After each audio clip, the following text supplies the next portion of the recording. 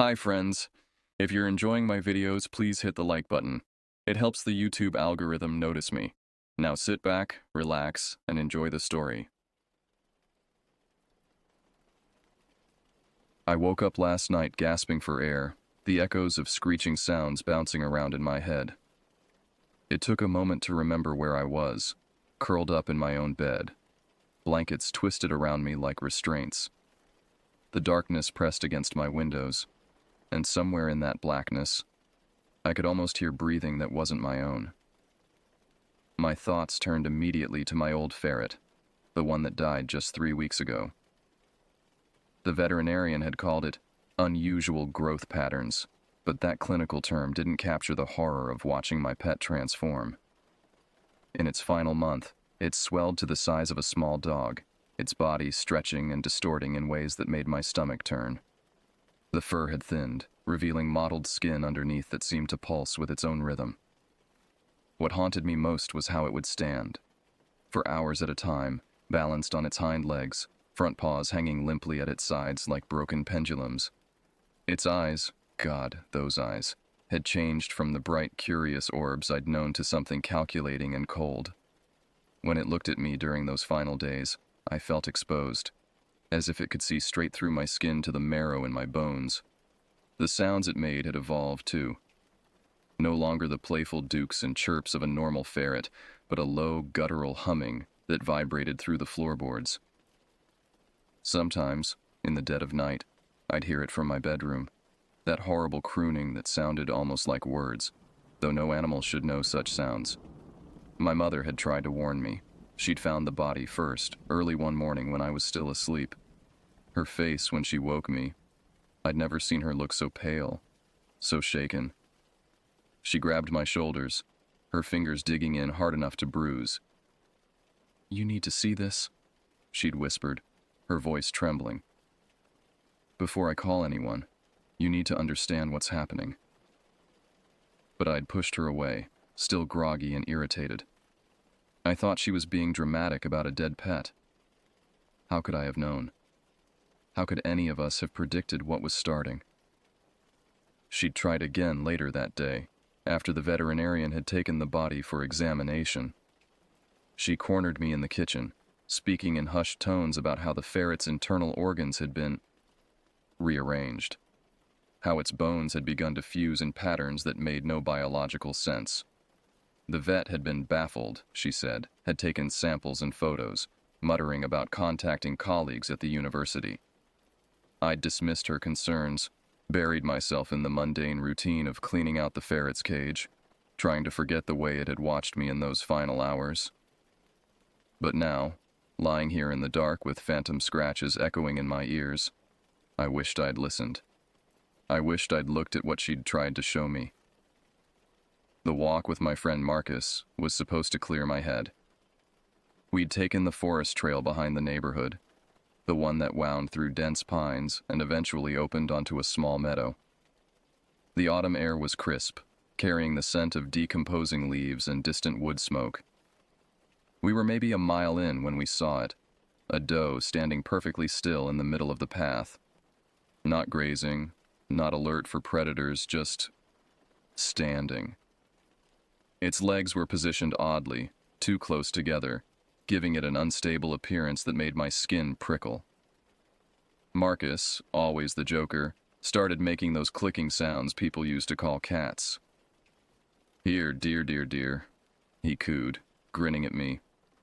But his smile faltered when the animal responded, taking measured steps toward us with mechanical precision. As it approached, details became clearer that made my breath catch. Its eyes were wrong, too focused, too aware. There was intelligence there that no prey animal should possess. When it stopped just feet from us, close enough that I could see its nostrils flare with each breath, I noticed its legs were trembling with the effort of maintaining its position. "Get a picture," Marcus whispered, already pulling out his phone. We posed awkwardly, the deer positioned behind us like a third friend. Through the camera screen, its eyes seemed to glow with an inner light. The photo would later show something else, a dark shape in the deer's pupils that looked almost like a reflection of something that wasn't there. We'd walked maybe 15 minutes more, both unusually quiet after the encounter, when Marcus grabbed my arm. "Look," he breathed, pointing through the trees.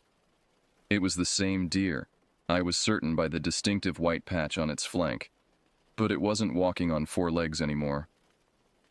The creature was upright, balanced on its hind legs, front hooves dangling uselessly as it moved through the underbrush with a lurching, unsteady gait. My mind struggled to process what I was seeing. Deer don't walk upright. They can't. Their anatomy doesn't allow for it. Yet there it was, weaving between trees with the clumsy determination of something learning to use an unfamiliar body. Marcus started laughing. Sharp, hysterical barks of sound that seemed to echo too loudly in the quiet forest. I found myself joining in, because what else could we do? How do you react when the natural world breaks its own rules in front of you? The deer thing must have heard us. It stopped, its head swiveling toward us with a motion that was too smooth, too deliberate. For a long moment, we all stood frozen. 2 humans and something that used to be a deer, locked in a tableau of mutual recognition. Then it dropped to all 4s with a sound like breaking branches and bounded away into the deeper forest, leaving us gasping and shaking on the trail.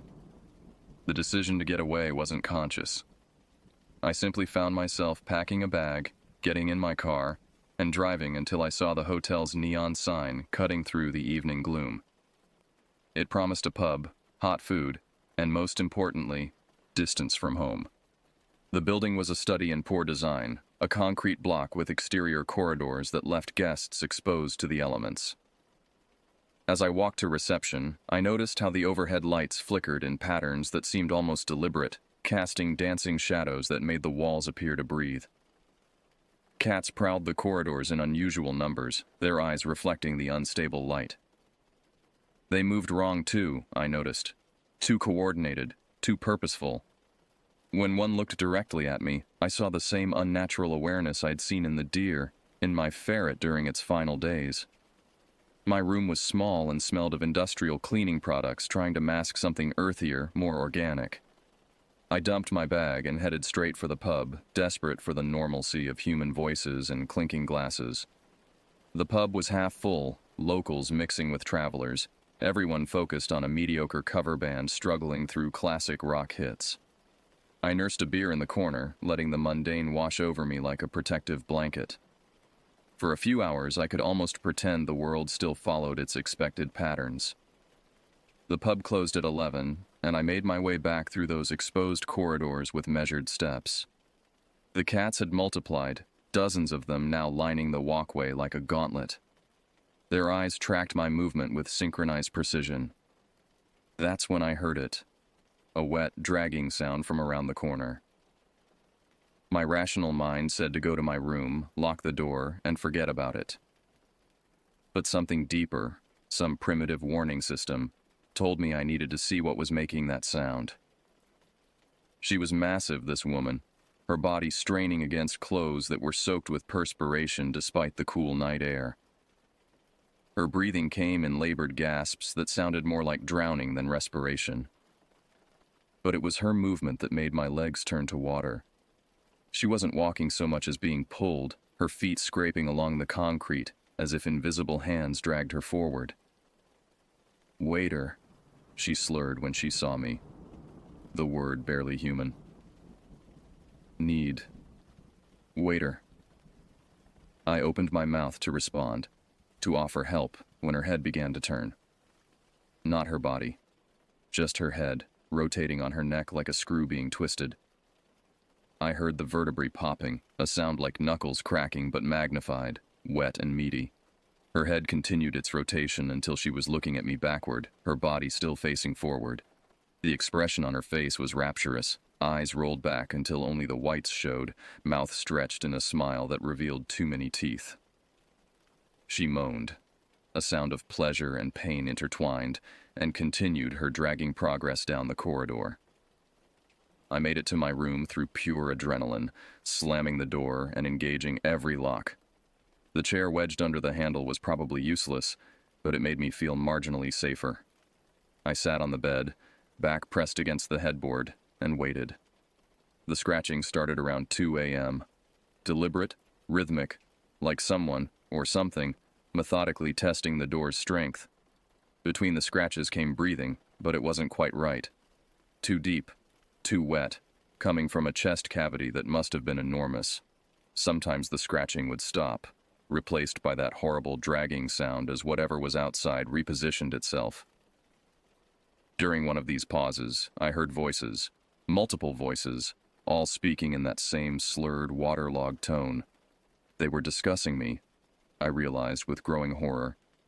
Discussing my smell, my warmth, the sound of my heartbeat through the door.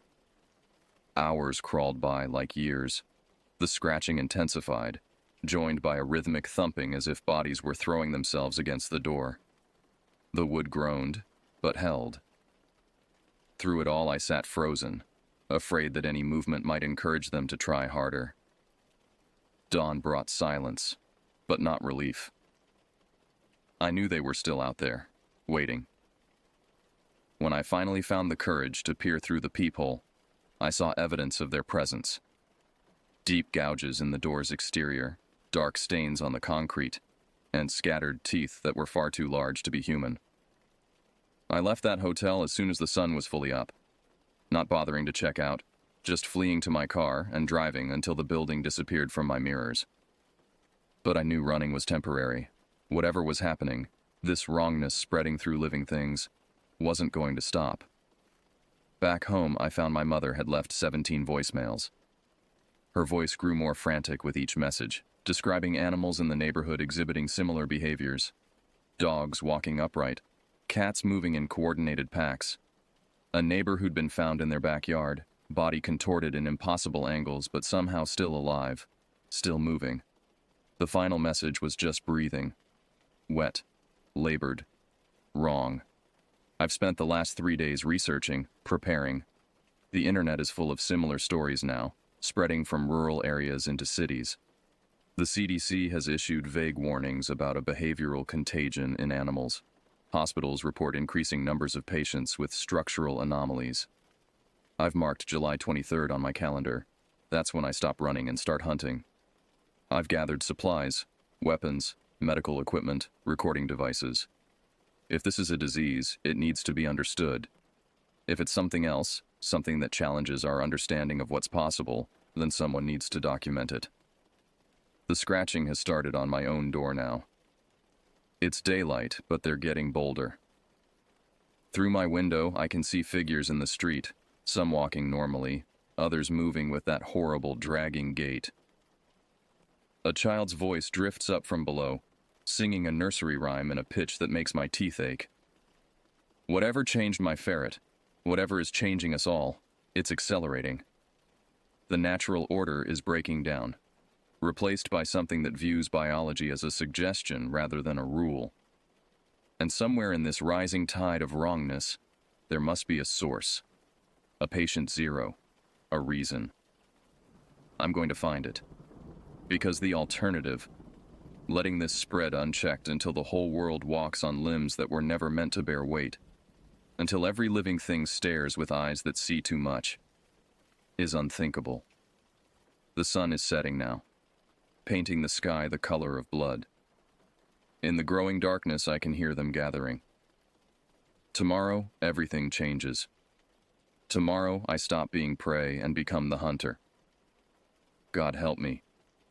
God help us all.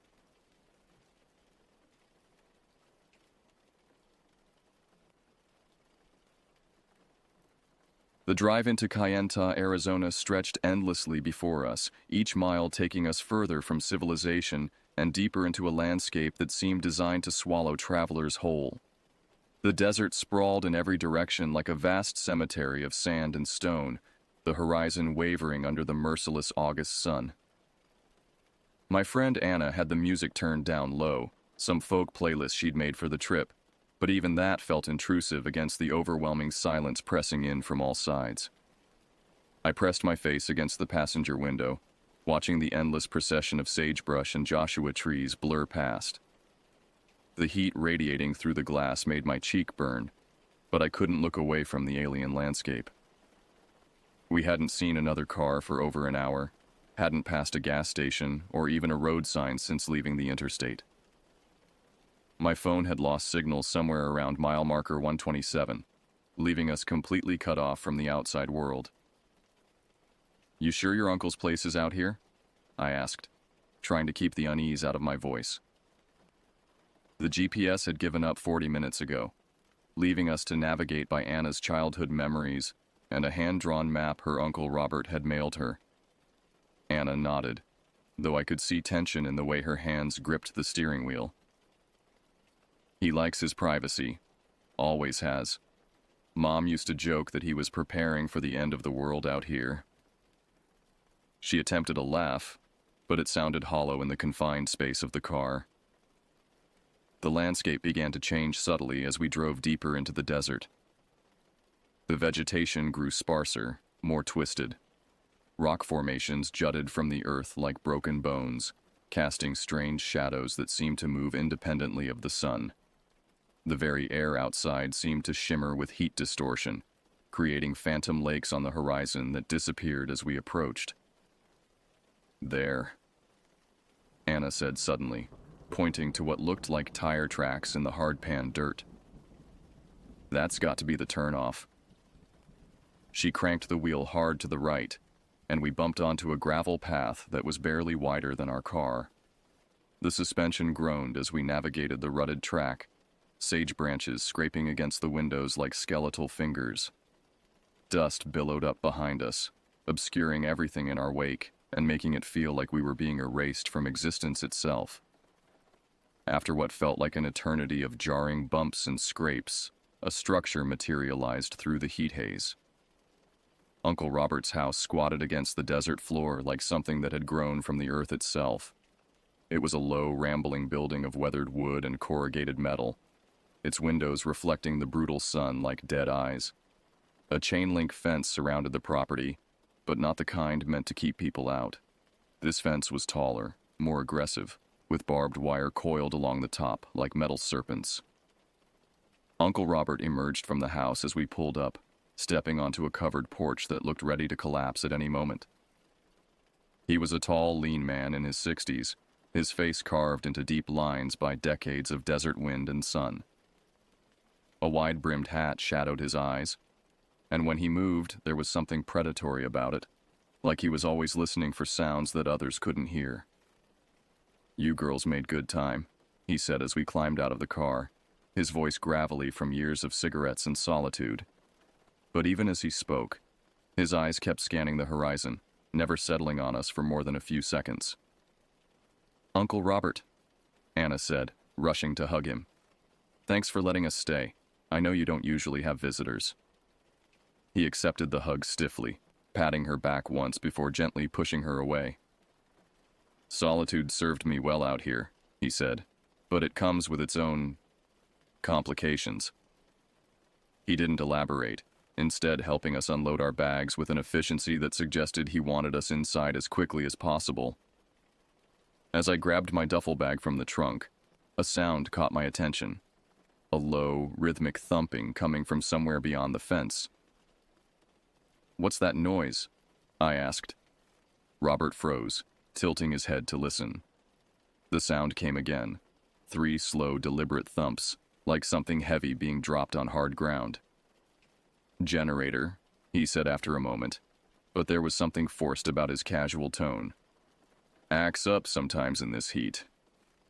The sound didn't repeat, but the silence that followed felt worse somehow, heavy with unspoken implications.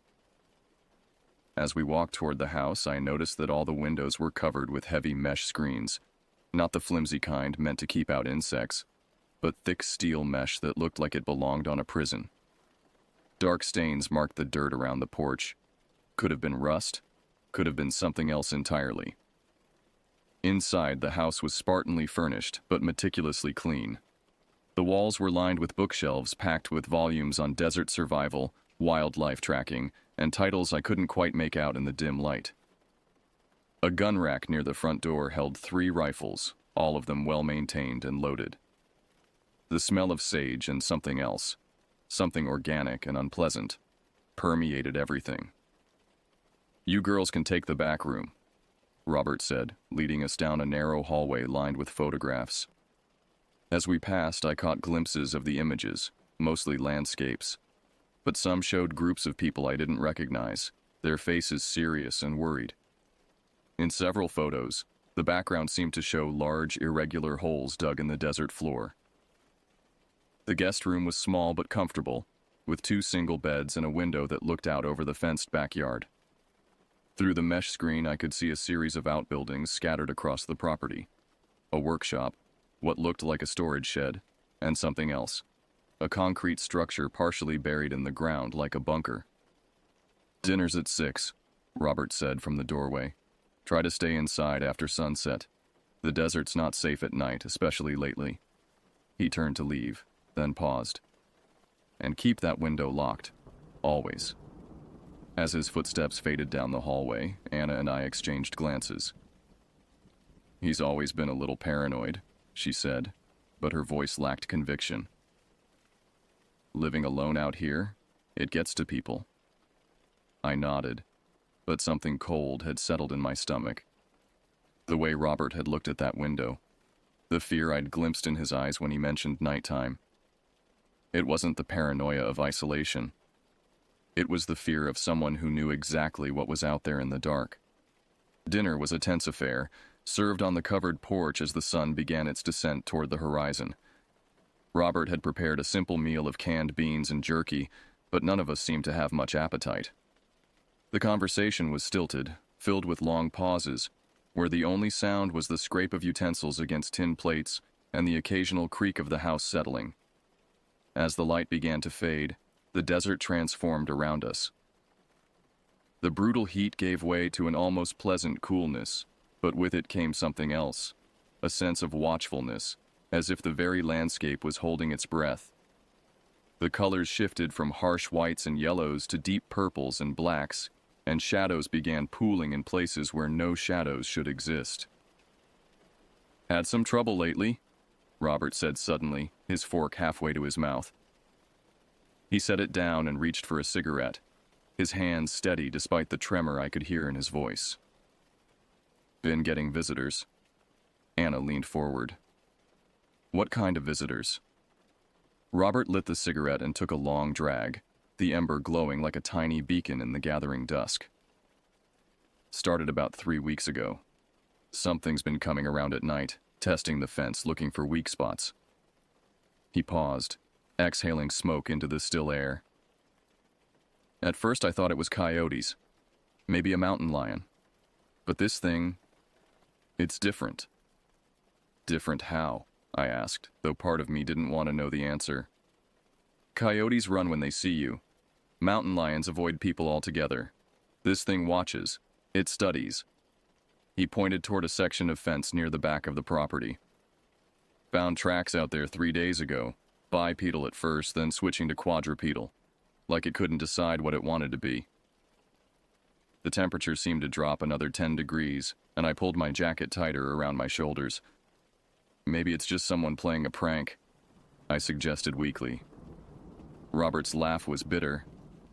"Nearest neighbor's 40 miles away, and they'd have to be damn committed to their prank, considering what I found yesterday." He stood up abruptly, disappearing into the house for a moment before returning with a small digital camera. He scrolled through the images until he found what he was looking for, then handed it to Anna. Her face went pale as she looked at the screen, and when she passed it to me, I understood why. The photo showed a section of the fence where the chain link had been systematically cut and bent back, creating an opening just large enough for a person to crawl through. But it was the way the metal had been twisted that made my skin crawl. The cuts were too clean, too precise, as if they'd been made with industrial tools. And around the opening, pressed into the soft earth, were tracks. The prints were unlike anything I'd ever seen. They started as human footprints, clearly defined with 5 toes and an arch, but they gradually morphed as they moved away from the fence. The toes elongated, the heel narrowed, and by the time they disappeared into the scrub brush, they looked more like the paws of some massive predator. I reinforced that section yesterday, Robert said, crushing his cigarette under his boot. But it'll be back. They always come back. They? Anna's voice was barely a whisper. Robert didn't answer immediately. Instead, he gathered up the plates and headed for the door. Best get inside now, and remember what I said about keeping that window locked. As we followed him into the house, I caught a glimpse of movement in my peripheral vision. Something large and dark had shifted position near the workshop, just at the edge of the porch light's reach. When I turned to look directly at it, there was nothing there but shadows and the skeletal outline of a dead mesquite tree. But shadows don't breathe, and I could have sworn I'd seen the steady rise and fall of something drawing air into massive lungs. Inside, Robert went through an elaborate ritual of checking locks and securing the house for the night. Every window was not just locked, but reinforced with thick wooden bars that slotted into metal brackets. The front and back doors each had 3 separate deadbolts, and he checked each one twice before seeming satisfied. "Is all this really necessary?" Anna asked, as she watched her uncle test the strength of a window bar for the 3rd time. "You'll see," was all he said. The main room felt like a fortress, but also like a trap.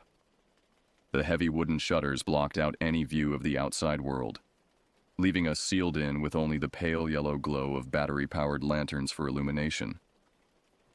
Robert had explained that he turned off the main power at night, something about not wanting to advertise their presence. But the explanation felt incomplete. We settled into an uneasy routine, Anna reading on one of the couches while I tried to focus on a magazine I'd brought. Robert sat near the front door, a rifle across his lap, cleaning the barrel with slow, methodical movements. The only sounds were the soft whisper of turning pages and the rhythmic scrape of the cleaning rod. Then, just after 10 o'clock, it started. The first sound was so faint I almost convinced myself I'd imagined it. A soft, scratching noise, like tree branches dragging against the side of the house. But there were no trees close enough to touch the walls, and the wind had died to nothing hours ago. Robert's hands stilled on his rifle. Anna looked up from her book, her eyes wide and questioning. We all held our breath, straining to hear. The scratching came again, longer this time, moving from the front of the house toward the side wall. It was deliberate, purposeful, as if something was testing the strength of the wooden siding. Robert slowly stood up, his movements fluid and silent, like a predator preparing to strike. "Stay quiet," he whispered, his voice barely audible. "Don't move unless I tell you to." The scratching continued its circuit around the house, pausing occasionally as if the source was examining particular features, windows, doors, weak spots in the construction. When it reached the back wall, near where our room was located, it stopped entirely. The silence that followed was suffocating. Minutes passed without any sound, and I began to hope that whatever it was had moved on. Then came the first knock. It was soft, almost polite. 3 gentle raps on the back door. Robert's grip tightened on his rifle, his knuckles white with tension. The knocking came again, slightly louder, more insistent. "Robert!" A voice called from outside, muffled by the heavy door, but clearly audible. "Robert, I know you're in there." The voice was wrong somehow. Too high, too breathy, like someone doing a bad impression of human speech. Anna grabbed my arm, her nails digging into my skin hard enough to leave marks. "Robert," the voice called again, and this time I could hear the way it stretched out the syllables, savoring each sound. "I just want to talk. I have something for you." Robert raised the rifle to his shoulder, pointing it toward the back door, even though there was no way he could see through the heavy wood. His face was a mask of concentration and barely controlled terror. The knocking stopped, but the voice continued, moving around the house as the scratching had done. "I know about the girls, Robert. I know they're here. I can smell them." My stomach dropped into my shoes. Whoever was out there knew about us, had been watching long enough to know we'd arrived. The voice was closer now, right outside the front door. "Let me in, Robert. You can't keep me out forever. I'm very patient. I can wait." Then, as suddenly as it had begun, everything went silent. We waited in the oppressive quiet for over an hour, but the voice didn't return, and the scratching never resumed. When Robert finally lowered his rifle, his hands were shaking. "It's gone," he said, but he didn't sound relieved. He sounded exhausted, like a man who'd been fighting the same battle for too long. "What was that?" Anna whispered. Robert looked at her for a long moment, his weathered face etched with something between pity and resignation. "That," he said, "was why you need to leave. First thing tomorrow morning." But even as he said it, I could see in his eyes that he didn't think we'd make it that long. Neither Anna nor I slept that night. We lay in our beds, fully clothed, staring at the ceiling and jumping at every sound the old house made as it settled. The mesh screen over our window cast strange shadows on the wall, creating patterns that seemed to shift and writhe in the weak moonlight filtering through the heavy shutters. Around 3 in the morning, Anna finally broke the silence. "Do you think Uncle Robert is losing it? Living alone out here, maybe he's starting to imagine things?" I wanted to agree with her. The rational part of my mind was desperately searching for logical explanations. Maybe Robert had developed some form of dementia. Maybe the isolation had triggered a psychotic break. Maybe we'd all been experiencing some kind of mass hysteria brought on by the stress of the desert environment. But I couldn't forget the voice outside the door. The way it had pronounced Robert's name with that unnatural cadence, the intelligence behind the words, the calculated cruelty in its tone. Madness didn't explain that level of sophistication, that deliberate psychological manipulation. "I don't know," I whispered back. "But whatever's happening here, we need to leave tomorrow. First light." Anna nodded in the darkness. "Uncle Robert won't want us to go. He's probably worried that thing will follow us." The thought hadn't occurred to me, and it sent ice water through my veins. What if whatever was stalking Robert's property wasn't just randomly targeting him? What if our arrival had somehow escalated the situation, drawn this predator's attention to us specifically? A soft sound from outside the window made us both freeze. It wasn't the scratching or knocking from earlier. This was different. Rhythmic. Deliberate. Like footsteps, but wrong somehow. As if the person walking didn't quite remember how human locomotion was supposed to work. The footsteps circled our window slowly, pausing occasionally. During one of these pauses, I heard something that made my skin crawl. A long, slow inhalation, as if something was testing the air for our scent. Anna's hand found mine in the darkness, and we lay there gripping each other's fingers until they went numb. The footsteps continued their circuit for what felt like hours, sometimes stopping directly outside our window for minutes at a time. Once, I could have sworn I heard the soft scrape of fingernails against the mesh screen, testing its strength. When dawn finally came, creeping through the cracks in the shutters like a reluctant witness, the footsteps faded away. But the relief I felt was temporary. Whatever was out there during the night would return, and next time it might not be content to simply circle and observe. Robert was already up when we emerged from our room, sitting at the kitchen table with a cup of coffee that had long since gone cold. He looked like he hadn't slept in days, his eyes bloodshot and his face gaunt with exhaustion. "We need to leave," Anna said without preamble. "Today. This morning." Robert looked at her for a long moment, then slowly shook his head. "Can't let you do that." "What do you mean you can't let us?" I demanded, feeling a surge of anger cut through my fear. "You can't keep us here against our will." "It followed you here," Robert said quietly. "Or you brought it with you. Either way, if you leave now, it'll follow you back to civilization, to other people." The implication hit me like a physical blow. "You think we're responsible for this?" "I think? Robert said, standing up and moving to the window. That 3 weeks ago I was just a hermit living alone in the desert. Then Anna calls, says she wants to visit, and suddenly I've got something stalking my property every night. He turned to face us, and I saw accusation in his eyes. What did you girls do? Who did you piss off? Anna's face went white. Nothing. We haven't done anything. But there was something in her voice, a note of uncertainty that made me look at her more closely. She was avoiding my eyes, her hands fidgeting with the hem of her shirt. Anna, I said slowly, is there something you haven't told me about this trip? She was quiet for so long I thought she wasn't going to answer. When she finally spoke, her voice was barely audible. There was this guy, back in Phoenix.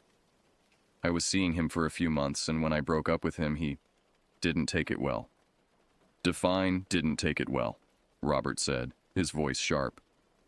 Anna's hands were shaking now. He started following me, showing up at my apartment, at work. He sent these weird texts talking about how we belonged together, how no one else would ever understand me the way he did. She paused, wiping tears from her eyes. I got a restraining order, but he violated it twice. The police said there wasn't much they could do unless he actually hurt me. What was his name? Robert asked. Vincent Morrison, but his friends called him Vinny. Anna looked up at her uncle with desperate eyes. You don't think he followed us out here, do you? It's been over 400 miles.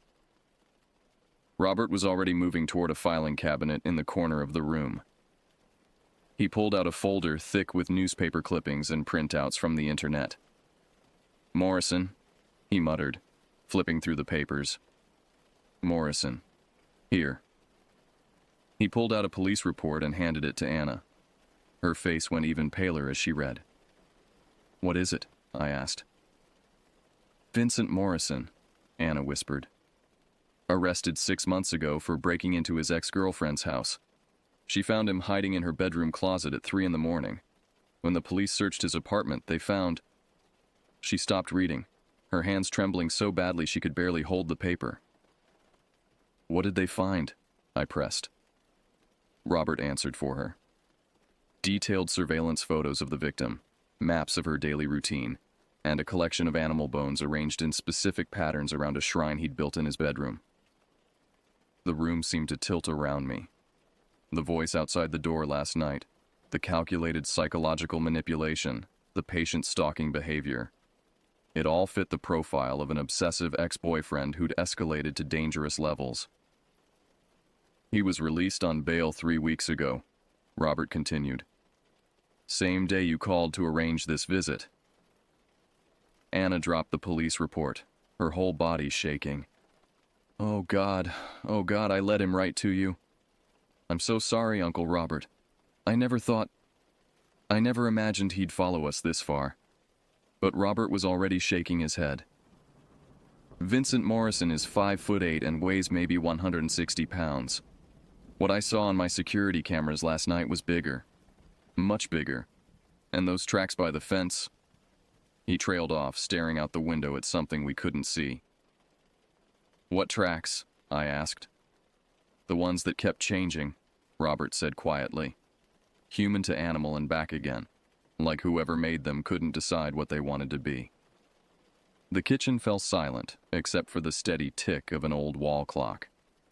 Outside, the desert was heating up again, the morning coolness already giving way to the brutal temperatures that would define the day. But inside the house, surrounded by locked doors and barred windows, the air felt cold and stale. There's something else, Anna said suddenly. She pulled out her phone, scrolling through old text messages. Vincent sent me this last week. I thought it was just more of his usual crazy stalker stuff, but now... She handed me the phone. The message was time-stamped from 5 days ago. You can run to the ends of the earth, but I'll always find you. I'm becoming something new, something that can follow you anywhere. When you see what I've become, you'll understand that we were meant to be together forever. I read the message twice, my blood turning to ice. The language was similar to what we'd heard outside the door last night. That same unnatural cadence, that same disturbing blend of obsession and threat. "We need to call the police," I said. Robert laughed bitterly. "And tell them what?" "That my niece's stalker ex-boyfriend has followed her 400 miles into the desert and is now prowling around my property making animal noises. They'll write it off as a domestic dispute and maybe send a patrol car out here in a few days."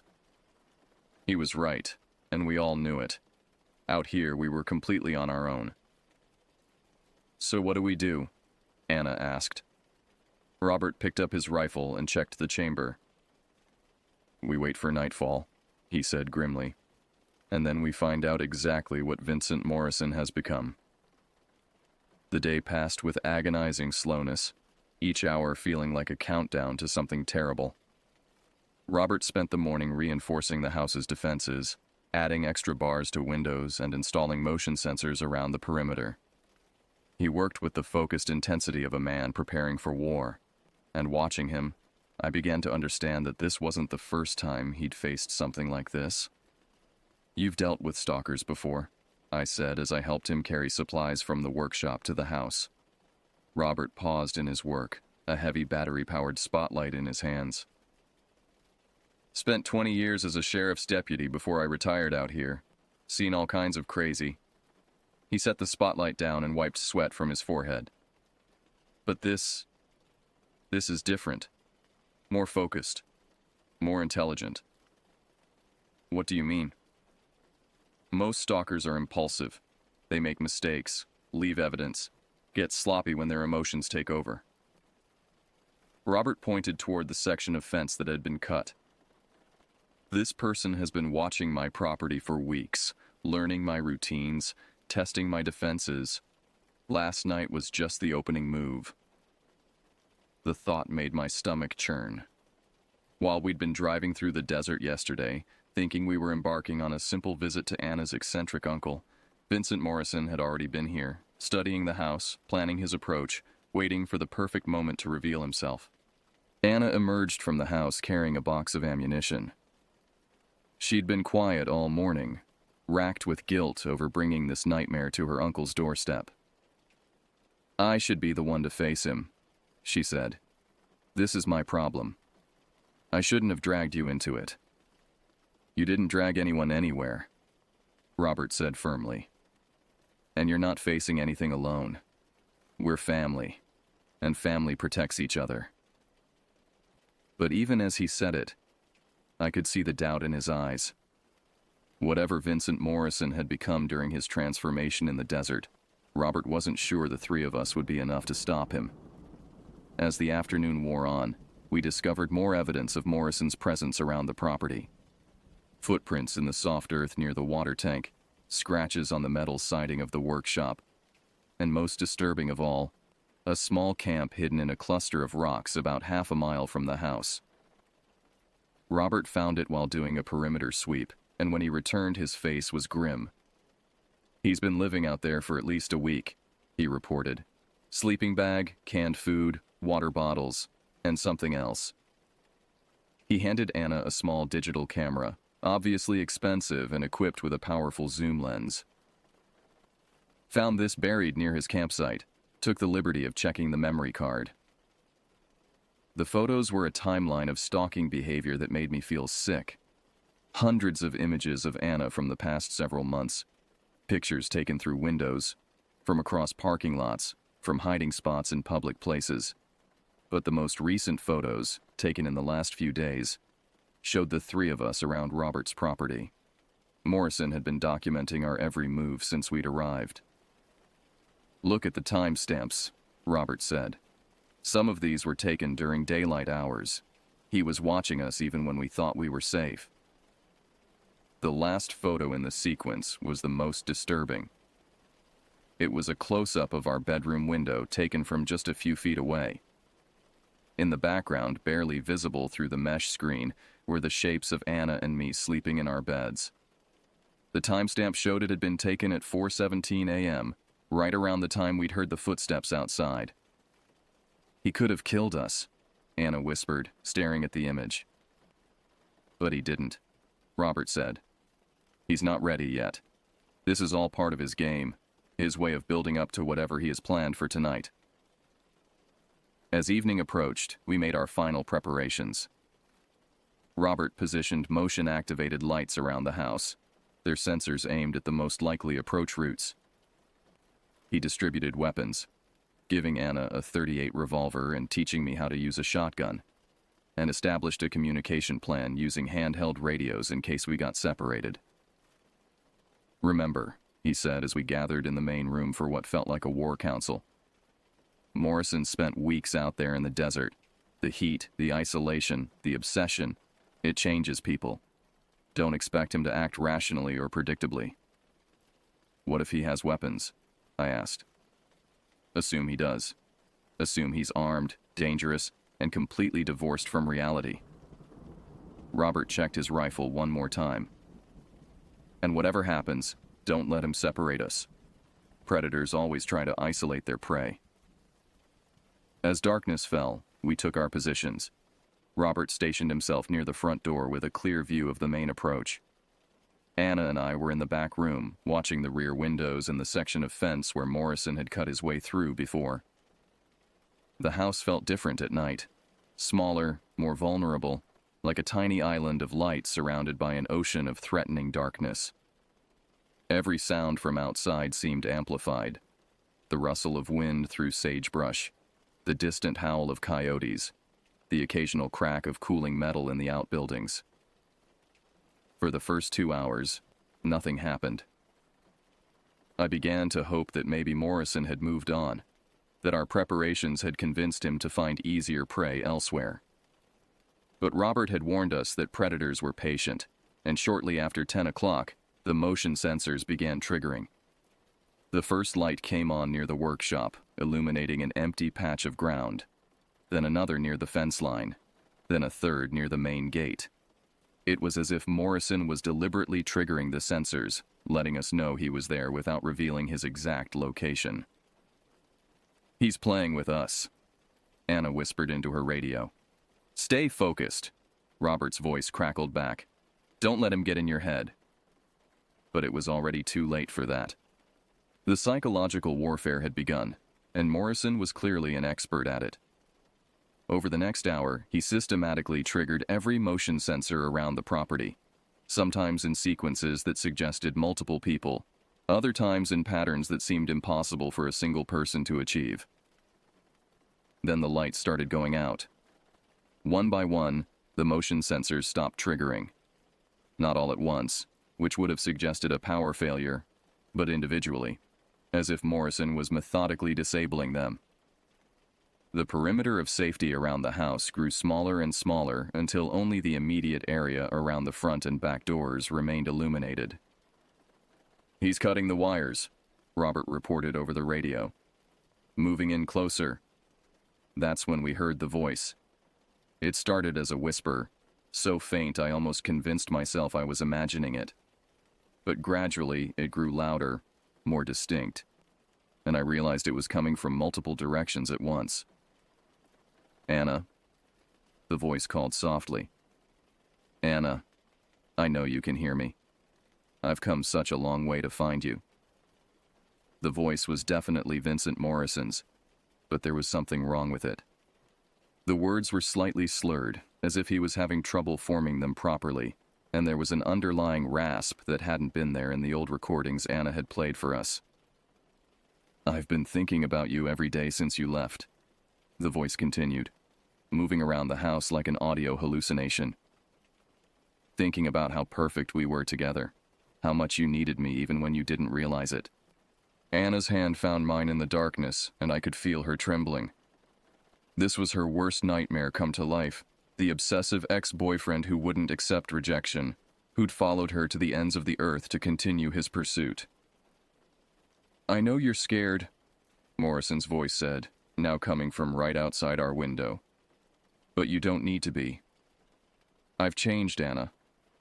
I've become something better, something worthy of your love." The psychological torture continued for another 20 minutes.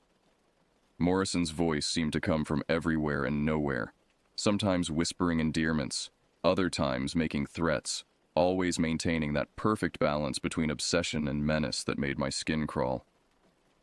Then abruptly, everything went silent. The sudden absence of Morrison's voice was somehow worse than hearing it. At least when he was talking, we knew where he was. Now he could be anywhere, moving through the darkness with the patience of a predator who knew his prey had nowhere to run. "Status report," Robert's voice crackled over the radio. "Nothing here," Anna whispered back. "Same," I added. But even as I said it, I caught a glimpse of movement outside our window. Something large and dark had shifted position near the back fence just at the edge of the remaining light. When I looked directly at it, it was gone. But the impression of size and unnatural movement lingered. "I think he's testing the back perimeter," I radioed to Robert. "Copy that. I'm moving to—" Robert's transmission cut off abruptly, replaced by the harsh buzz of static. Anna and I exchanged terrified glances. Either Morrison had found a way to jam our communications, or something had happened to Robert. "Uncle Robert," Anna whispered into her radio. "Uncle Robert, please respond." Nothing but static. That's when we heard the first impact against the back door. Not a knock this time, but the solid thump of something heavy hitting the reinforced wood. The door shook in its frame, but the multiple deadbolts held. The impacts came again, more forceful now, accompanied by a sound that made my blood freeze. A low, guttural growling that didn't sound entirely human. Whatever Vincent Morrison had become during his time in the desert, it was no longer entirely the man who had stalked Anna through the streets of Phoenix. It was something else, something that had learned to hunt in the wasteland and had now come to claim what it believed belonged to it. The back door groaned under another impact, and this time I heard the sound of splintering wood. The sound of splintering wood sent panic shooting through my nervous system like electricity. The back door was giving way, and our carefully planned defensive positions suddenly felt useless. Morrison wasn't just going to circle the house making threats. He was coming in. "We need to get to Robert," I whispered, grabbing Anna's arm. But before we could move, the impacts on the back door stopped. The sudden silence was worse than the violent assault. At least when Morrison was attacking the door, we knew where he was. Now he could be anywhere, and the knowledge that our communications with Robert had been cut made every shadow in the house feel threatening. "Anna," Morrison's voice called from outside. But it was different now. The carefully modulated tones of psychological manipulation had been replaced by something raw and desperate. "Anna, don't make this harder than it needs to be. Come outside and we can talk." "Go to hell!" Anna shouted back, surprising me with the venom in her voice. Morrison's laughter echoed through the night, but there was no humor in it. "You always were spirited. That's what I loved about you. But you need to understand, I'm not the same man you left in Phoenix. The desert changes people, Anna. It strips away all the unnecessary parts, all the weakness. What's left is pure purpose." A new sound joined his voice, the scrape of metal against wood, as if he was running a knife blade along the exterior walls. The sound moved methodically around the house, and I realized he was looking for weak spots, testing every board and joint for potential entry points. "Where's my uncle?" Anna demanded, raising her voice. "Robert's fine," Morrison replied, though something in his tone suggested otherwise. "He's just taking a little nap. Don't worry. You'll see him soon enough." The scraping stopped directly outside our window. Through the mesh screen, I could see a vague outline pressed against the glass. Tall, unnaturally thin, with proportions that didn't look quite right. Morrison had lost weight during his time in the desert, but this looked like more than simple starvation. His silhouette was distorted, elongated, as if his very bone structure had changed.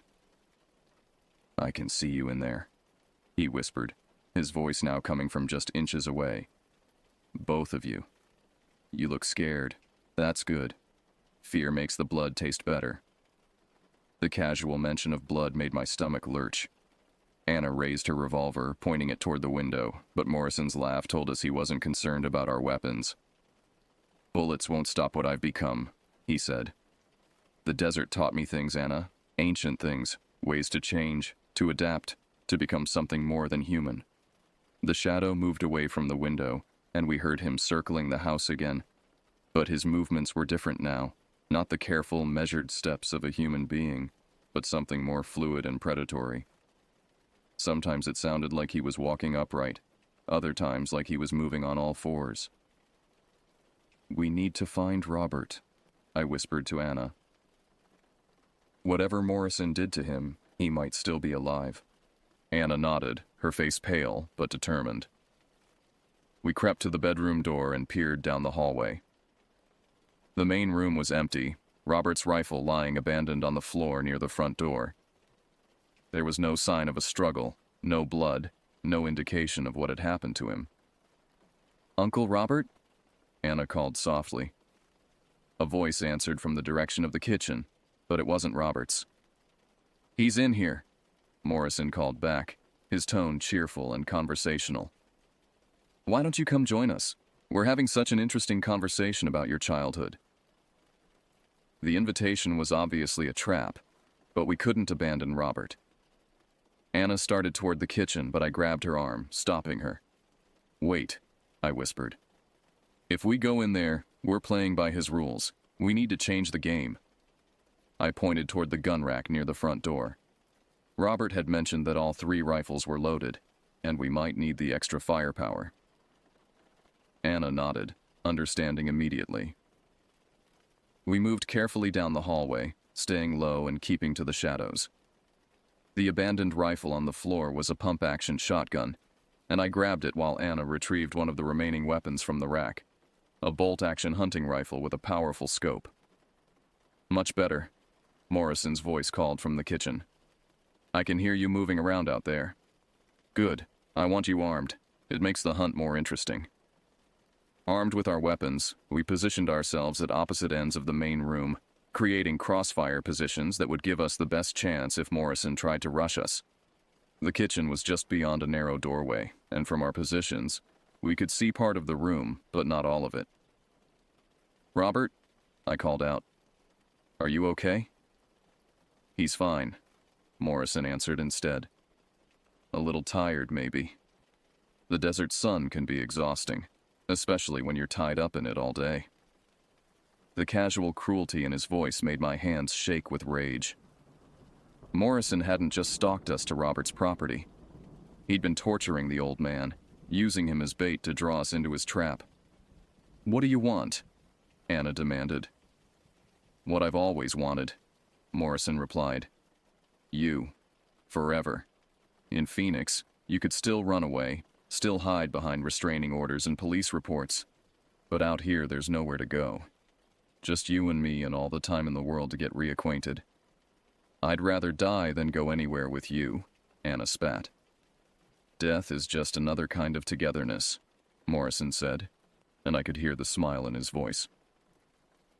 In the desert, I learned about permanence, about bonds that can't be broken by courts or distance or even mortality. A soft groan came from the kitchen. Robert, still alive but obviously in pain. Morrison had positioned him perfectly as bait, knowing we couldn't abandon the old man no matter how dangerous the rescue attempt might be. "Here's what's going to happen," Morrison continued. "Anna, you're going to put down that gun and come into the kitchen, just you. Your friend can wait outside. I'm feeling generous tonight. Once we've had our reunion, I'll consider letting both of you live long enough to appreciate what I've become." "Go to hell," Anna repeated. But I could hear the uncertainty in her voice. The knowledge that her uncle was suffering because of her was eating away at her resolve.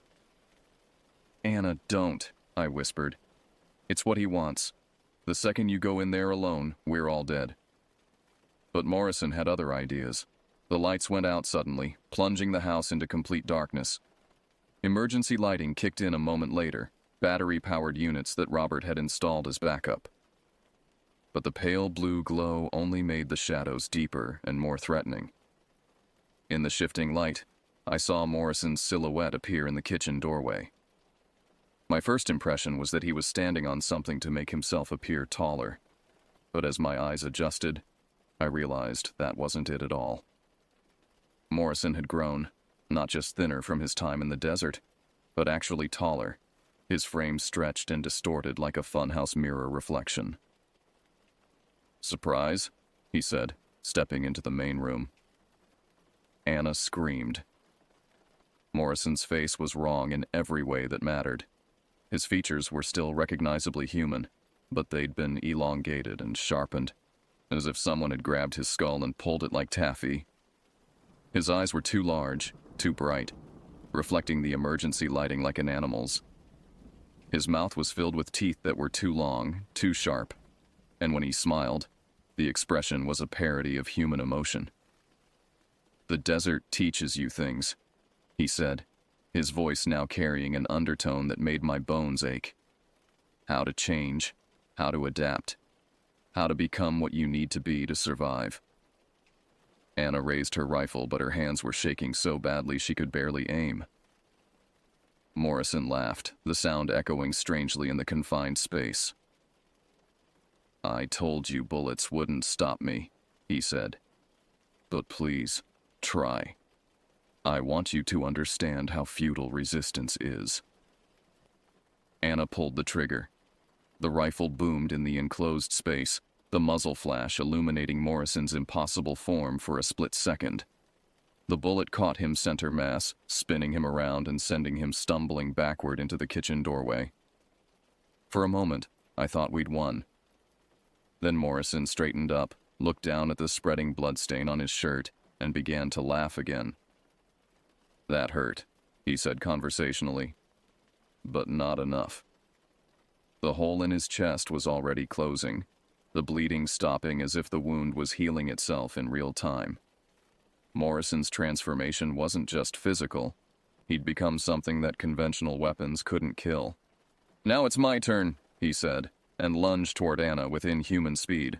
Morrison moved like liquid violence, covering the distance between the kitchen and Anna's position in a single bound that defied human physiology. Anna tried to work the bolt on her rifle, but Morrison was already on her, his elongated fingers wrapping around the weapon's barrel and tearing it from her hands with casual strength. I fired the shotgun, the blast catching Morrison in the shoulder and spinning him away from Anna. Unlike the rifle bullet, the shotgun's spread pattern seemed to cause him more significant damage. Multiple wounds across his back and arm that bled freely and didn't immediately heal. "Interesting," Morrison said, examining the bloody tears in his flesh with academic curiosity. "Seems like some weapons work better than others." He backhanded Anna across the face, the blow sending her flying into the wall with a sickening crack. She crumpled to the floor, conscious but dazed, blood trickling from her nose. "That's for shooting me," Morrison said mildly. "I'm not unreasonable. Actions have consequences." I pumped another shell into the shotgun chamber, but Morrison was already moving again, using the furniture as cover and moving with that same unnatural speed. The emergency lighting cast wild shadows that made it nearly impossible to track his position accurately. A crash from the kitchen told me that Morrison had circled around, probably to check on Robert or to retrieve something he'd left there. I used the distraction to help Anna to her feet, her eyes unfocused but clearing rapidly. "Can you move?" I whispered. She nodded, wincing as she touched her cheek where Morrison had struck her. "Where is he?" Before I could answer, Morrison's voice called from the kitchen. "Robert wants to say goodbye, Anna. He has some final words for his favorite niece." A weak voice followed. Robert, barely conscious but alive. "Anna, don't trust. Not human anymore. Kill it. Fire." The transmission cut off abruptly, followed by the sound of something heavy hitting the floor. Morrison had silenced Robert, either permanently or temporarily. "Fire," Anna repeated. "Uncle Robert said fire." I understood immediately. The shotgun blast had been more effective than the rifle because of the spread pattern. Multiple wounds were harder for Morrison to heal simultaneously. But fire would be even better, creating damage that couldn't simply regenerate. The kitchen, I said. Gas stove, if we can get him in there. Anna nodded, understanding the plan. How do we get him to follow us? Leave that to me, I said, checking the remaining shells in the shotgun. When I give the signal, you run for the kitchen and turn on all the gas burners. Don't light them, just let the gas build up. What about Uncle Robert? We'll get him out after we deal with Morrison, but if we don't stop Morrison now, we're all dead anyway. Anna didn't like the plan. I could see it in her eyes, but she recognized that we didn't have any other options. Morrison had demonstrated that he was faster, stronger, and more durable than either of us. Our only advantage was that he didn't know we understood the fire weakness. Hey, Morrison, I shouted toward the kitchen. Is that the best you can do? All that time in the desert and you're still just a pathetic stalker who can't take no for an answer? His laughter echoed through the house, but I could hear anger underlying it. You know, I was going to let you live, but I think I've changed my mind. Morrison appeared in the kitchen doorway, his impossible form silhouetted against the emergency lighting. Up close, the extent of his transformation was even more horrifying. His limbs were too long, his fingers ending in what looked like claws, and his face. His face was barely human anymore, stretched and distorted into something from a nightmare. Run, I whispered to Anna. She bolted for the kitchen while I raised the shotgun and fired, catching Morrison in the chest with another spread of pellets. He staggered but didn't go down, his wounds already beginning to close. Getting boring, he said, lunging toward me. I rolled aside, pumping another shell into the chamber as Morrison's claws raked across the floor where I'd been standing. The wood splintered under the impact, deep gouges that showed just how sharp his transformed fingernails had become. From the kitchen came the soft hiss of gas escaping from multiple burners. Anna was following the plan, but I needed to get Morrison into that room before he realized what we were doing. I fired again, this time aiming for his legs. The blast caught him just below the knee, and for the first time, Morrison actually went down, his leg unable to support his weight with that much tissue damage. You're starting to annoy me, he growled, but there was pain in his voice now. I ran for the kitchen, counting on Morrison's competitive nature to make him follow. Behind me, I could hear him struggling to his feet, his partially healed leg still not functioning properly.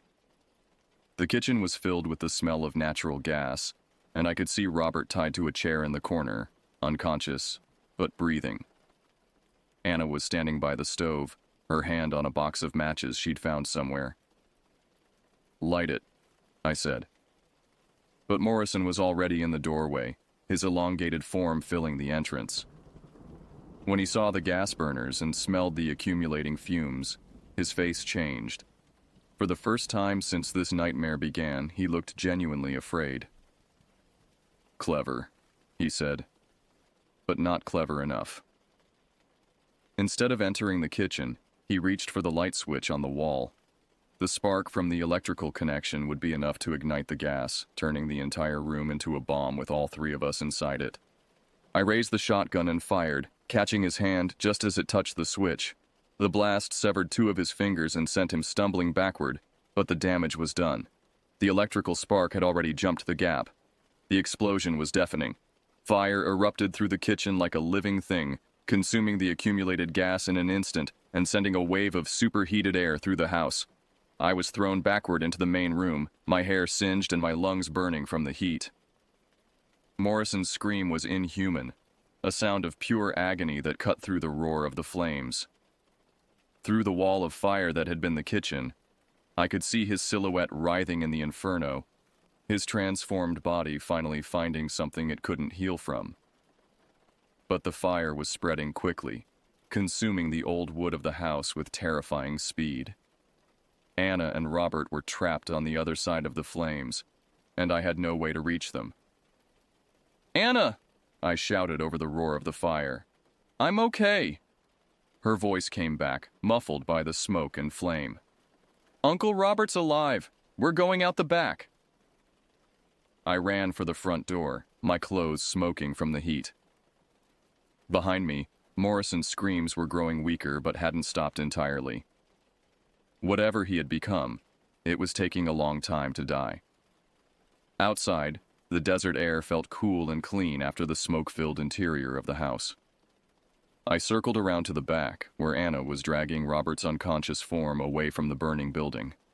His hands and feet were bound with rope, and there were burns on his arms from where he'd been close to the explosion. "Is he okay?" I asked, helping Anna carry Robert to a safe distance. "I think so. Unconscious, maybe a concussion, but he's breathing normally." Anna looked back at the house, which was now completely engulfed in flames. "What about Morrison?" As if in answer to her question, a figure stumbled out of the back door. Morrison was still alive, but barely recognizable as anything that had ever been human. The fire had burned away most of his hair and clothes, revealing skin that was charred and blistered but still somehow healing. His face was a ruin of melted flesh and exposed bone, but his eyes still burned with that same obsessive hatred. "Anna," he whispered, his voice a rasping croak. "You can't escape forever." He took a step toward us, then another. The fire had weakened him tremendously, but he was still moving, still pursuing the object of his obsession even as his body fell apart around him. Anna picked up a piece of burning wood that had fallen from the house. "Stay away from us," she said, her voice steady despite the tears streaming down her face. Morrison laughed, a horrible sound like air escaping from a corpse. "Fire won't stop. True love." But he was wrong. The effort of speaking seemed to drain the last of his strength, and he collapsed to his knees, then fell forward onto his face. His body twitched once, twice, then lay still. We waited for several minutes, but Morrison didn't move again. Whatever force had been sustaining his transformed body, the fire had finally destroyed it completely. Robert stirred in Anna's arms, his eyes opening slowly. "Anna? What happened?" "It's over, Uncle Robert," she said, cutting the ropes that bound his hands and feet. "Morrison's dead. The house is gone, but we're safe." Robert looked at the burning structure that had been his home for the past 15 years, then at Morrison's motionless form lying in the dirt. "Fire," he said weakly. "I told you. Only way to kill something like that." "You knew?" I asked. "You knew what he'd become?" Robert nodded slowly. "Heard stories. Old stories from the tribal elders. Desert spirits, they called them. People who spend too long alone in the wasteland, let the heat and isolation drive them mad. Sometimes they change, become something that's not quite human anymore." He struggled to sit up, Anna supporting his weight. "But they're still mortal. Fire destroys the thing that sustains them, breaks the connection to whatever keeps them alive." We sat there in the desert darkness, watching Robert's house burn to the ground. And I realized that we'd probably never know the full truth about what Vincent Morrison had become during his time in the wilderness. Whether it was some kind of psychological break that had given him superhuman abilities or something more supernatural, didn't really matter anymore. What mattered was that it was over. The nightmare that had followed Anna from Phoenix was finally dead, consumed by the same desert that had created it. But as we waited for the fire to burn itself out, I couldn't shake the feeling that Morrison's transformation had been just one example of what the desert could do to people who stayed too long in its embrace. And somewhere out there in the vast wilderness, other lost souls might be undergoing the same terrible metamorphosis, becoming something hungry and patient and utterly inhuman.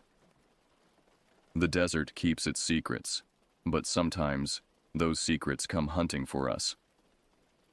Dawn came slowly to the desert, the sun rising like a malevolent eye over the smoldering ruins of Robert's house. The fire had burned itself out sometime during the night, leaving nothing but blackened timber and twisted metal scattered across the foundation. Morrison's body lay where it had fallen, but the desert sun had already begun the process of mummification, drawing the moisture from his corpse and leaving behind something that looked more like ancient leather than human remains. Robert sat propped against a large boulder, conscious now but still weak from his ordeal. Anna had found a first aid kit in his truck and was treating the burns on his arms, her hands steady despite the trauma of the past 24 hours. "We need to call the police," she said for the third time since sunrise. "Report Morrison's death, the fire, everything." Robert shook his head. "And tell them what? That your stalker ex-boyfriend transformed into some kind of desert monster and tried to kill us all? They'll lock us up for psychiatric evaluation." "Then we lie," Anna said. "Say he broke in, we fought. The house caught fire during the struggle." "With what evidence?" Robert gestured toward the burned ruins.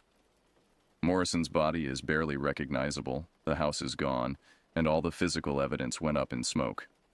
Best case scenario, they believe us and we get tied up in investigations for months.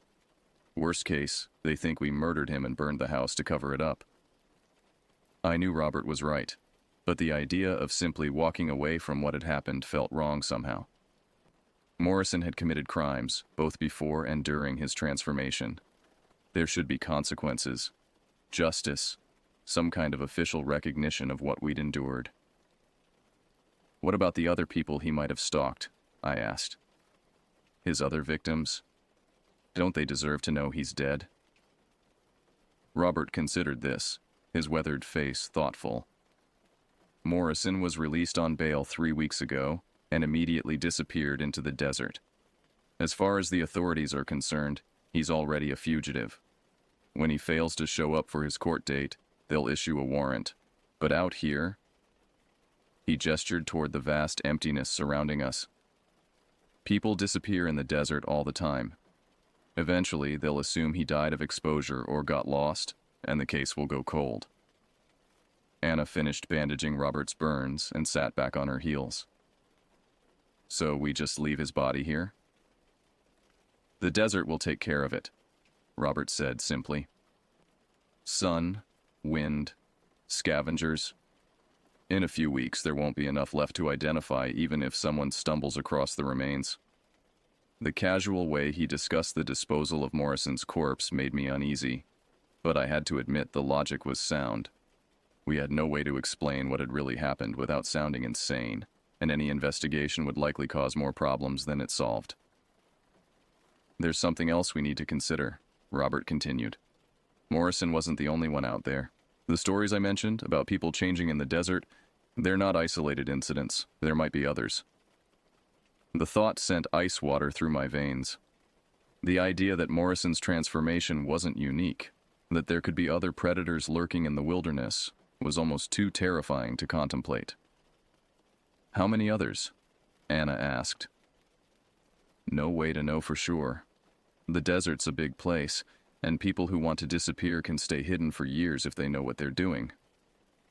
Robert stood up slowly, testing his balance. "But we need to be careful going forward. Word spreads in small communities, and if someone else with Morrison's condition hears about what happened here, they might come looking for revenge." We spent the rest of the morning salvaging what we could from the ruins. Robert's truck had survived the fire, parked far enough from the house to escape the worst of the heat, and we loaded it with the few possessions that hadn't been destroyed. The rifles were twisted metal now, useless, but Robert found a .45 pistol in the glove compartment that would provide some protection for the journey back to civilization. As we prepared to leave, I took one last look at Morrison's remains.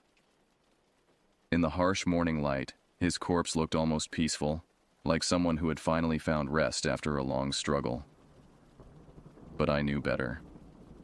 The thing that had stalked us through the night had been driven by an obsession so intense it had literally transformed his body, reshaping him into something designed for hunting and killing. "Do you think he knew?" I asked. "At the end, do you think Morrison understood what he'd become?" Robert followed my gaze to the body. "I think he knew exactly what he'd become, and I think he chose it willingly." The drive back to Phoenix was surreal. After the intensity of the past few days, the normal world seemed almost fictional. Other cars on the highway, gas stations, people going about their daily lives completely unaware of the nightmare we'd survived. Anna drove while Robert dozed in the passenger seat, his body finally succumbing to exhaustion now that the immediate danger had passed. I sat in the back, watching the desert roll by and thinking about transformation. Morrison's change had been dramatic and visible, but what about the more subtle alterations that isolation could cause? How many people living on the edges of society were slowly being reshaped by their environment, their obsessions, their disconnection from human community? "Penny for your thoughts," Anna said, catching my eye in the rearview mirror. "Just wondering how many other Vincent Morrisons are out there," I admitted. How many people on the edge of society, one step away from becoming something monstrous? Anna was quiet for a moment. "Uncle Robert said the desert changes people, but I think people change themselves. Morrison chose to follow me, chose to isolate himself, chose to let his obsession consume him. The desert just accelerated the process." She was probably right, but it didn't make me feel any better. The world suddenly seemed full of potential predators, people whose grip on humanity was more tenuous than I'd ever imagined. We stopped for gas in a small town about an hour outside Phoenix, and while Anna filled the tank, I called my sister to let her know I was safe.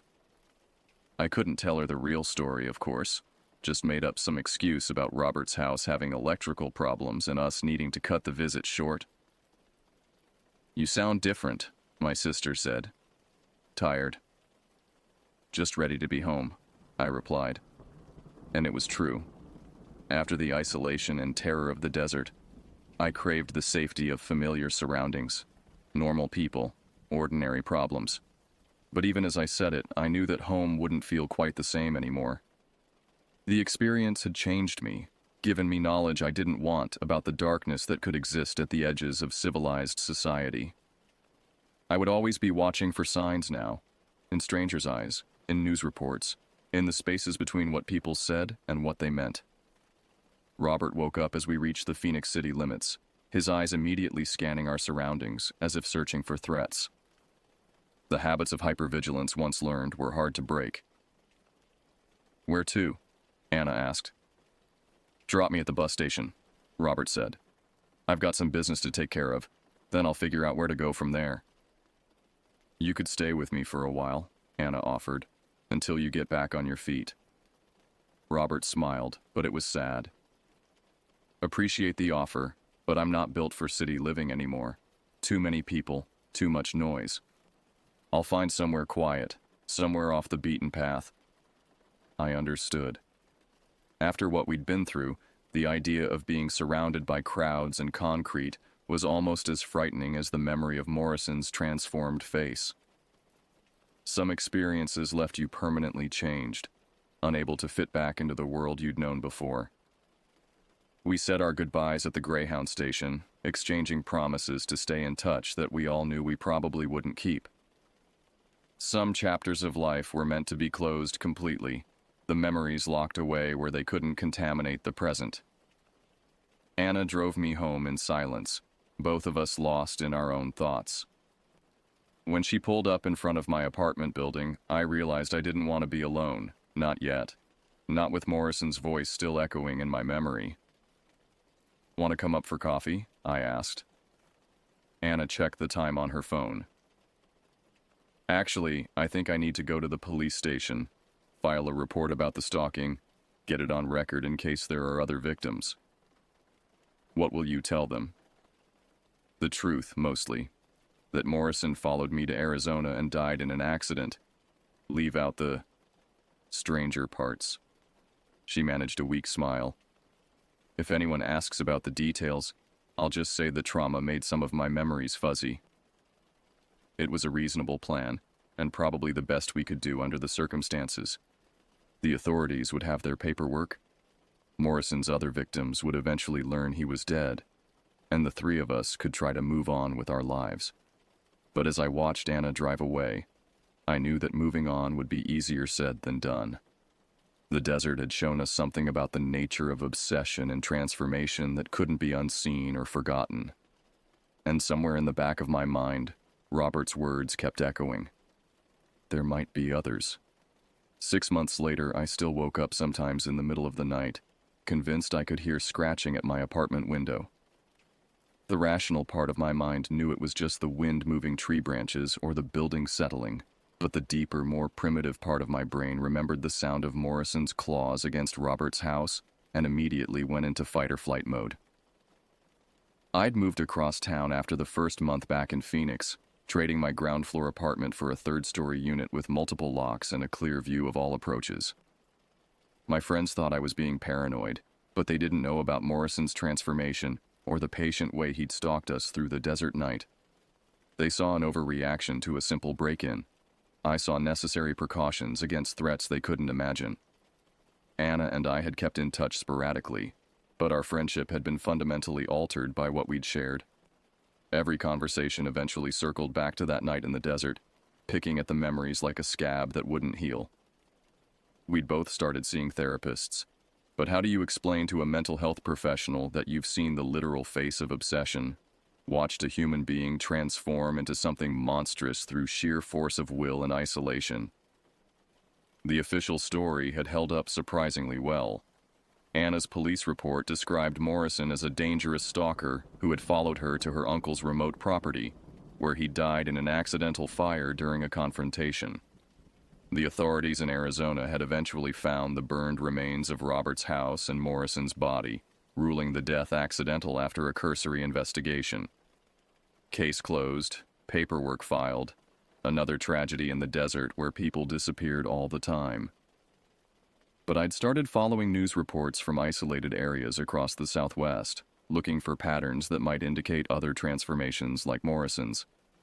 It was probably just paranoia, but I found myself drawn to stories about missing hikers, unexplained attacks on remote properties, and particularly any incidents involving stalking behavior that escalated beyond normal criminal activity. The search results were disturbing. In Nevada, a woman had reported being followed by her ex-husband for months after their divorce, despite multiple restraining orders. The harassment had suddenly stopped when the man disappeared into the desert near Area 51, where his abandoned car was found 3 weeks later. The woman had told police that in his final phone messages, he'd claimed to be becoming something new, something worthy of her love. In New Mexico, a series of break-ins at isolated ranch houses had followed an unusual pattern. The intruder never stole anything valuable, but always went through personal items belonging to female residents, particularly photographs and clothing. Security cameras had captured images of a tall, unnaturally thin figure moving with inhuman speed and agility. The police suspected drug use was involved, but the figure's proportions and movement patterns didn't match any known substance abuse symptoms. In Utah, a park ranger had reported encounters with what he described as a feral human near some remote hiking trails. The individual was apparently living rough in the wilderness, subsisting on small animals and approaching campsites at night. Witnesses described someone whose appearance had been dramatically altered by exposure and malnutrition, but who displayed unusual intelligence and patience in avoiding capture. Each story individually could be explained away: mental illness, drug abuse, elaborate hoaxes. But taken together, they suggested a pattern that made my blood run cold. Morrison hadn't been unique. The desert was creating others like him, people whose obsessions and isolation had fundamentally altered their humanity. The worst part was the timeline. All of these incidents had occurred in the past 6 months after our encounter with Morrison. It was as if his death had somehow sent ripples through the community of lost souls wandering the Southwest, inspiring others to follow his path of transformation. I'd tried to discuss my findings with Anna, but she'd made it clear she didn't want to hear about potential other cases. She was struggling enough with her own recovery without taking on the weight of a broader conspiracy. And maybe she was right. Maybe I was seeing patterns where none existed, finding monsters in every shadow because I couldn't accept that Morrison had been an isolated incident. But then I received the phone call that changed everything. It was a Tuesday evening in late October, 6 months to the day after our escape from Robert's burning house. I was making dinner when my phone rang, the caller ID showing an Arizona area code I didn't recognize. "Hello?" I answered cautiously. Is this the woman who was with Anna Delacroix at Robert Delacroix's property last spring? The voice was elderly, female, with a slight accent I couldn't place. Who is this? My name is Marie Yazzie. I'm a tribal elder with the Navajo Nation. I've been tracking some unusual activity in the desert areas, and your names came up in connection with an incident involving Vincent Morrison. My hand tightened on the phone. I don't know what you're talking about. Please, Marie said gently. I know what you saw that night. I know what Morrison had become. And I know you've been researching similar cases across the Southwest. The fact that she knew about my research made my skin crawl. I'd been careful to use different search terms and multiple computers, but apparently not careful enough. What do you want? I asked. To meet with you, to explain what's really happening out there and why it's getting worse. Marie paused. Morrison wasn't the first, and he won't be the last. But there are ways to stop the spread, traditional methods that law enforcement doesn't understand. Every instinct I had screamed against getting involved, but the memory of Morrison's transformed face wouldn't let me hang up. If there really were others like him out there, and if there was something I could do to stop them. Where? I asked finally. Flagstaff. There's a diner called the Desert Rose on the south side of town. Tomorrow at noon. How will I recognize you? I'll be the old Navajo woman reading a book about desert ecology. And don't worry about being followed. Morrison's kind avoid areas with strong spiritual protections. The line went dead, leaving me staring at my phone and wondering if I was about to make the biggest mistake of my life. I drove to Flagstaff the next morning, taking a circuitous route and checking my mirrors constantly for any signs of surveillance. The paranoia was probably unnecessary, but after Morrison, I'd learned to trust my instincts about potential threats. The Desert Rose was exactly the kind of place I'd expected. A small family-owned restaurant with vinyl booths and the lingering smell of coffee and bacon grease. Marie Yazzie was sitting in a corner booth, her silver hair braided traditionally, and her weathered hands holding a paperback copy of Desert Survival Techniques. She looked up as I approached, her dark eyes taking in my nervous posture and defensive body language. You're scared, she observed. Good. Fear will keep you alive. I slid into the booth across from her, my back to the wall so I could see the entire restaurant. How did you find me? The same way I've been tracking the others, Marie said. My people have been dealing with this phenomenon for generations. We call them skinwalkers, though that's not entirely accurate. The traditional skinwalkers were shamans who chose to use their powers for evil. These new ones, there's something different. She opened the book she'd been reading, revealing that it wasn't about desert ecology at all. The pages were covered in handwritten notes, sketches, and what looked like newspaper clippings. Isolation changes people, Marie continued. Always has. But something about the modern world, the way people disconnect from community and lose themselves in obsession. It's accelerating the process, creating things that shouldn't exist. She showed me a sketch that made my stomach lurch. A human figure distorted and elongated, with proportions that matched Morrison's transformed state. The drawing was dated 3 years earlier. You've seen this before, I said. 17 times in the past decade. The pattern is always the same. Someone with obsessive tendencies isolates themselves in the desert, usually following a romantic rejection or career failure. They spend months alone, letting their fixation consume them until something fundamental breaks inside their minds. And once that happens, she flipped to another page, showing photographs of abandoned campsites, scattered bones, and tracks that shifted from human to something else entirely. They become hunters, I said. Marie nodded. But not random killers. They maintain their original obsession, their initial target. Morrison wanted Anna, so he pursued her across state lines. Others have different fixations, lost loves, perceived enemies, people they blame for their failures.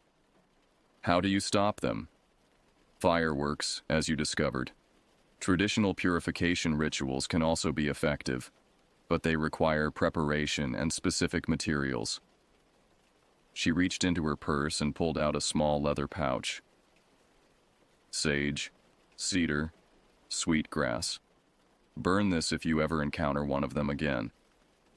The smoke interferes with whatever allows them to maintain their transformed state. I took the pouch, feeling the dried herbs crinkle under my fingers. Why are you telling me this? Why not go to the authorities? Marie's laugh was bitter. And tell them what? That people are transforming into monsters in the desert? They dismiss it as tribal superstition or drug-induced hallucinations. No, this has to be handled quietly, by people who understand what they're facing. She leaned forward, her eyes intense. Morrison's death sent a message through their community. Other transformations are accelerating, becoming more aggressive. We need people who've survived an encounter to help identify and stop the new ones before they can complete their change. I'm not a hunter, I protested. I'm not equipped for this kind of thing. Neither was Anna's uncle, but he survived for years by being prepared and staying alert. You have experience now, knowledge that could save lives. Marie closed the book and stood up. I'm not asking you to become some kind of vigilante. Just keep watching for the patterns. If you see signs of another transformation, call me. She handed me a business card with just a phone number printed on it. And remember, fire and traditional purification. Those are the only things that work reliably. As she walked toward the door, I called after her. How many more are out there? Marie paused, her hand on the door handle. Too many, she said simply, and their numbers are growing. After she left, I sat in the diner for another hour, staring at the business card and the pouch of herbs. Part of me wanted to throw both away, to pretend the conversation had never happened and go back to my normal life. But Morrison's transformed face kept haunting my memory, along with the knowledge that there might be others like him stalking victims across the Southwest. The rational choice would be to walk away, to let law enforcement and tribal authorities handle whatever was happening in the desert. But I'd seen what conventional approaches could accomplish against these transformed predators. Basically nothing. If Marie was right, if the problem was getting worse, then people with direct experience might be the only hope for stopping it. I drove home that evening with the herbs in my glove compartment and Marie's phone number programmed into my phone. I didn't know if I'd ever use either one, but having them felt like a form of insurance against the nightmares that still visited me in the dark hours before dawn. 6 months after escaping Morrison's transformed hunting instincts, I was still running from the implications of what I'd seen. But now, for the first time, I was also running towards something. The possibility of preventing other people from suffering what Anna and I had endured. The desert keeps its secrets, but sometimes those secrets come hunting for us. And when they do, someone has to be ready to fight back. The story of Vincent Morrison was over, but the larger tale of transformation and obsession in the American Southwest was just beginning. And whether I wanted it or not, I'd become part of that story, carrying knowledge that could mean the difference between life and death for future victims. In the end, that's what survival really means. Not just escaping the immediate threat, but living with the responsibility of preventing others from facing the same danger. The desert had changed Morrison into something monstrous, but it had also changed me into something I'd never expected to become. A guardian against the darkness that feeds on isolation and obsession.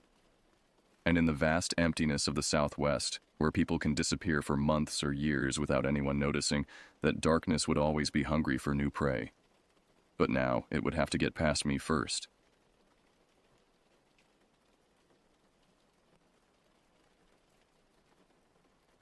I never wanted to be the kind of person who jumps at shadows. Growing up in rural Montana, I spent more time in the woods than anywhere else.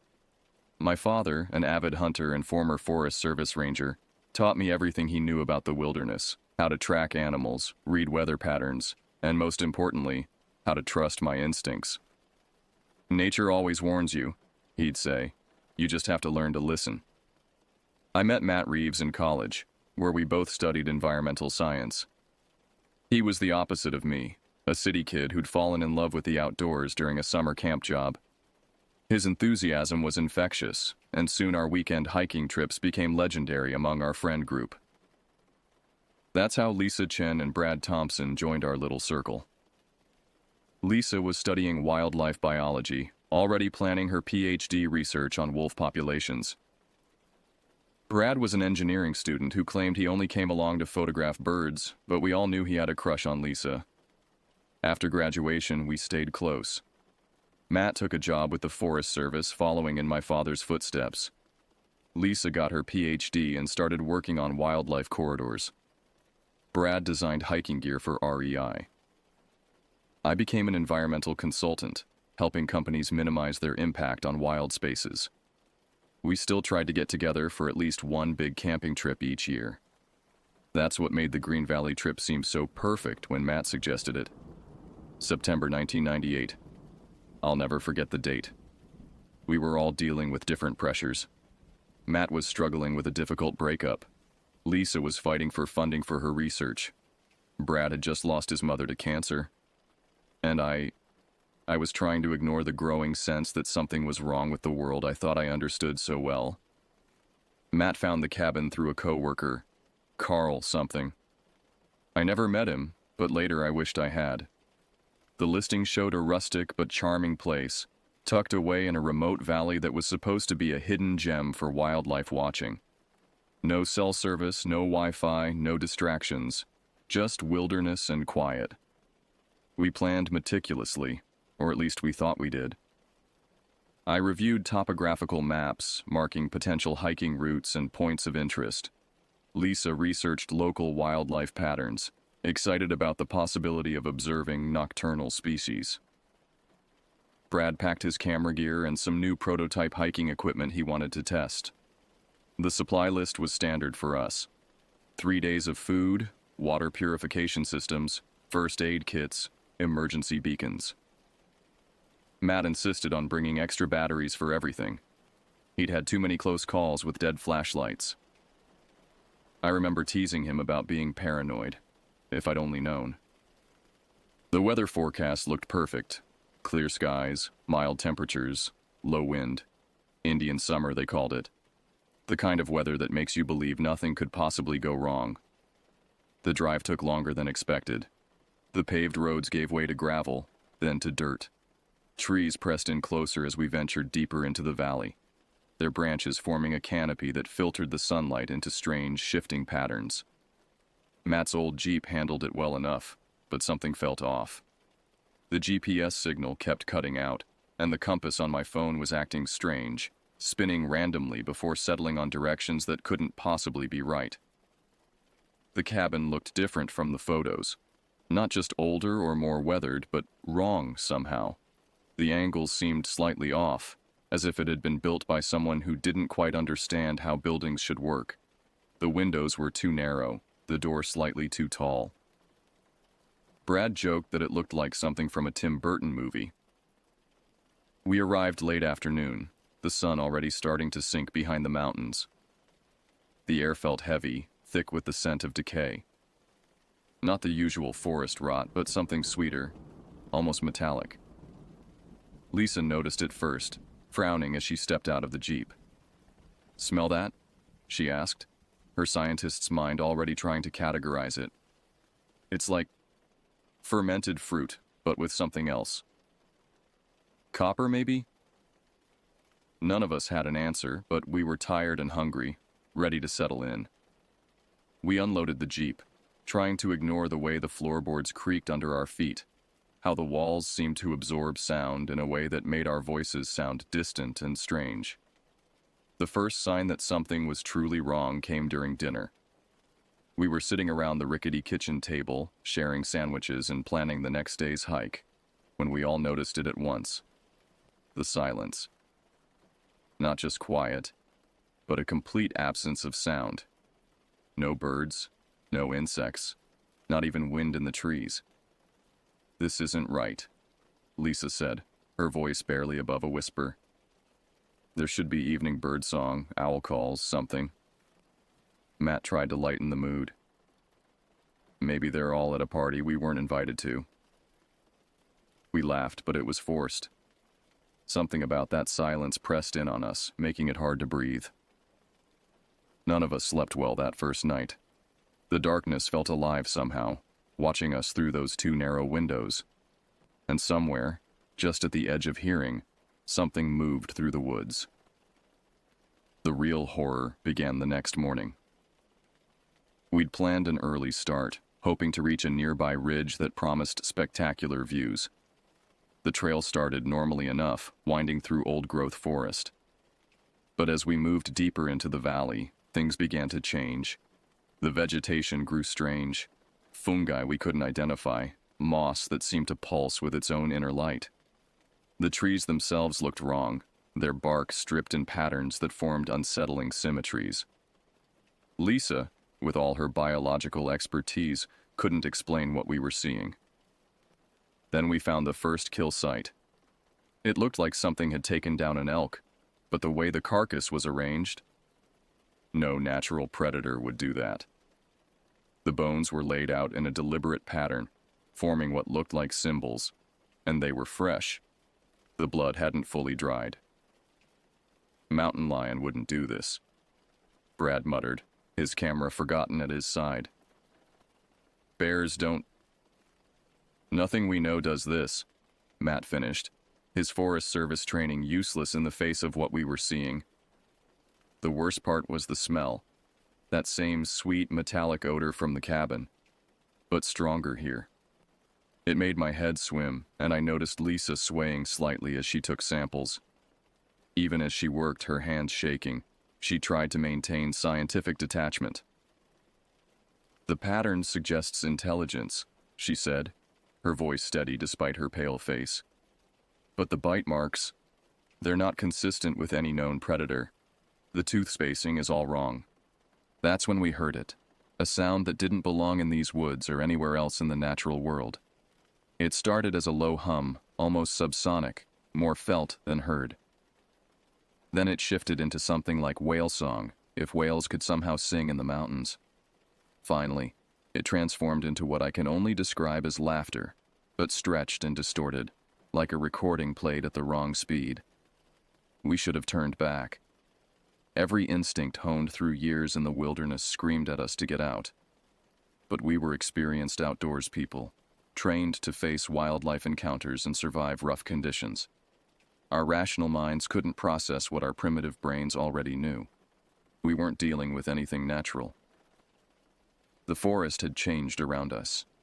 The familiar woodland landscape twisted into something alien. Trees grew closer together, their branches interlacing overhead until barely any sunlight filtered through. The ground beneath our feet felt spongier, almost hollow in places. The air grew thick with that sickly sweet metallic smell. The GPS is dead, Brad announced, tapping his device. Complete signal loss. Matt checked his compass and frowned. The needle spun wildly before settling on a direction that should have been north but couldn't be. The sun's position made that impossible. We found more signs as we pushed forward. Claw marks on trees that didn't match any known predator. Patches of fur that seemed to shimmer with an oily iridescence when the light hit it right. And the tracks? God, the tracks. They started as what looked like bear prints, but as we followed them, they changed, lengthened. The claw marks grew longer, more articulated, almost like fingers. Lisa took photos and measurements, her scientific mind still trying to categorize what we were seeing. The stride length keeps increasing, she muttered. And look at the depth of the impressions. Whatever made these would have to weigh at least 800 pounds. But there's no drag marks, no sign of it redistributing that weight. The temperature dropped rapidly as we ventured deeper, far faster than normal for the season. Our breath came out in thick white clouds, and frost started forming on the surrounding vegetation, despite it being well above freezing just minutes before. The creature emerged from the gathering darkness like a tear in reality. One moment, there was just shadow between the trees. The next, something else. My brain struggled to process what I was seeing, trying to fit it into categories I understood: bear, elk, wolf, but it refused to conform to any of them. It stood upright, that much I'm certain of. Taller than a grizzly on its hind legs, but moving with an unsettling grace that no bear possesses. Its fur, if you could call it that, seemed to absorb light rather than reflect it, creating a void in the shape of an animal. But it was the eyes that haunt me most in my nightmares. They glowed with a pale, milky blue luminescence, like the heart of a glacier, and held an intelligence that was terrifyingly aware. "Don't move," Matt whispered, his Forest Service training kicking in despite the impossibility before us. The creature's head turned toward his voice, and its mouth, its mouth, opened in what might have been a smile, revealing row upon row of crystalline teeth that seemed to catch and refract the fading light. Then it spoke. Not in words, not exactly. The sound was like the thing we'd heard earlier, that whale song quality. But now it formed patterns that our minds somehow translated into meaning. It spoke of hunger, of patience, of watching us since we'd entered its valley. It spoke of others who had come before, of how they had joined with it, become part of its endless hunger. Brad raised his camera, either from professional instinct or sheer shock. The flash went off. The creature moved. One moment it was 30 feet away, the next it was on Brad. There was no transition, no blur of movement. It simply was there. Brad's scream cut off as quickly as it began. Lisa ran. Matt drew his hunting knife, a futile gesture that somehow seemed brave and ridiculous at the same time. I stood frozen, watching as the thing that had been Brad began to change, his flesh rippling and darkening as the creature's substance merged with his own. "Run!" Matt shouted, shoving me hard. The push broke my paralysis, and I bolted. I heard Matt behind me, heard Lisa somewhere ahead. The creature's laughter followed us through the darkening forest, sometimes to our left, sometimes right, sometimes seeming to come from everywhere at once. We ran until our lungs burned, until we could taste blood in our mouths from the effort. The forest blurred around us, branches whipping at our faces, roots trying to trip us. Lisa stumbled, and I grabbed her arm, pulling her along. Matt had fallen behind. I could hear him crashing through the undergrowth, his breathing ragged. Then his footsteps stopped. His scream echoed through the trees, cut off just like Brad's had been. I don't remember much of what happened next. Fragments come back in nightmares, Lisa's hand slipping from mine as she fell. The sound she made, not quite a scream, more like a gasp of surprise. The creature's laughter, closer now. The way the trees seemed to move on their own, branches reaching for us like grasping fingers. I ran until I couldn't run anymore, until I broke through the trees onto the dirt road. By some miracle, a truck was passing, a local logger heading home for the night. He took one look at my face and knew something was wrong. He didn't ask questions, just threw open the passenger door and floored it out of there. The official search began the next morning. They found the cabin empty, our supplies still there, the Jeep untouched. No signs of struggle, no blood, no bodies. The search dogs refused to enter certain areas of the forest, whining and backing away no matter how their handlers urged them forward. I told them everything, watching their faces shift from concern to skepticism to worry. Not about my friends, but about my mental state. They decided I was in shock, traumatized by whatever had really happened. The official report cited a possible bear attack, despite the lack of evidence. The physical wounds healed, the cuts from branches, the twisted ankle, the bruises. But the other wounds went deeper. I couldn't sleep for weeks. Every time I closed my eyes, I saw those glacial blue eyes staring back at me. Saw Brad's body twisting and changing. Heard Matt's final scream. The nightmares were constant. Sometimes I was back in those woods, running endlessly while the creature's laughter echoed around me. Sometimes I was watching helplessly as Lisa fell. Only in the dreams I could see what happened next. See her body being absorbed into the darkness. The worst dreams were the ones where my friends came back. looking almost normal except for their eyes, begging me to join them, to become part of what they had become. I tried therapy. The first therapist suggested PTSD from a bear attack I was blocking out. The second prescribed anti-anxiety medication. The third listened more openly, but I could see the doubt in her eyes. How do you process trauma when no one believes what traumatized you? My relationship with the outdoors changed fundamentally. The forest I'd loved since childhood became something alien and threatening. Every shadow might hide something waiting to pounce. Every unusual sound sent my heart racing. I sold my hiking gear, canceled my camping club membership, took a job in the city analyzing environmental impact reports from behind a desk. The families were the hardest to face. Matt's parents kept calling, hoping for some detail that would help them understand what happened to their son. Lisa's sister cornered me at the memorial service, begging for the real story. Brad's father just watched me with knowing eyes. He'd been a ranger in his younger days, and something in his expression made me wonder if he'd seen things too, things he couldn't explain. 3 months after our encounter, 2 hikers went missing in the same area. The search found nothing but some torn clothing and strange tracks that disappeared into thin air. I volunteered to help, despite my terror. I had to know if it was the same thing. The search was called off after a week. Official cause: possible animal attack, bodies not recovered. But I saw the look on the rangers' faces when they came out of those woods. They'd seen something too, something they couldn't put in their reports. I started researching, trying to make sense of what had happened. I found old newspaper articles about disappearances in that valley going back to the 1800s. Native American legends about a place where the spirits hunted, where the boundaries between worlds grew thin. Stories from loggers about strange sounds in the night, about trees that moved when no wind blew, about shadows that walked like men but weren't. Other stories started finding me. A Forest Service pilot who swore she saw something impossibly large moving through the canopy near Green Valley. Hunters who returned from the deep woods with stories they'd only tell after a few drinks, about sounds that shouldn't exist and tracks that seemed to defy physics. Then came the letter from Lisa's sister.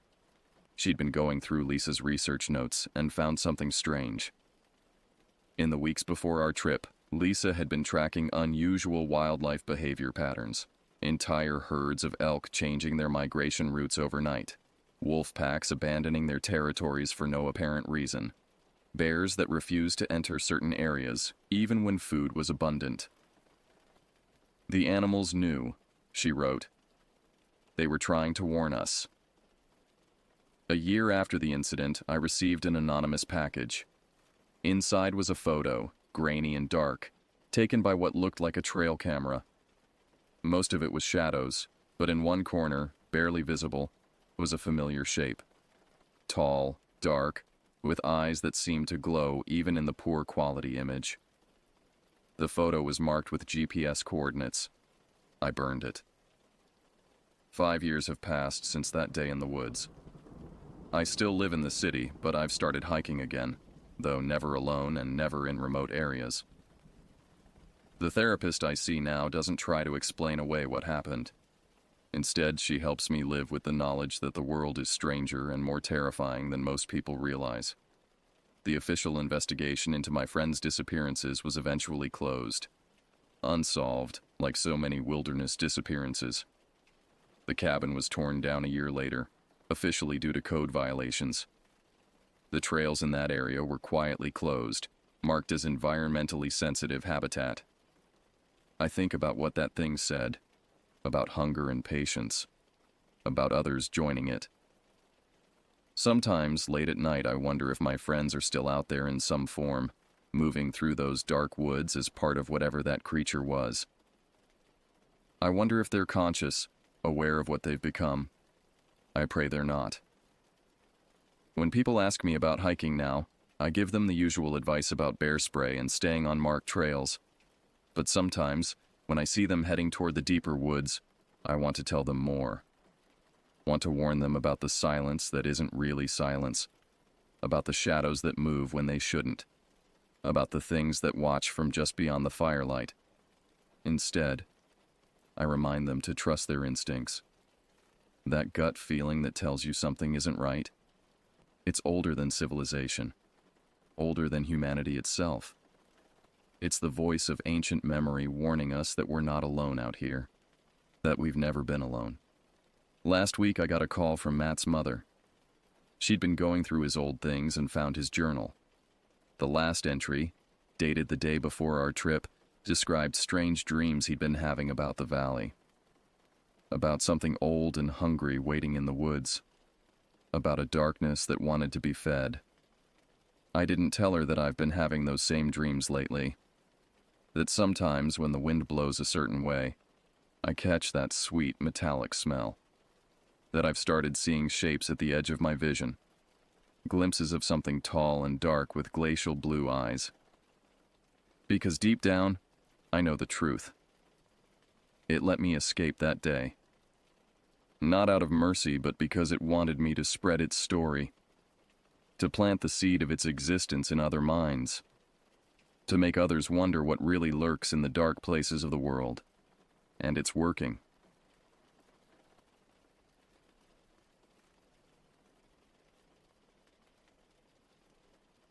The morning of September 15th, 2022 started like any other hunting expedition, but I should have recognized the warning signs from the moment we loaded our gear into the truck.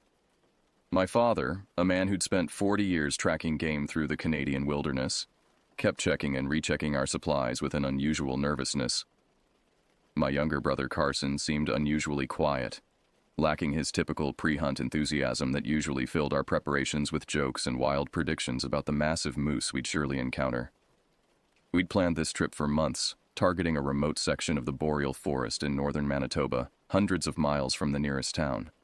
The region was known for its pristine wilderness and abundant wildlife, but also for its isolation. Cell phone towers didn't reach these depths, and the nearest forest ranger station was a 3-day hike through unmarked terrain. It was exactly the kind of untouched wilderness we craved, but as we drove the winding gravel roads that grew progressively narrower and more rutted, I felt an inexplicable weight settling in my chest. The truck's radio crackled with static as we moved further from civilization, occasionally picking up fragments of distant conversations before dissolving back into white noise. My father turned it off entirely around noon, claiming the static was giving him a headache. The silence that followed felt oppressive, broken only by the rumble of the engine and the crunch of gravel beneath our tires. By late afternoon, we reached the launch point, a muddy clearing beside a river that wound deep into the forest like a dark serpent. The water looked black under the overcast sky, reflecting the dense canopy that stretched endlessly in all directions. As we unloaded the aluminum boat and organized our camping gear, I noticed my father's hands trembling slightly. When I asked if he was feeling all right, he brushed off my concern, attributing it to excitement, but his eyes kept darting toward the tree line as if expecting something to emerge from the shadows. Carson helped me drag the boat to the water's edge while our fathers secured the camping equipment. The boat felt heavier than usual, or perhaps I was just more tired than I realized. The physical exertion should have felt good after the long drive, but instead, every movement seemed to require more effort than it should. My muscles ached in ways that didn't make sense, and I found myself short of breath despite being in excellent physical condition. As we prepared to launch, a flock of ravens erupted from the trees across the river, their harsh cries echoing off the water. The sound was so sudden and violent that all three of us froze, watching as the black birds wheeled overhead before disappearing into the forest. In the silence that followed, I could hear my own heartbeat drumming in my ears. My father cleared his throat and muttered something about the birds being spooked by our arrival, but his voice lacked conviction. The first hour on the water passed without incident, though I couldn't shake the feeling that we were being observed. The river twisted through dense stands of spruce and poplar, their branches forming a living tunnel that blocked out most of the late afternoon sun.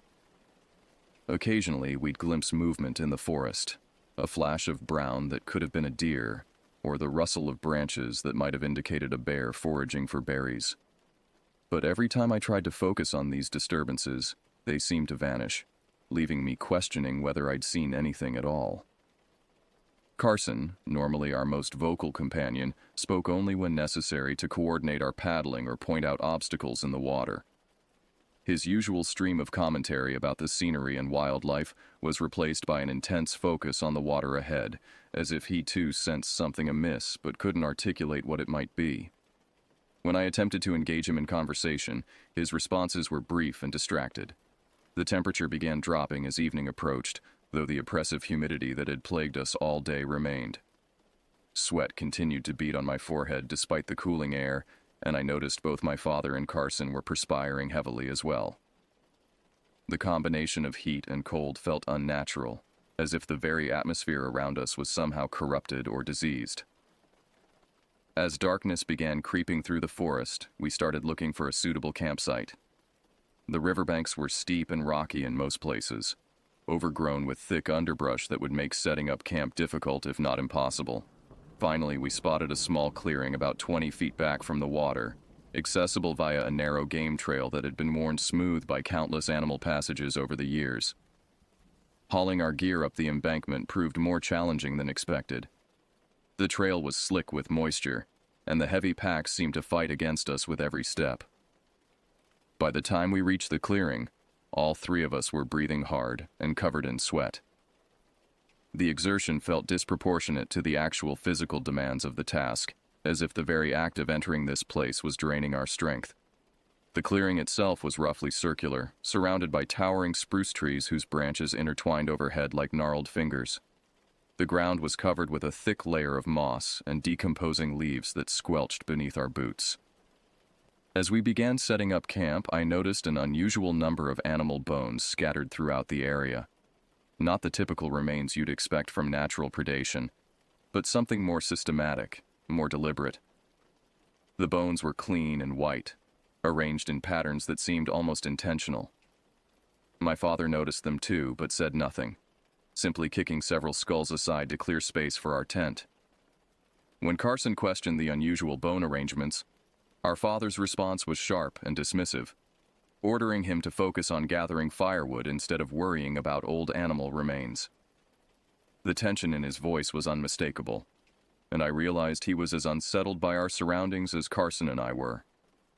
As we worked to establish our camp, the forest around us seemed to grow quieter with each passing minute. The normal sounds of wildlife, bird calls, rustling leaves, the distant splash of fish jumping, gradually faded until we were surrounded by an unnatural silence that pressed against our eardrums like water. Even our own voices seemed muffled and distorted, as if the air itself was absorbing sound rather than carrying it. By the time we had our tent erected and a fire ring prepared, full darkness had settled over the forest.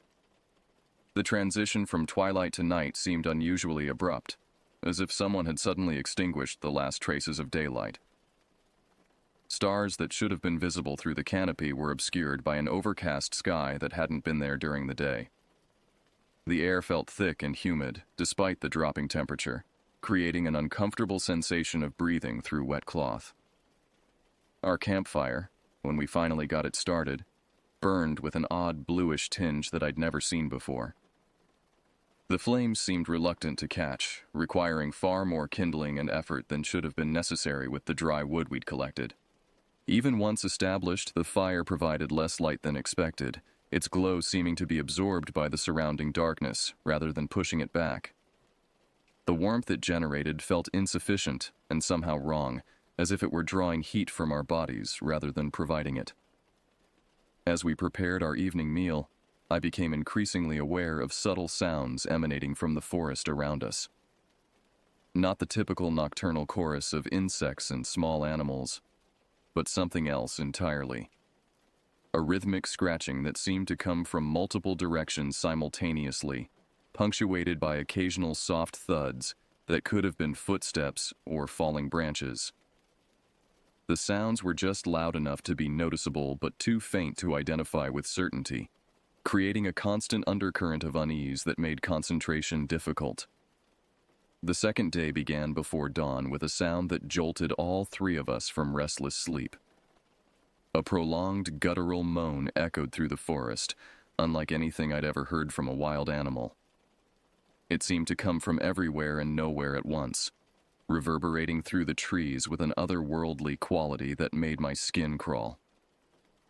We lay in our sleeping bags, listening to the sound fade into the distance, none of us willing to acknowledge what we'd heard or venture outside to investigate. When we finally emerged from the tent an hour later, the forest looked different in the gray morning light. The bones we'd noticed the previous evening seemed more numerous and more deliberately arranged, forming rough circles and lines that extended beyond our immediate campsite.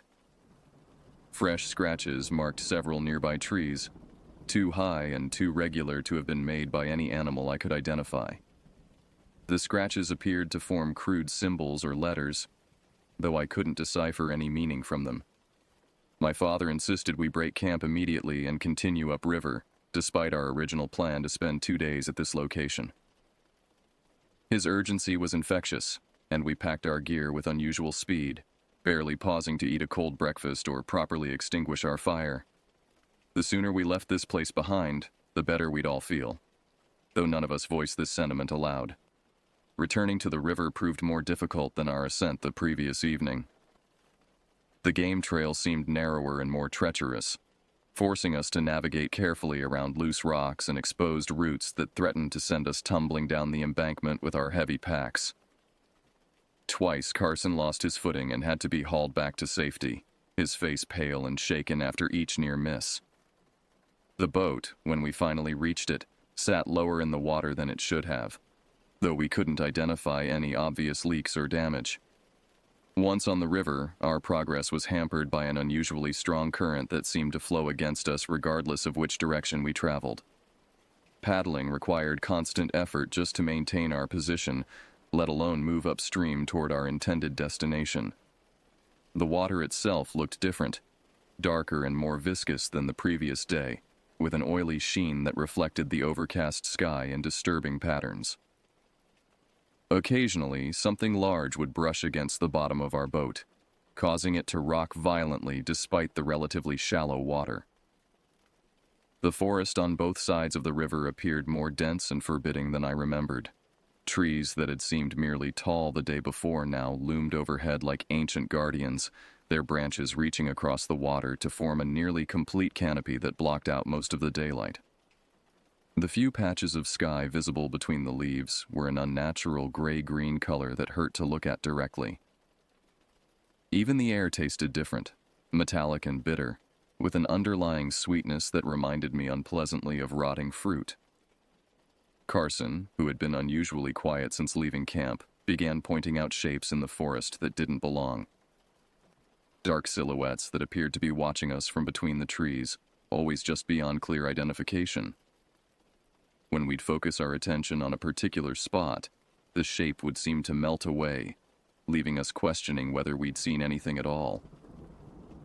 But the frequency of these sightings increased as the day wore on, and soon all three of us were spotting the mysterious figures with alarming regularity. By midday, we'd covered less than half the distance we'd planned, despite maintaining a punishing pace that left our arms aching and our backs screaming in protest. The river seemed to be working against us, creating obstacles where none had existed the previous day.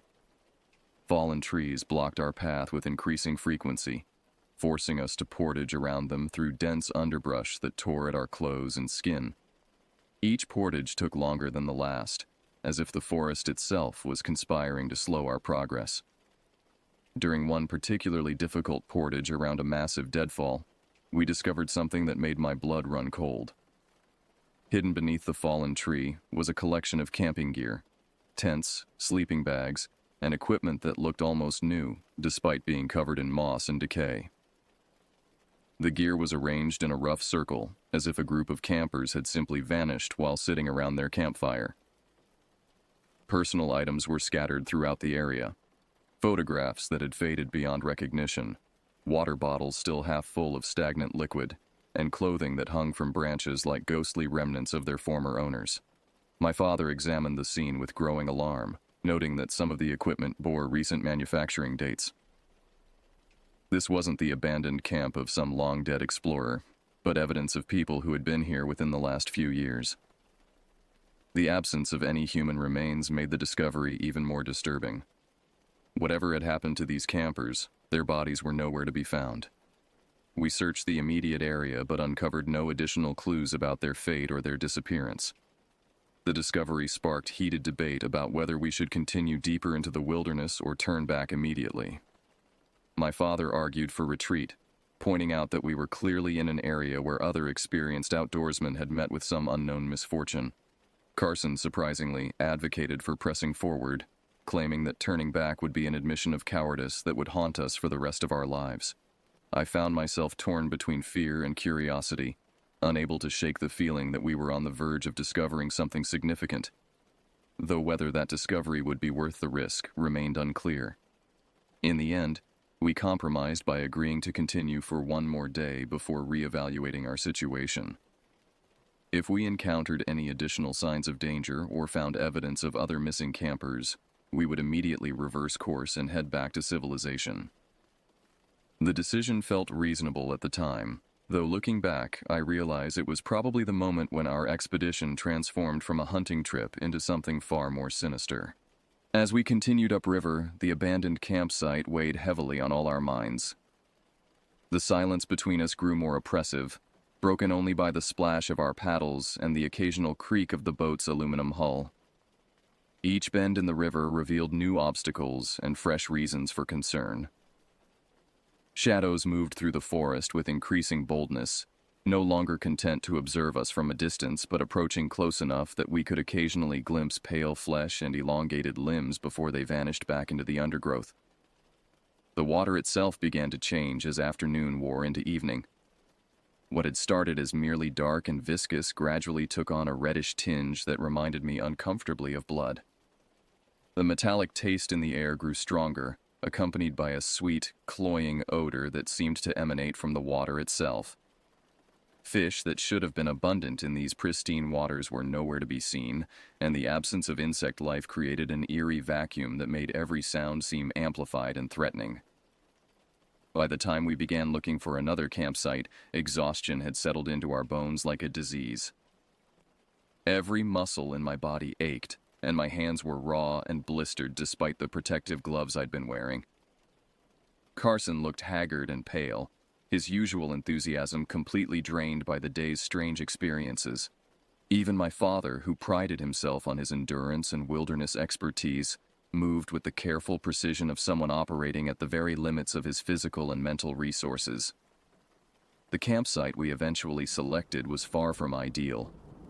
A narrow strip of rocky beach hemmed in by steep embankments on three sides. It offered little protection from the elements and even less privacy from whatever might be watching us from the forest above. But daylight was fading rapidly, and the alternative was spending the night in the boat, exposed to whatever dangers the river might hold.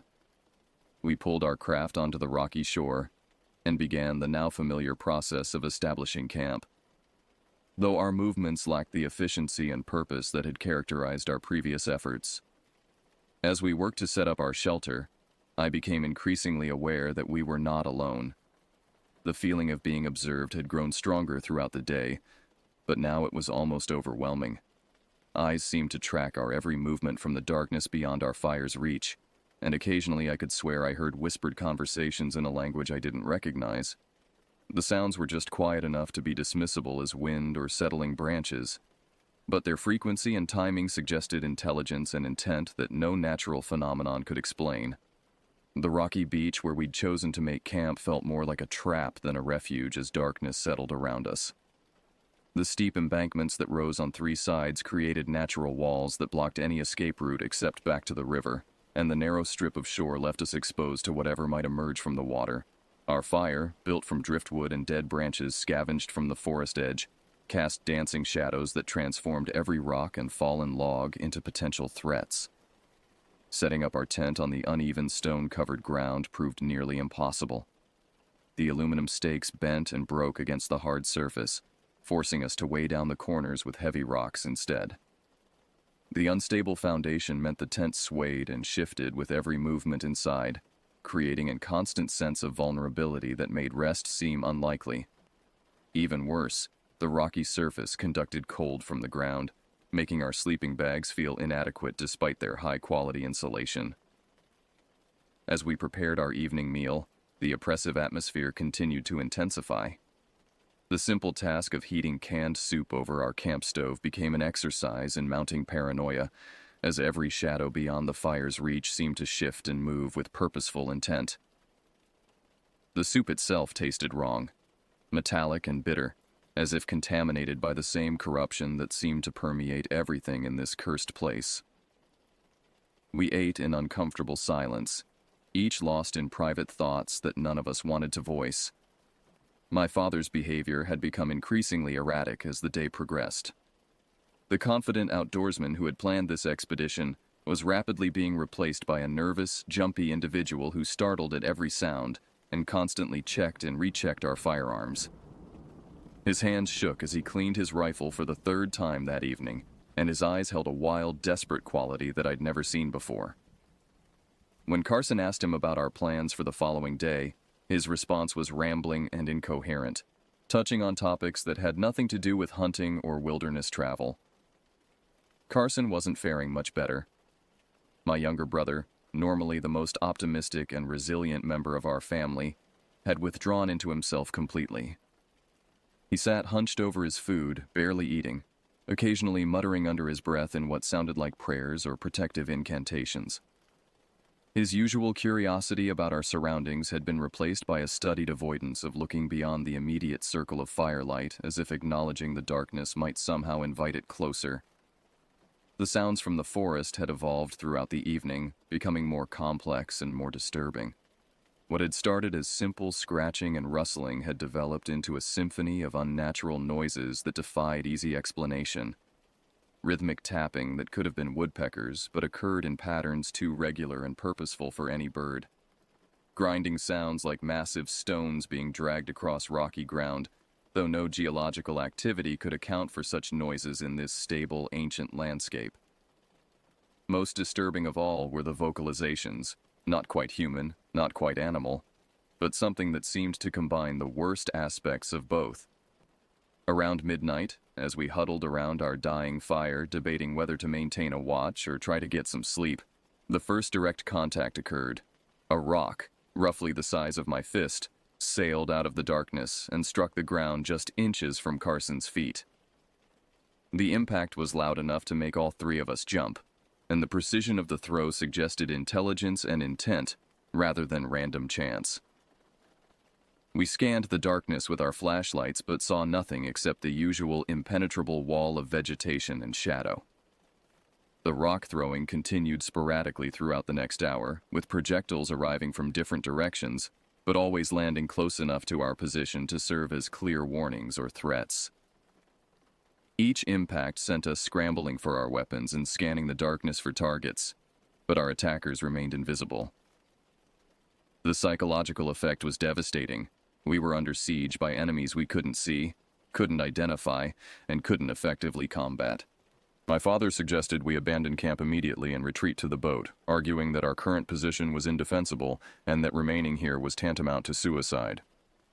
Carson argued against retreat, insisting that whatever was stalking us could just as easily attack us on the water, where we'd have even less protection and no chance of escape if our boat was damaged. I found myself agreeing with Carson, though for different reasons. Something told me that showing fear or weakness now would only encourage our tormentors to escalate their harassment. As if summoned by our debate, a new sound emerged from the forest, a low, rhythmic chanting that seemed to come from multiple sources simultaneously. The words were indistinct, but the cadence was unmistakably human, suggesting a group of people performing some kind of ritual or ceremony just beyond the reach of our light.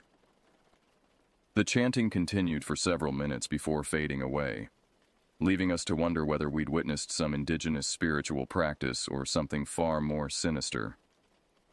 The fire had burned down to glowing embers by this point, and feeding it required one of us to venture to the edge of our safe zone to retrieve more wood. None of us wanted to volunteer for this task, but the alternative was sitting in complete darkness while unknown enemies circled our position. I finally grabbed a flashlight and my rifle and headed toward a pile of driftwood about 20 feet away. though every step felt like walking toward my own execution.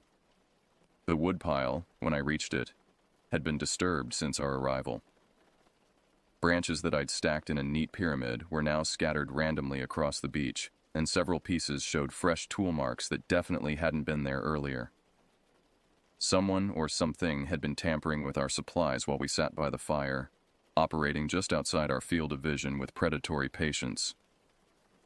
The realization that we were being stalked by intelligent adversaries rather than wild animals somehow made the situation infinitely more terrifying.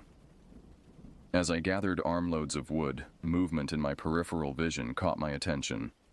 Tall figures stood motionless among the trees at the top of the embankment, barely visible in the weak beam of my flashlight but definitely present.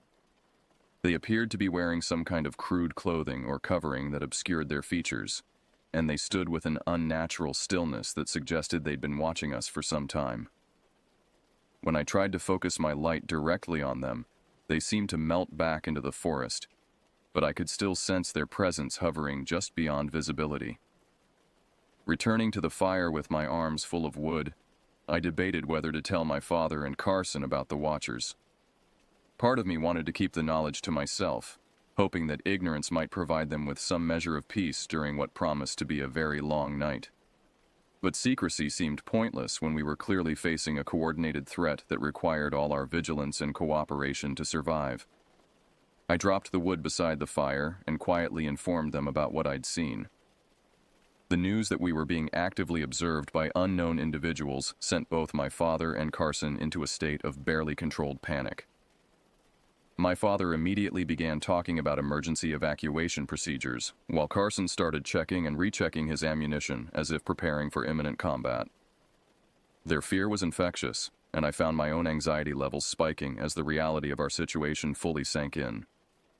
We were trapped in hostile territory, outnumbered by enemies whose capabilities and intentions remained completely unknown.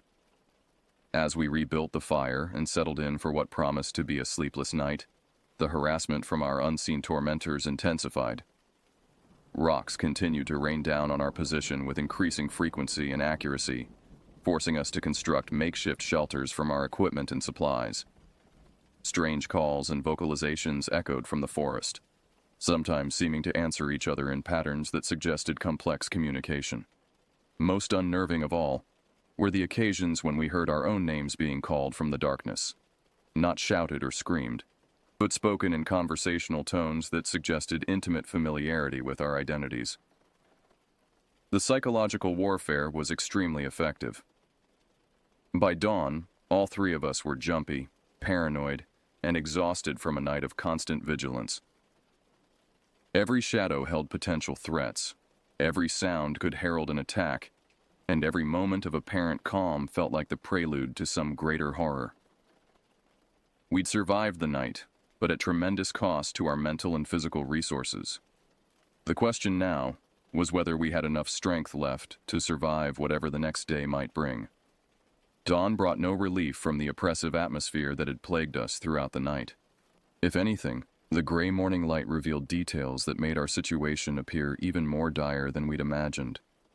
The rocky beach around our camp was littered with evidence of nocturnal visitors, footprints in the muddy patches between the stones, disturbed equipment that had been moved and rearranged while we huddled by our fire, and crude symbols scratched into the sand that definitely hadn't been there when we'd arrived. The footprints were the most disturbing discovery. They appeared to have been made by bare human feet, but the proportions were wrong, too long and narrow, with toes that extended far beyond normal human dimensions. The depth of the impressions suggested individuals of considerable weight and height, though the lightness of their step indicated an unsettling stealth and agility. Most alarming was the sheer number of prints, suggesting we'd been surrounded by a group of at least a dozen watchers throughout the night. My father was in no condition to make rational decisions about our next course of action. The stress of our situation had pushed him beyond his breaking point, and he alternated between periods of frantic activity and complete withdrawal. At one moment, he'd be obsessively cleaning his rifle and checking our ammunition supplies. The next, he'd be sitting motionless by the dying fire, staring into space with the hollow expression of someone who'd lost all hope.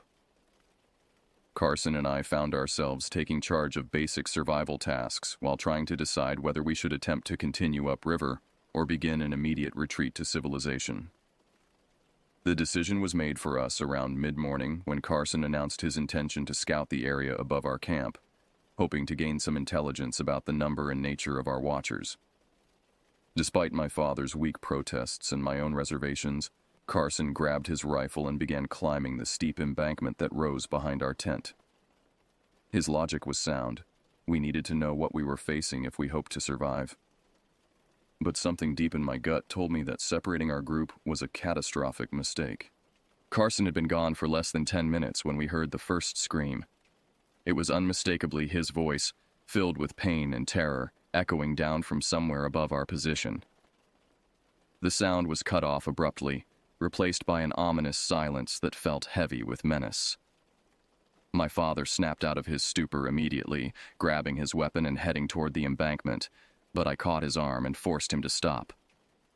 Rushing blindly toward whatever had attacked Carson would only ensure that all three of us fell victim to the same fate. For the next hour, we called Carson's name and listened for any response that might indicate he was still alive.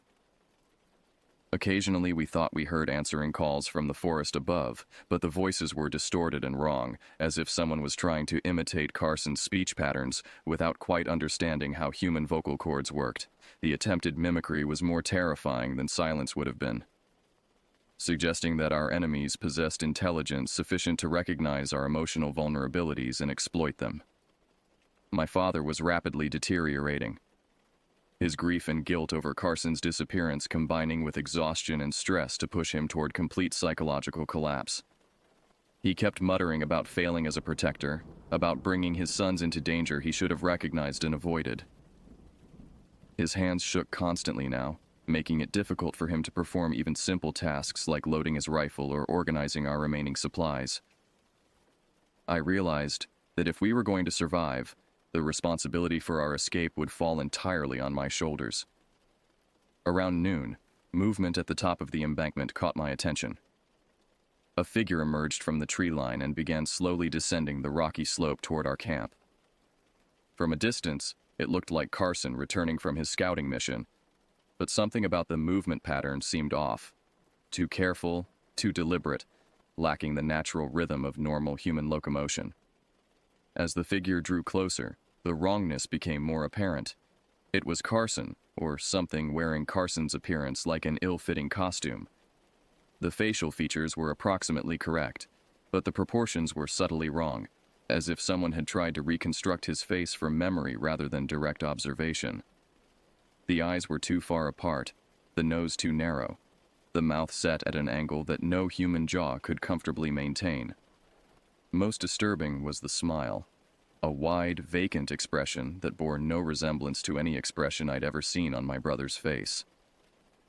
The Carson thing spoke as it approached, using my brother's voice to deliver a stream of reassuring comments about his scouting mission and his eagerness to continue our hunting expedition.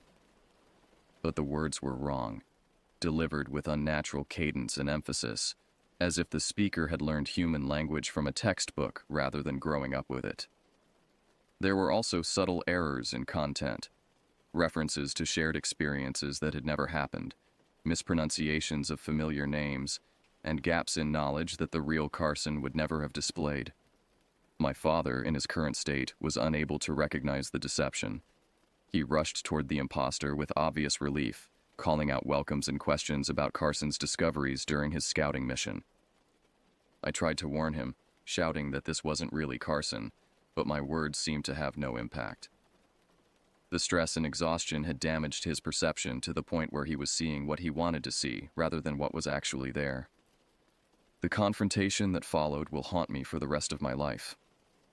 The Carson thing allowed my father to approach within arm's reach before its disguise began to deteriorate. The facial features started to shift and blur. The too wide smile stretched even further across its face, and the eyes became flat and lifeless, like those of a fish. When my father finally realized something was wrong, it was too late. The creature's arms extended far beyond human proportions. wrapping around him with crushing force, while its mouth opened to reveal rows of sharp, yellowed teeth that belonged to no earthly predator. My father's screams echoed off the rocky walls that surrounded our camp, creating a horrible chorus that seemed to go on forever. I raised my rifle and fired repeatedly into the creature's torso, but the bullets seemed to have no effect. If anything, the impacts appeared to amuse the thing, causing it to emit a sound that might have been laughter if any human throat could have produced such a noise. The attack continued for several minutes that felt like hours, until my father's struggles finally ceased and his body went limp in the creature's embrace. When the Carson thing finally released my father's corpse, it turned its attention to me with that same vacant, impossible smile. The facade of human appearance had completely collapsed by this point, revealing something that defied easy description. The basic bipedal structure remained, but the proportions were all wrong. Limbs too long, joints that bent in directions that violated basic anatomy, skin that seemed to shift and crawl as if it were alive independent of the body beneath it. The face was the worst part, a constantly changing amalgamation of features that seemed to cycle through various human appearances without ever settling on a consistent identity. I emptied my rifle at the advancing creature, then drew my sidearm, and continued firing until that too was empty. None of the shots seemed to cause any significant damage, though they did succeed in slowing the thing's approach. As I fumbled to reload, the creature began speaking again, this time using my father's voice to deliver a stream of paternal advice and encouragement. The psychological impact was devastating. Hearing my dead father's words emerging from the mouth of his killer nearly broke my will to resist entirely. Salvation came from an unexpected source. The sound of our gunfire had apparently attracted the attention of other watchers in the forest, and the creature that had killed my father suddenly turned away from me to face some new threat emerging from the tree line. A brief but violent struggle ensued between creatures I couldn't clearly see, accompanied by sounds that no earthly throat could produce. The distraction gave me the opportunity I needed to escape.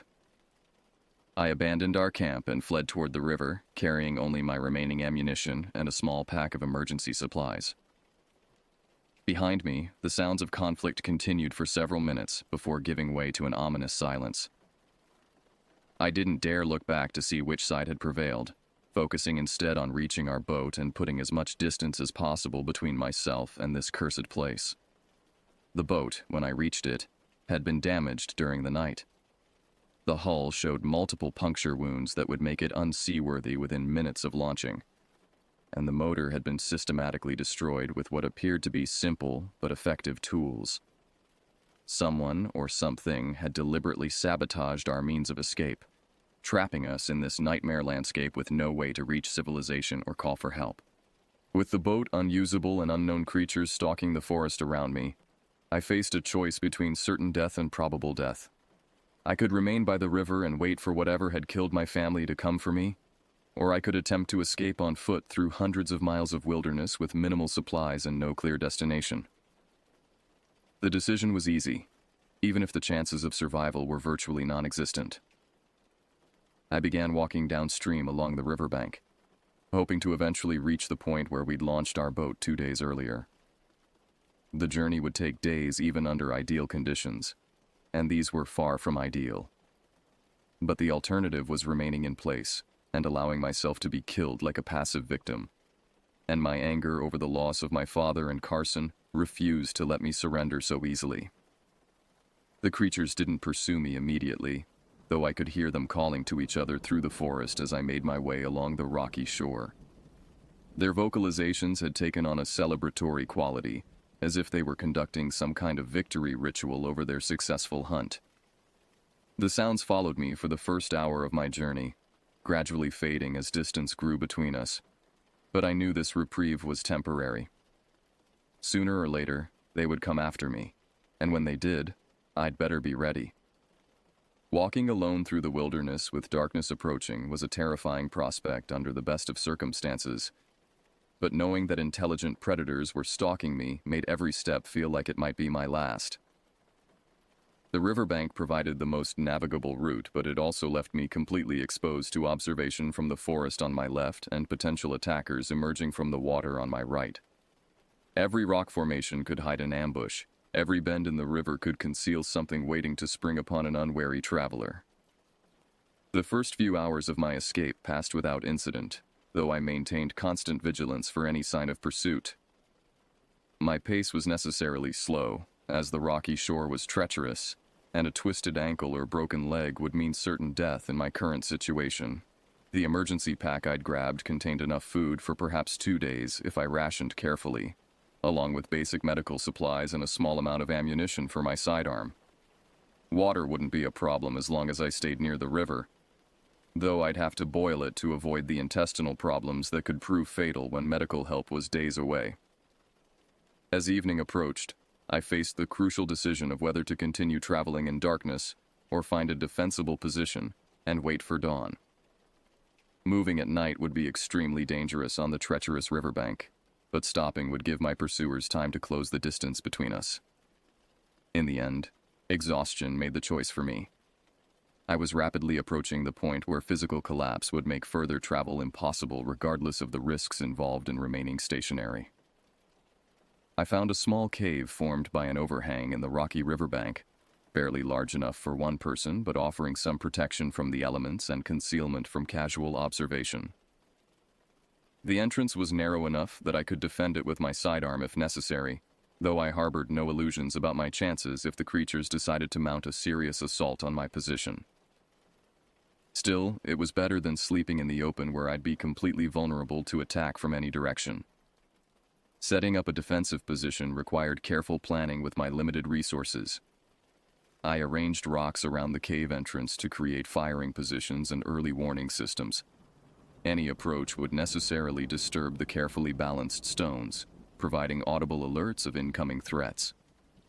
My remaining ammunition was organized for quick access, though I'd learned from the encounter at our camp that conventional weapons were of limited effectiveness against these creatures. The psychological comfort of being armed was probably more valuable than any actual protection the guns might provide. Sleep was impossible under these circumstances, so I settled in for a long night of vigilant watch duty. The cave was cold and damp, with a musty smell that suggested it had been used as a den by wild animals in the recent past. Small bones littered the floor, though whether they belonged to prey animals or something more sinister was impossible to determine in the dim light. I tried not to think about what might have created this lair, or whether its original occupant might return during the night. The sounds from the forest began around midnight, starting as distant vocalizations that could have been confused with normal wildlife if I hadn't known better. Gradually, the calls grew closer and more complex, developing into what sounded like coordinated communications between multiple groups spread throughout the surrounding area. They were conducting some kind of search pattern, systematically checking potential hiding spots and escape routes along the river. It was only a matter of time before they found my cave. I heard them moving through the forest above my position around 2 in the morning, heavy footsteps that made no attempt at stealth, accompanied by the sound of branches being broken and vegetation being trampled. They were marking their territory, establishing their dominance over this landscape, and advertising their presence to any other creatures that might be in the area. The message was clear. This was their hunting ground, and I was trespassing in a place where humans had no business being. The first direct probe of my position came an hour later, when something large began moving around the entrance to my cave. I could hear it sniffing and scratching at the rocks I'd arranged as early warning systems, testing the barriers I'd constructed without actually triggering them. The intelligence behind these actions was undeniable. This wasn't random animal behavior, but deliberate reconnaissance by something that understood the concept of defensive positions and knew how to probe them for weaknesses. My hands shook as I gripped my pistol, knowing that if the creature decided to enter the cave, I'd have perhaps 1 or 2 shots before it was on top of me. The confined space that provided protection from multiple attackers would become a death trap if anything actually made it through the entrance.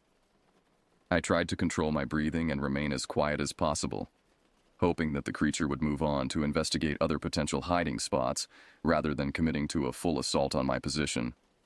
After what felt like hours, but was probably only minutes, the probing stopped and the creature moved away. I could hear it calling to others in the distance, though whether it was reporting success or failure in locating me was impossible to determine. The calls were answered from multiple directions, suggesting that the search was expanding rather than contracting. They knew I was in the area, and they weren't going to give up until they found me. The psychological warfare resumed around 4 in the morning, when I began hearing voices calling my name from various positions along the riverbank. The voices were those of my father and Carson, pleading with me to come out of hiding and rejoin them, claiming that they'd managed to escape from the creatures and were now searching for me. The imitations were much better than the previous attempts, incorporating memories and speech patterns that suggested the creatures had somehow extracted detailed information from their victims before killing them. Resisting the calls required tremendous willpower, especially when the Carson voice began recounting specific shared memories from our childhood that only my brother could have known. Part of me desperately wanted to believe that he'd somehow survived and was genuinely trying to find me, but the rational part of my mind recognized this as another hunting strategy designed to lure me into the open. The creatures were using my love for my family as a weapon against me, and the cruelty of this approach filled me with a rage that helped counteract the fear that had been paralyzing me. As dawn approached, the voices faded away, and the forest returned to an unnatural silence that was somehow more threatening than the active harassment had been. I knew the creatures were still out there, probably watching my position and waiting for me to emerge, but their patience and discipline were unnerving. These weren't mindless predators driven by hunger or instinct. They were intelligent hunters capable of long-term planning and complex strategies. The realization that I was being stalked by something with cognitive abilities potentially superior to my own was perhaps the most terrifying aspect of my entire ordeal. When full daylight finally arrived, I faced another crucial decision about timing my departure from the cave. Leaving immediately would give me the maximum amount of travel time before the next nightfall, but it would also advertise my position to any watchers in the area. Waiting for mid-morning might allow the creatures to become distracted or move on to other hunting grounds, but it would also reduce my available travel time and potentially allow them to set up ambushes along my planned route. I chose to wait until the sun was well above the horizon before making my move, reasoning that the additional visibility would be worth the lost travel time. The cave had provided adequate protection through the night, but remaining there any longer would turn it from a refuge into a trap. Sooner or later, the creatures would overcome their apparent reluctance to enter confined spaces, and when that happened, I wanted to be somewhere else entirely. Emerging from the cave required careful reconnaissance to ensure I wasn't walking into an immediate ambush. I spent several minutes listening for any sounds that might indicate nearby threats, then slowly pushed aside the rocks I'd arranged across the entrance. The riverbank appeared deserted, though the numerous tracks in the muddy areas told a different story. Multiple sets of the elongated footprints I'd first noticed at our camp were clearly visible, along with what appeared to be drag marks leading away from the water's edge toward the forest. The drag marks were particularly disturbing because they suggested the creatures were removing evidence of their activities, possibly including the bodies of previous victims. The systematic nature of this cleanup effort indicated a level of organization and foresight that made them even more dangerous than I'd initially believed. These weren't random killers striking opportunistically. They were experienced predators with established hunting grounds and proven methods for disposing of evidence. I began my second day of travel with significantly less optimism than I'd felt the previous morning. The creatures had demonstrated their ability to track me, surround me, and maintain surveillance of my movements without revealing themselves. They possessed intelligence, patience, and physical capabilities that far exceeded my own. My only advantages were desperation and the intimate knowledge that capture meant death in the most horrific manner imaginable. The riverbank continued to provide the most navigable route, though I now understood that following it also made me predictable to my pursuers. They could easily move through the forest parallel to my course, setting up ambushes at choke points or simply waiting for exhaustion to make me vulnerable. But leaving the river meant navigating through dense forest with no clear destination and no reliable source of water. which would probably result in death almost as quickly as capture by the creatures. As I walked, I tried to develop some kind of strategy for dealing with the ongoing pursuit, rather than simply reacting to immediate threats. The creatures seemed to prefer psychological warfare and ambush tactics to direct confrontation, which suggested they might have vulnerabilities that could be exploited by someone desperate enough to take significant risks. If I could somehow turn the tables and become the hunter rather than the hunted, I might have a chance of survival that didn't depend entirely on luck and endurance.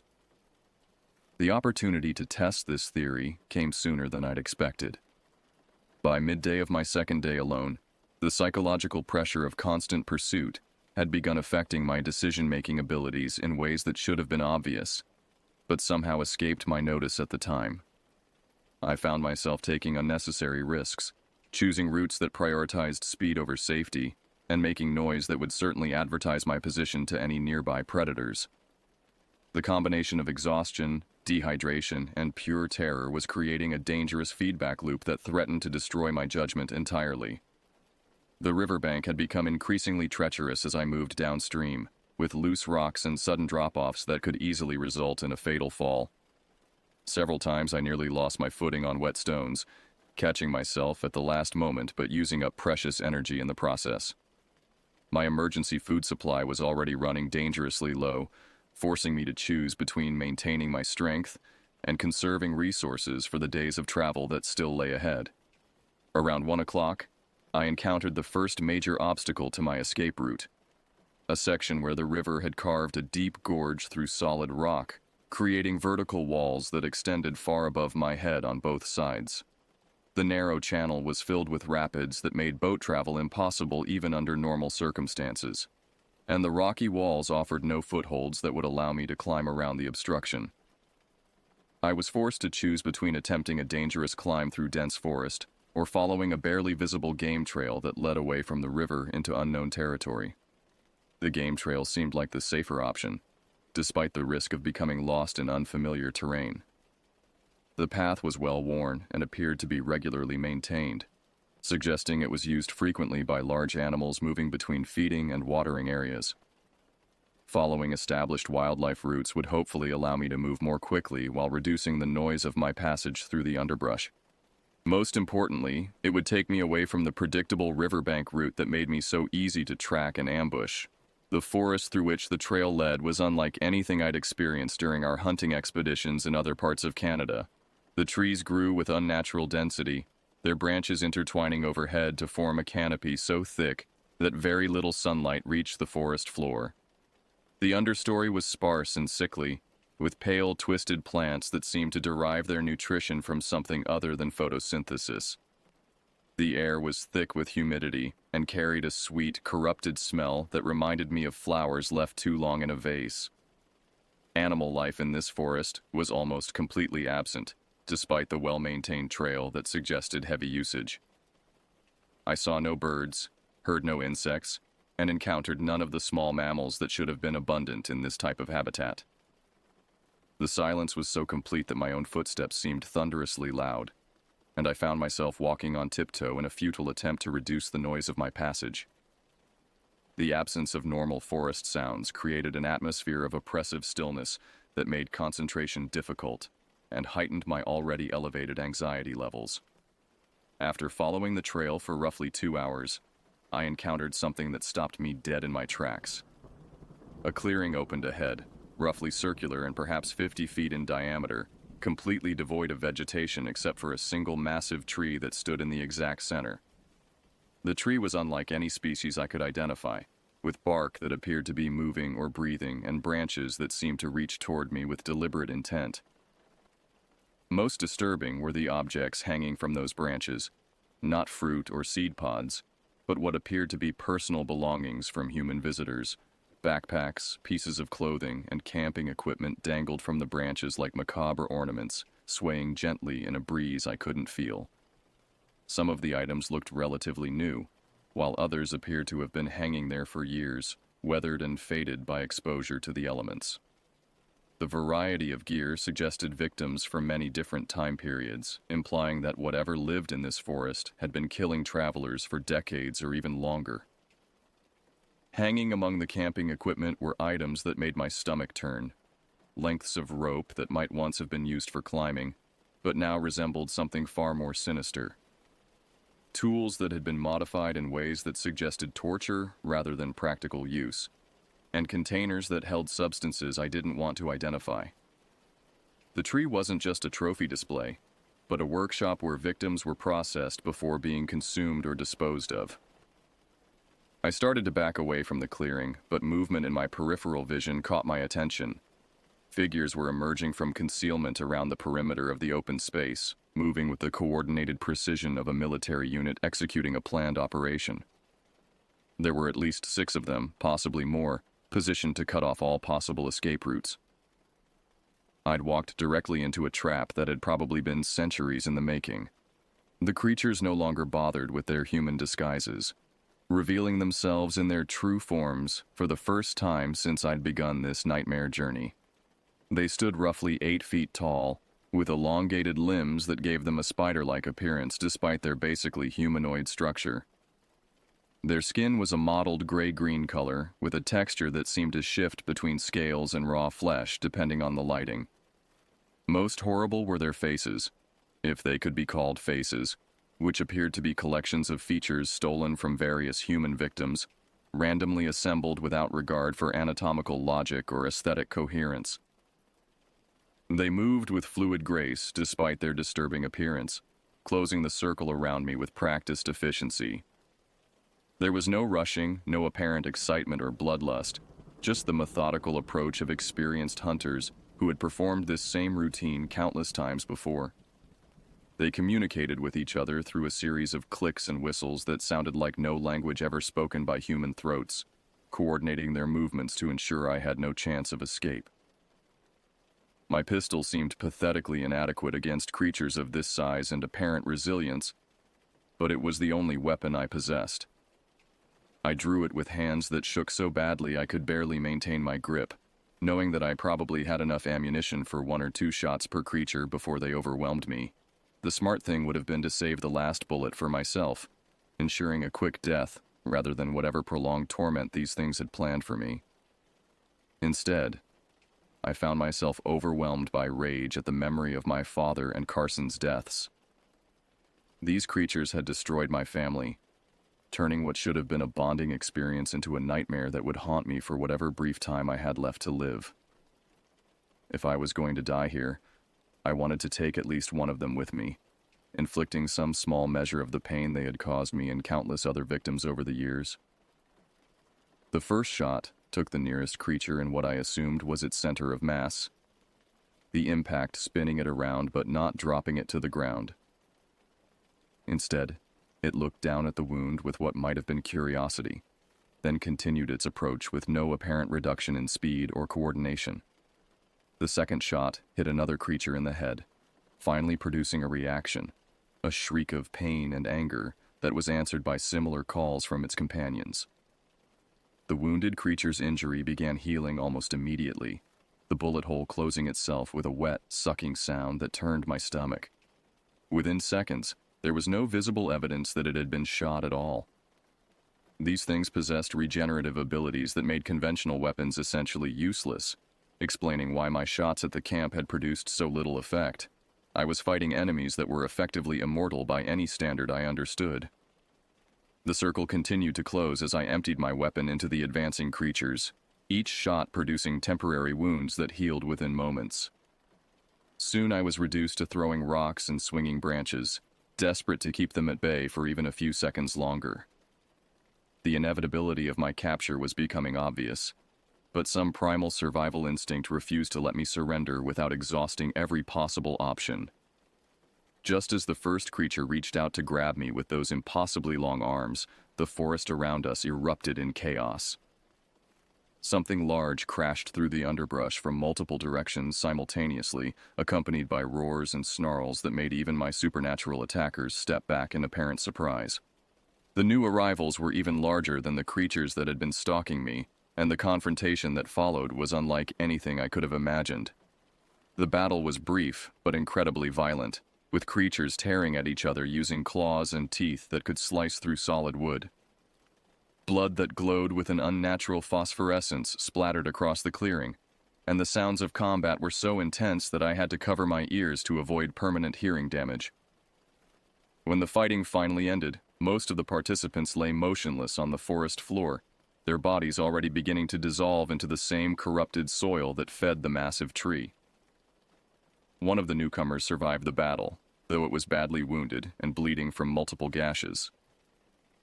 As it turned toward me, I expected to face another predator intent on claiming me as prey. Instead, the creature spoke in heavily accented but recognizable English, identifying itself as a guardian of sorts, whose purpose was to prevent the tree dwellers from expanding beyond their traditional hunting grounds. My presence here represented a violation of ancient agreements that could lead to much larger conflicts if not resolved quickly. The Guardian explained that the tree creatures were bound to their clearing by rules older than human civilization, but that they'd been testing these boundaries by luring travelers deeper into the forest than they were traditionally allowed to hunt.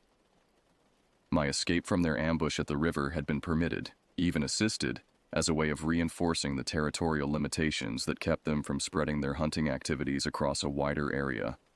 I was to be escorted back to the river and given safe passage to the edge of their territory, but only if I agreed never to return to this region or speak of what I'd witnessed to anyone who might mount organized expeditions into the area.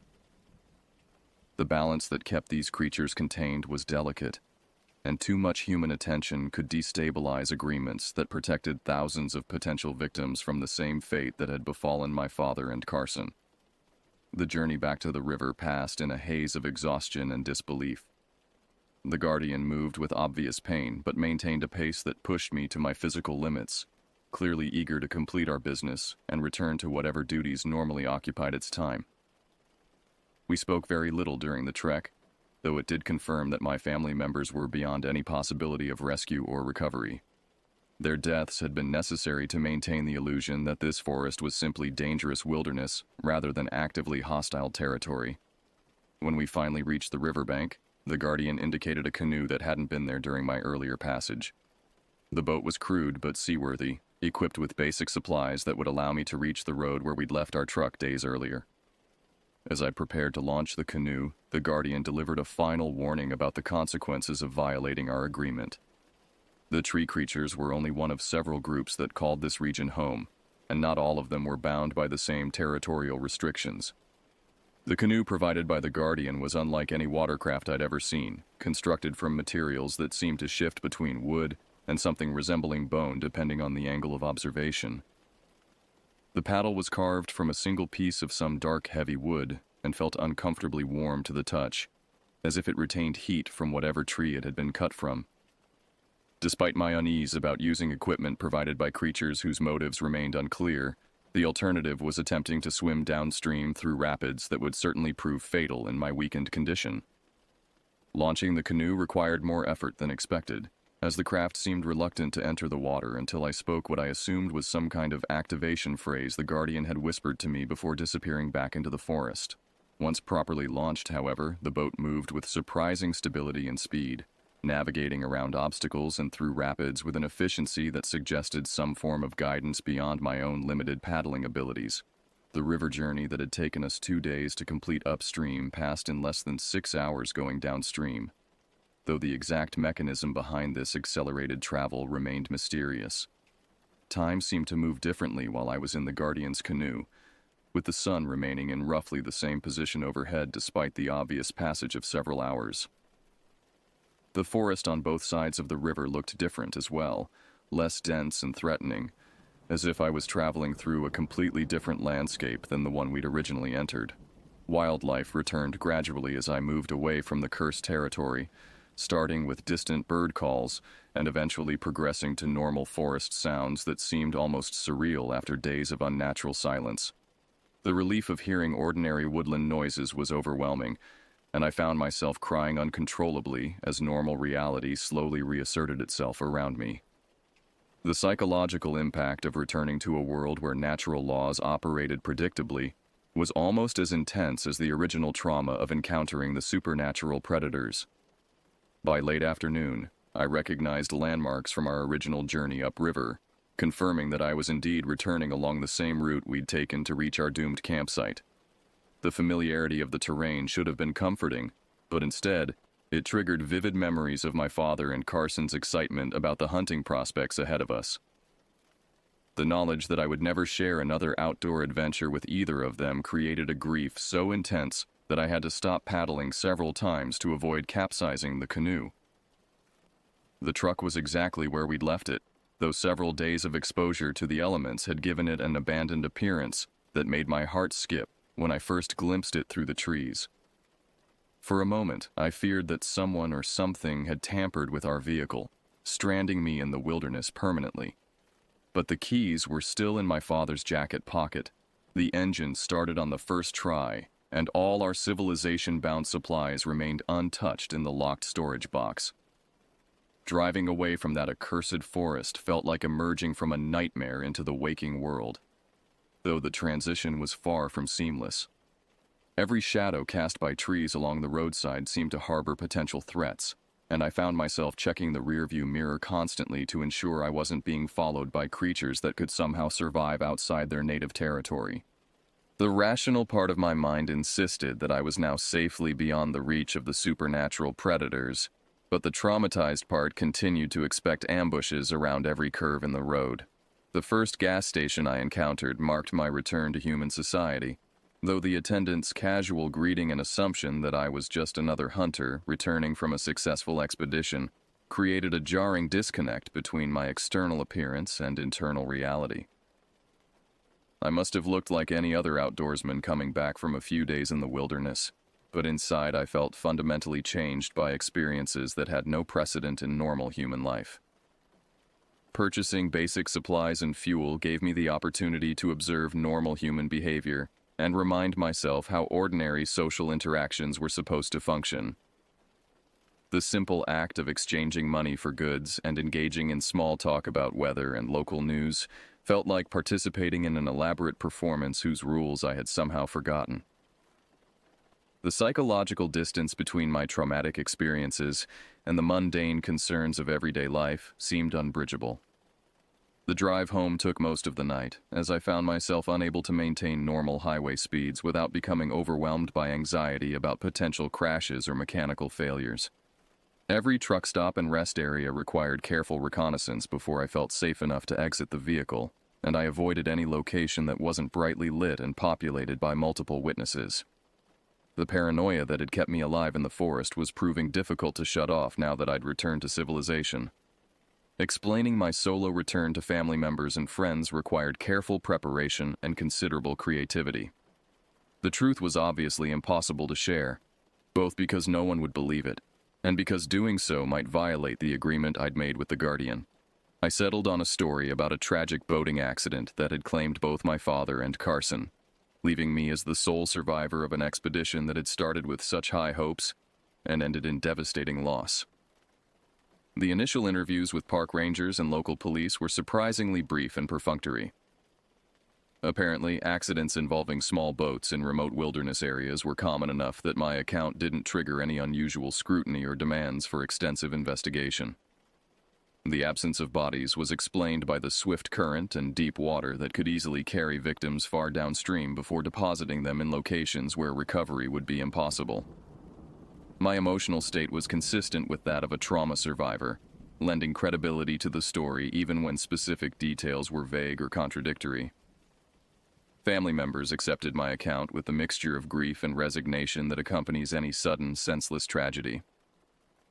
My father and Carson had been experienced outdoorsmen whose wilderness expertise was well established, but everyone understood that even the most skilled adventurers could fall victim to accidents when operating in remote areas without backup or rescue capabilities. The decision to plan a memorial service rather than continue searching for bodies that would never be found was reached quickly and without significant debate. The funeral arrangements provided a focus for my grief that helped distract from the more disturbing aspects of my recent experiences. Planning the service, Selecting appropriate music and writing eulogies gave me concrete tasks that required emotional engagement with my loss, while avoiding the specific details of how that loss had occurred. For a few hours at a time, I could almost convince myself that my father and Carson had indeed died in an ordinary accident rather than being murdered by creatures that shouldn't have existed.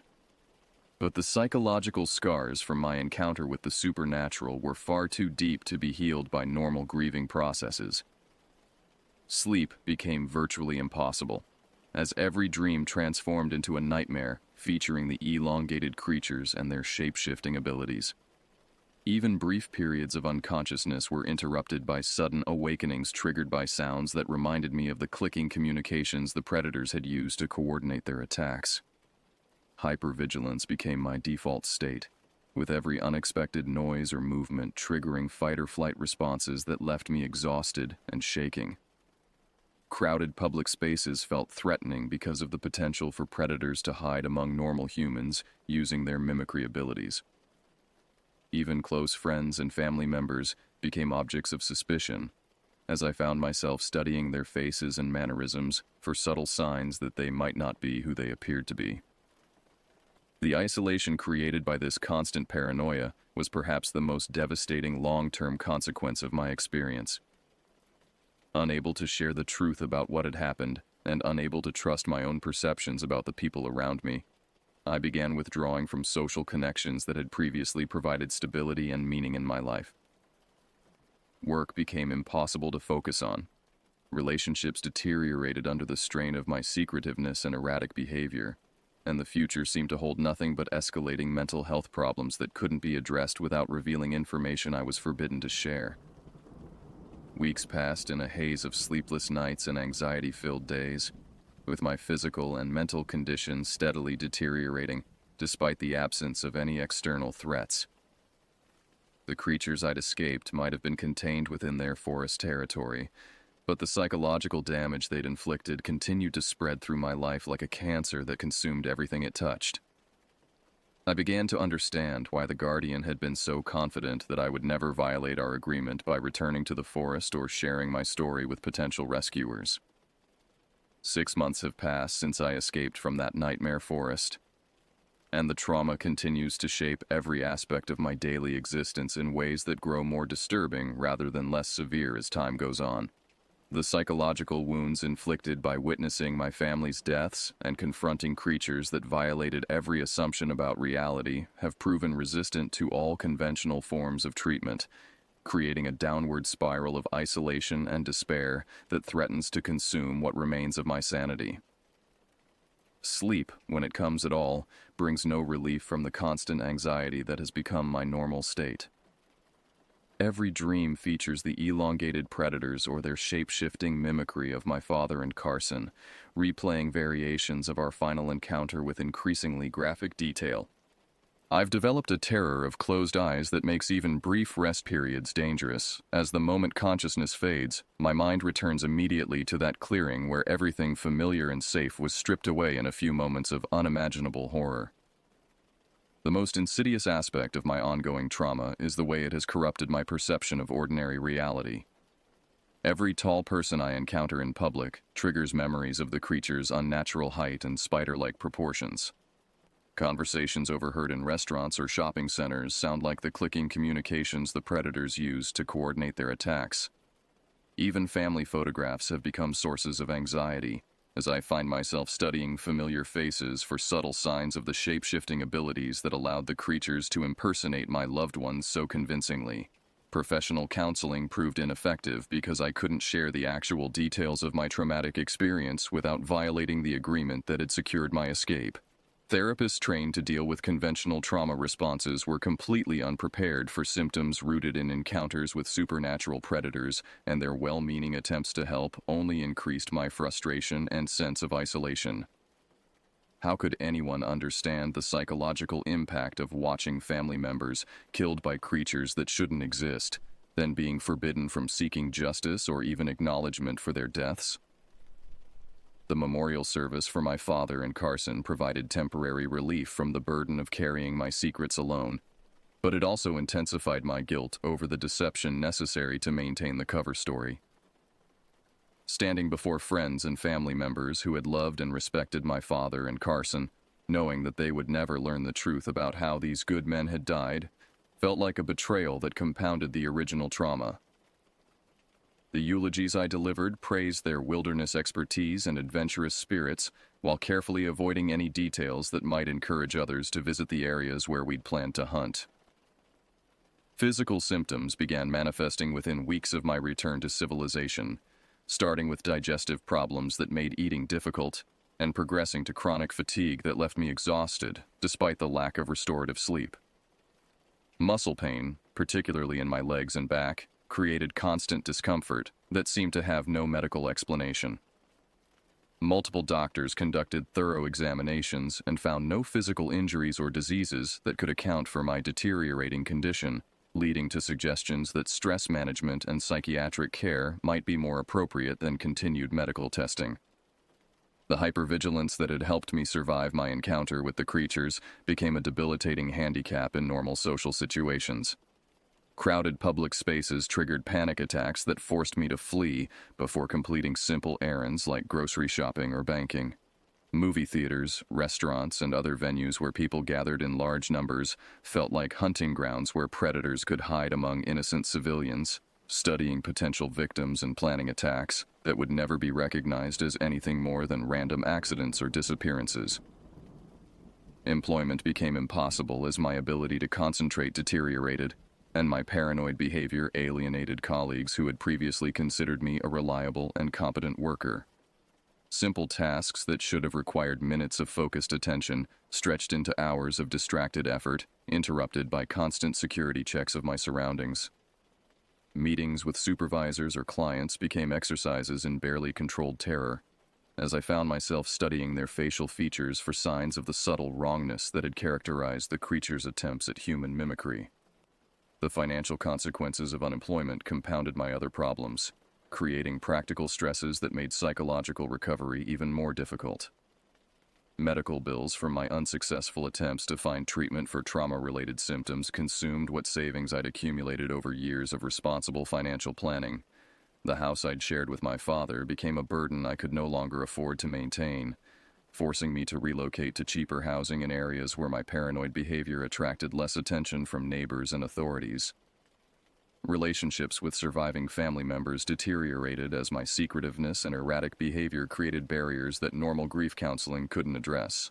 Cousins and aunts who had initially provided support and understanding gradually became frustrated with my inability to engage in normal social interactions or participate in family gatherings without displaying obvious anxiety and distraction. Their well-meaning efforts to help me move on from my loss only emphasized the gulf between their assumptions about my trauma and the reality of what I'd actually experienced.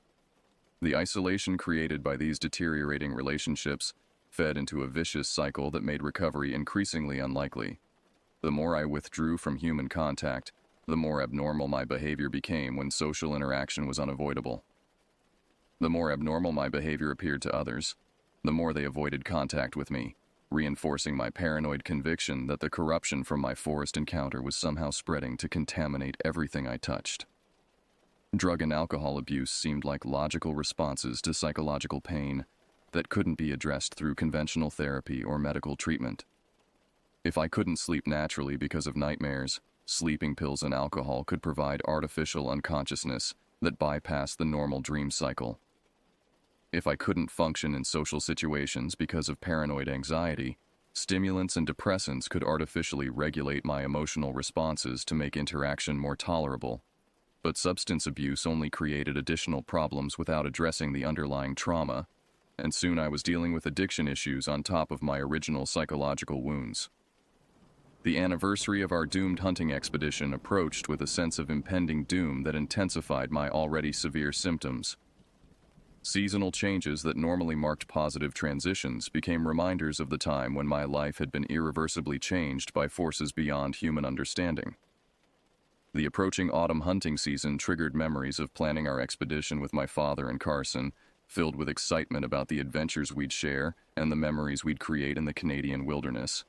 Media coverage of missing hikers and hunters in remote wilderness areas took on new significance, as I recognized patterns that might indicate supernatural predation rather than conventional accidents. News reports about experienced outdoorsmen disappearing without trace in regions known for their wildlife and challenging terrain triggered paranoid speculation about whether the creatures I'd encountered were confined to their original territory or had expanded their hunting grounds despite the Guardian's assurances about territorial limitations.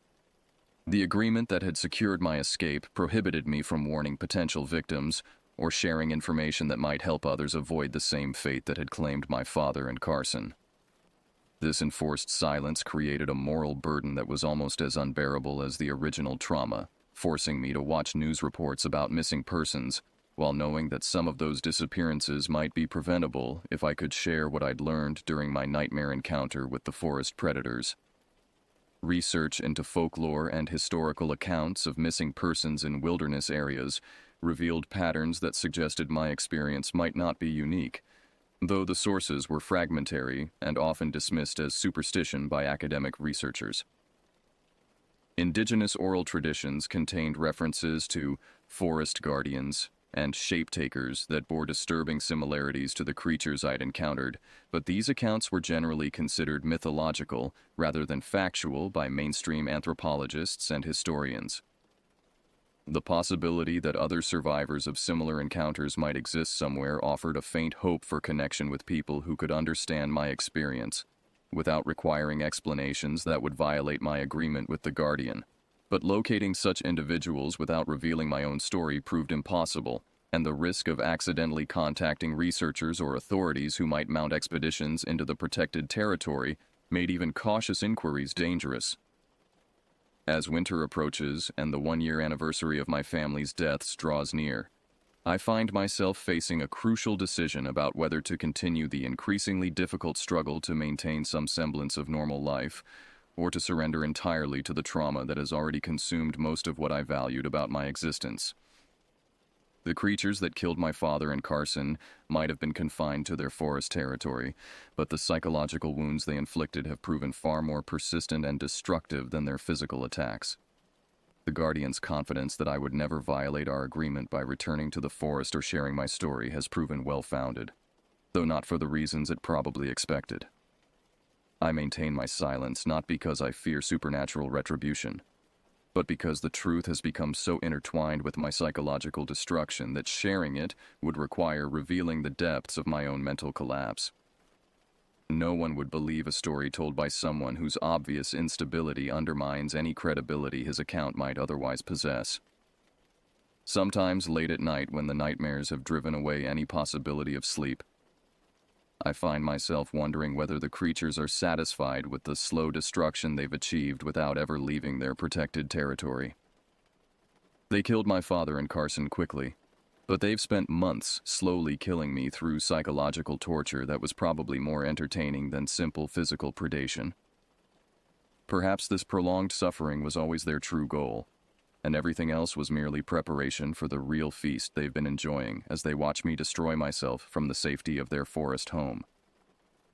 The only certainty in my current existence is that the trauma will continue to worsen until it either kills me or drives me completely insane. Either outcome would probably amuse the creatures that started this process by murdering my family in front of me and then allowing me to escape with the knowledge that I could never share my experience or seek justice for their deaths. They've proven that physical territory is irrelevant when psychological territory can be conquered just as effectively and with much more lasting results. In quiet moments, I still hear my father's voice and Carson's laughter calling to me from the darkness, though I no longer believe these are memories providing comfort in my grief. Instead, I suspect they're ongoing communications from the creatures that killed them, using stolen voices to remind me that my torture is far from over and that the forest will always be waiting if I ever decide that death might be preferable to the endless psychological agony of survival.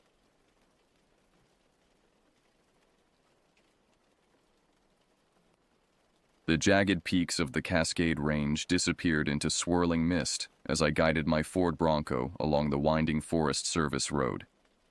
It was early October, and I'd planned this solo backpacking trip for months. 5 days in the remote wilderness of the North Cascades National Park, far from cell service, people, and the crushing deadlines of my architectural firm. The trailhead parking lot was empty when I arrived. Not surprising considering the weather forecast and the remoteness of this particular trail.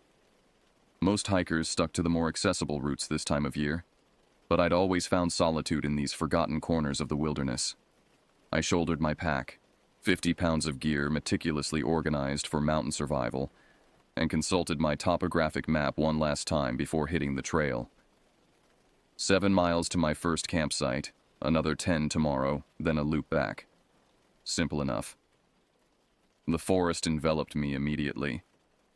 Ancient cedars and hemlock formed a natural cathedral, their branches filtering the already dim October light into ghostly beams that barely illuminated the forest floor. I checked my GPS unit, noting the elevation gain ahead. The first 2 miles would be steep, then a ridge walk before descending to a high alpine lake basin. 3 hours in, the sweat poured freely, despite the chill. The trail grew increasingly difficult to follow.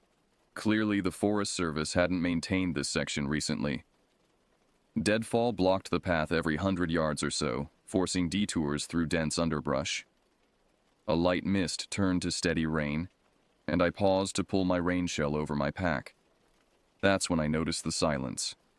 Anyone who spent time in the deep wilderness knows it's never truly quiet. Birds, insects, wind through trees. Nature has its soundtrack. But standing there, rain pattering on my hood, I couldn't hear anything else. No birds, no rustling. Just the dull thud of water drops on fabric and the sound of my own breathing. I chalked it up to the weather and pressed on, but the unnatural quiet followed me like a shadow. By late afternoon, I'd covered only 5 of the planned 7 miles. Darkness approached faster than expected, and I decided to make camp at the next suitable location rather than push to my intended site. A small clearing near a trickling stream provided just enough space for my tent. I worked quickly, securing the rainfly tight against the increasing wind. The routine of camp making normally brought comfort, but tonight each task felt mechanical, performed under the weight of unseen eyes. I'd backpacked solo dozens of times across 3 continents. Fear wasn't new to me. I'd faced down curious bears in Montana, weathered unexpected snowstorms in the Sierras, even evacuated ahead of a wildfire in Olympic National Park. But this was different. Something about this forest felt wrong, as though the trees themselves were holding their breath. As I boiled water for my freeze-dried meal, I caught movement in my peripheral vision, just beyond the edge of my headlamp's beam. I swung around, light cutting through the rain, revealing nothing but dripping vegetation and dancing shadows. The second time it happened, I grabbed my bear spray and stood, scanning methodically through the darkness. "Hello?" My voice sounded thin against the vastness. "Is someone there?" Only rain answered. I ate quickly, secured my food in a bear canister placed well away from camp, and retreated to my tent. Inside, I laid out my sleeping bag and checked my map again. The rangers at the station had mentioned nothing unusual about this area, but they had noted that parts of this trail crossed traditional territories of several indigenous tribes. The older ranger had paused briefly when I mentioned my route, before simply recommending I stick to established campsites. Sleep came fitfully between the drum of rain on nylon and the occasional crack of branches in the darkness. Around 2 a.m., I woke suddenly, alert without knowing why. The rain had stopped. The silence had deepened. And somewhere, not far from my tent, came the unmistakable sound of footsteps. Heavy, deliberate, circling. Not an animal. The rhythm was too measured, too purposeful. I reached for my headlamp and knife, heart hammering against my ribs. The footsteps stopped directly outside my tent. A shadow fell across the fabric, tall, humanoid, motionless. I held my breath, frozen in place as seconds stretched to minutes. Then, without sound, the shadow moved away, disappearing into the forest. Sleep was impossible after that. I lay awake until the first gray light of dawn filtered through the tent walls, questioning every sound, every shadow, questioning my decision to come here alone. Dawn brought temporary relief. Sunlight penetrated the cloud cover, casting dappled light across my campsite as I emerged from my tent. The forest had reclaimed its voice. Birds called from the canopy, and small creatures rustled through the underbrush. Normal wilderness sounds that should have been comforting. But the night's events had left me shaken. I'd convinced myself the footsteps in shadow were products of half-sleep and an overactive imagination until I saw the tracks. They circled my tent, clear impressions in the soft earth despite the rain. Barefoot, but unnaturally large and deep, as though whoever, or whatever, had made them carried substantial weight. They approached from the north, circled my shelter 3 times, then headed west, deeper into the forest. I photographed them methodically with my camera, placing my trekking pole beside each print for scale. Looking at them through the viewfinder somehow made them more real and more impossible simultaneously. The stride length was inhumanly long. I should have turned back then. Every instinct told me to pack up and retrace my steps to the trailhead. But some combination of stubborn pride and rational skepticism kept me moving forward. There had to be a logical explanation. Another hiker playing tricks, perhaps, or a hunter tracking illegally in the national park. I broke camp efficiently and consulted my GPS. Today's route would take me higher into alpine terrain, more exposed, but with better visibility. The thought of open sight lines brought some comfort as I shouldered my pack and began walking. The trail grew steeper, switchbacking through increasingly sparse forest. My legs burned with exertion, but I welcomed the physical distraction. By mid-morning, I'd gained nearly 2,000 feet of elevation and reached a small plateau where the trees thinned to reveal a panoramic view of jagged peaks and valleys shrouded in mist. I paused to catch my breath and check my bearings. The map showed my intended campsite lay about 4 miles ahead, beside an alpine lake nestled in a cirque between 2 mountains. I'd make it by early afternoon if I maintained my pace. As I drank from my water bottle, something caught my eye at the forest edge, a structure that didn't belong. Approaching cautiously, I found a crude arrangement of sticks, bound with what appeared to be sinew, forming an unmistakable humanoid shape about 2 feet tall. It hung from a low branch, twisting slightly in the mountain breeze. The stick figure wasn't weathered or aged. It had been made recently, the binding still moist, the broken ends of the sticks fresh and green. I'd heard of trail markers left by hikers, but this was different. This felt personal, intentional. I took several photos, then continued walking, trying to rationalize what I'd seen. Perhaps kids from a nearby town sometimes hiked up here. Maybe it was some kind of scientific research marker. But the explanations felt hollow against the growing certainty that I was not alone in these mountains.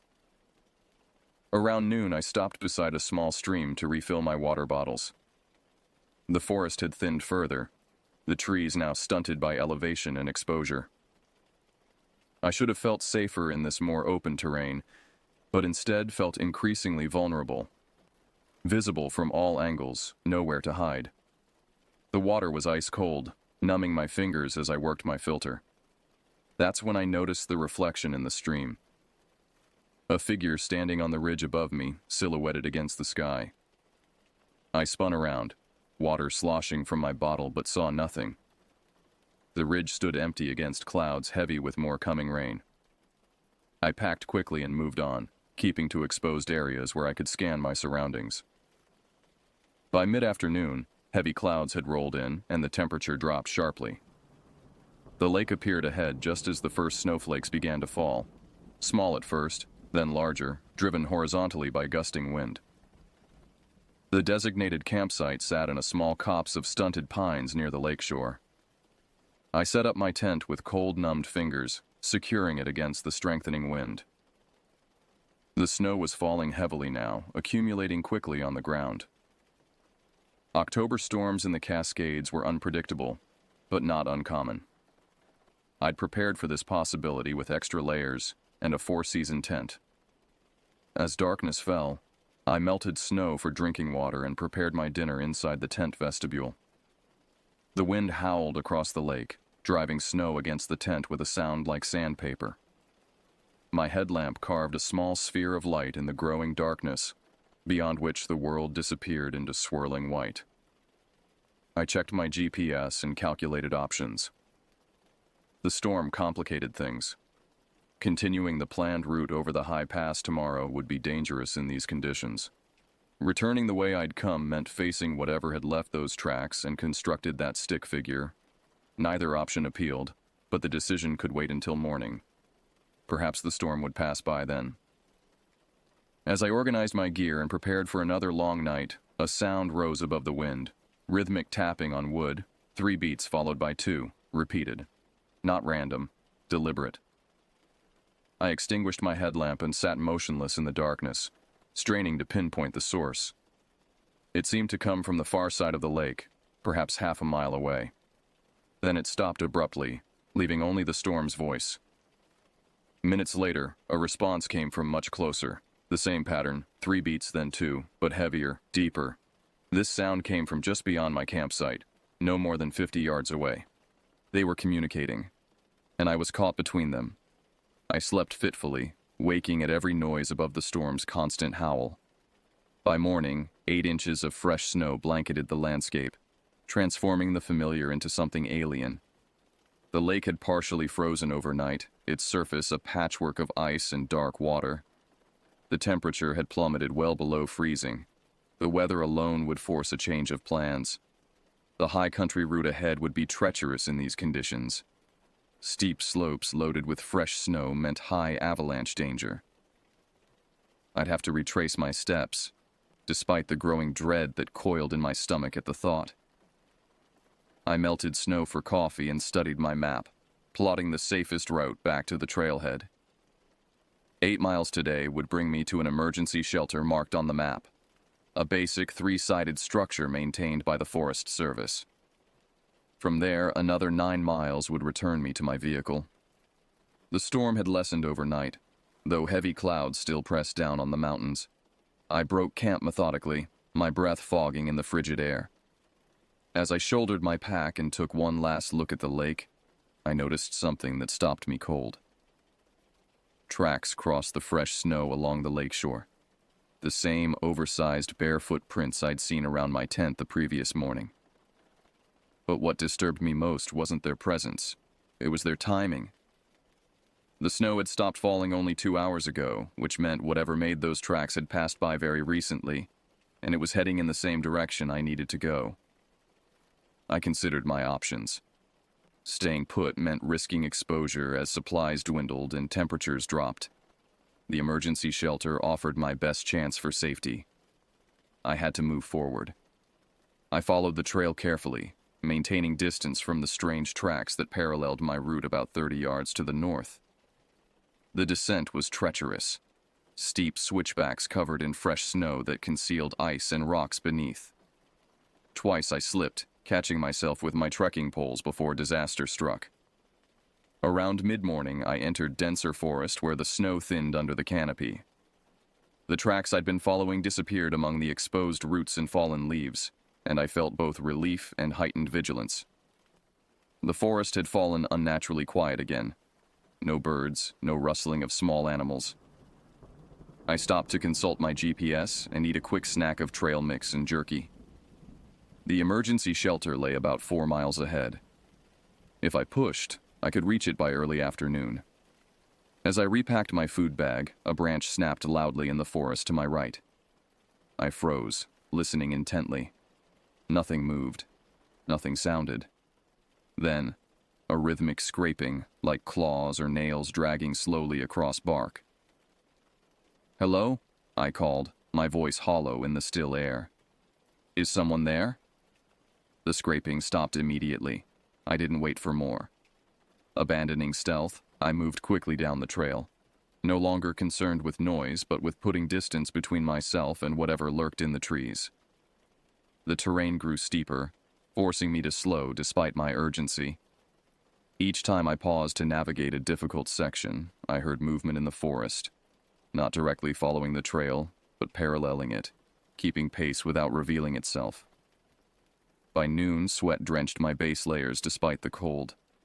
I'd pushed harder than I should have, and my legs trembled with fatigue. According to my GPS, the emergency shelter lay just over a mile ahead. I allowed myself a brief rest, sitting on a fallen log while scanning the surrounding forest. That's when I saw it, just a glimpse through the trees, but unmistakable. A figure, taller than any human should be, moving with unnatural smoothness through the forest. It appeared mostly human in silhouette, but wrong somehow. Proportions distorted, movements too fluid. Before I could focus clearly, it slipped behind a massive cedar and vanished. My heart hammered against my ribs as I grabbed my pack and ran, abandoning all pretense of calm. The trail descended sharply, and twice I fell, sliding on wet leaves and snow before regaining my footing. Pain shot through my ankle after the second fall, but adrenaline pushed me forward. I rounded a bend in the trail and saw the emergency shelter ahead. A simple wooden structure with 3 walls and a slanted roof, open on one side to the forest. I staggered toward it, flinging my pack inside and collapsing on the wooden platform that served as its floor. Only when my breathing slowed did I realize I'd made a critical error. The shelter offered minimal protection. Worse, it trapped me against the mountainside with only one direction for escape. If something approached, I'd have nowhere to go. But I couldn't continue. My ankle had swollen against my boot, and daylight was fading fast. I had no choice but to spend the night here and reassess in the morning. I unpacked efficiently, setting up my sleeping system inside the shelter and gathering firewood from the surrounding area. A fire ring of stones stood just outside the shelter's open side. With numb fingers, I built a small fire, feeding it carefully until flames pushed back the gathering gloom. As darkness fell completely, I heated water for a meal of freeze-dried stew, eating mechanically while scanning the forest edge visible in the firelight. The flames illuminated perhaps 30 feet of the surrounding area, beyond which the night formed an impenetrable wall.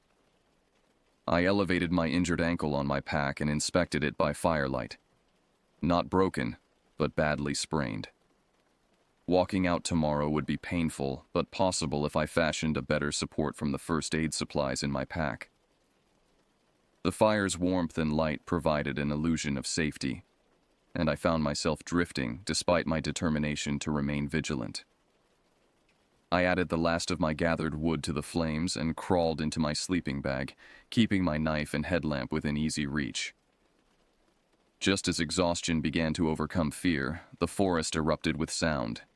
A scream that began as something recognizably human, but twisted into something else entirely. Something that raised the hair on my neck and sent ice through my veins. It echoed off the mountainsides, seeming to come from everywhere at once. I sat bolt upright, knife in hand, staring into the darkness beyond the dying fire. The scream came again, closer this time, followed by the sound of something large moving through the underbrush, branches snapping, leaves rustling. The fire had burned down to embers, providing barely enough light to see the shelter's edge. I reached for more wood, but my supply was exhausted. The sounds drew closer, deliberate and unhurried. Then silence fell again, deeper and more complete than before. Even the wind had died. I strained to hear anything beyond the pounding of my own heart. A shadow moved at the edge of the firelight, tall and misshapen, neither fully animal nor human. I caught a glimpse of antlers or branches rising from its head before it withdrew into darkness. The fire sputtered and died, plunging the shelter into complete blackness. Dawn broke gray and forbidding. I hadn't slept, maintaining a rigid vigil through the endless night. Whatever had approached the shelter hadn't advanced further, but I'd heard movement in the surrounding forest until first light. Circling, watching, waiting. My ankle throbbed relentlessly. I unwrapped the compression bandage I'd applied the previous night and winced at the mottled purple bruising.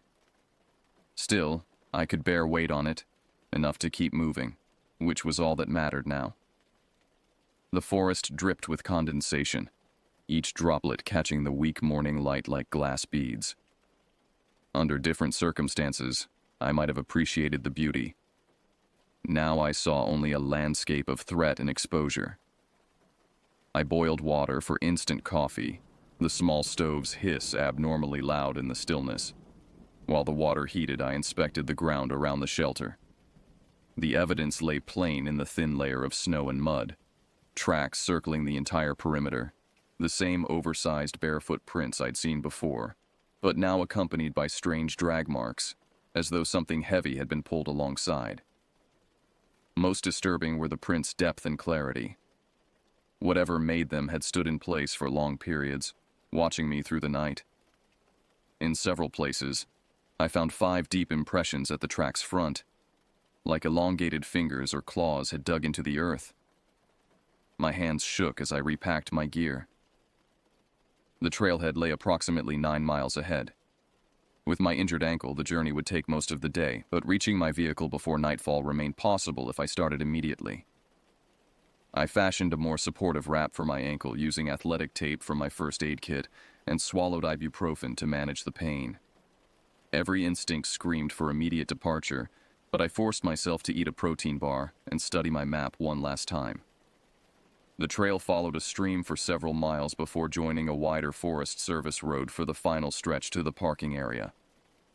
By 8 a.m., I was moving downhill at a careful but determined pace. My ankle protested with each step, but the tape provided enough support to continue.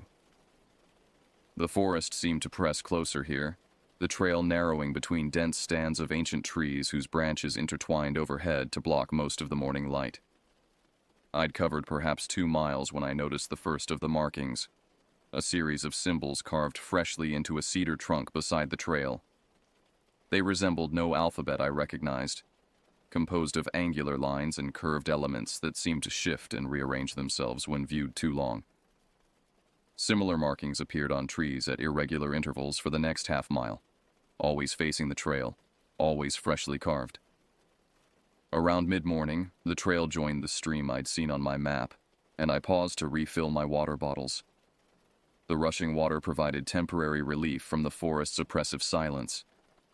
As I filtered water, movement on the opposite bank caught my eye, a flash of something pale moving upright through the trees. I stood quickly, scanning the area, but saw nothing conclusive. I continued downhill with renewed urgency, no longer concerned with stealth. My ankle had settled into a dull, persistent ache that I could manage as long as I didn't misstep. According to my GPS, I'd covered nearly half the distance to the trailhead, 4 miles down, 5 to go. The trail narrowed further, hemmed in by dense undergrowth on both sides.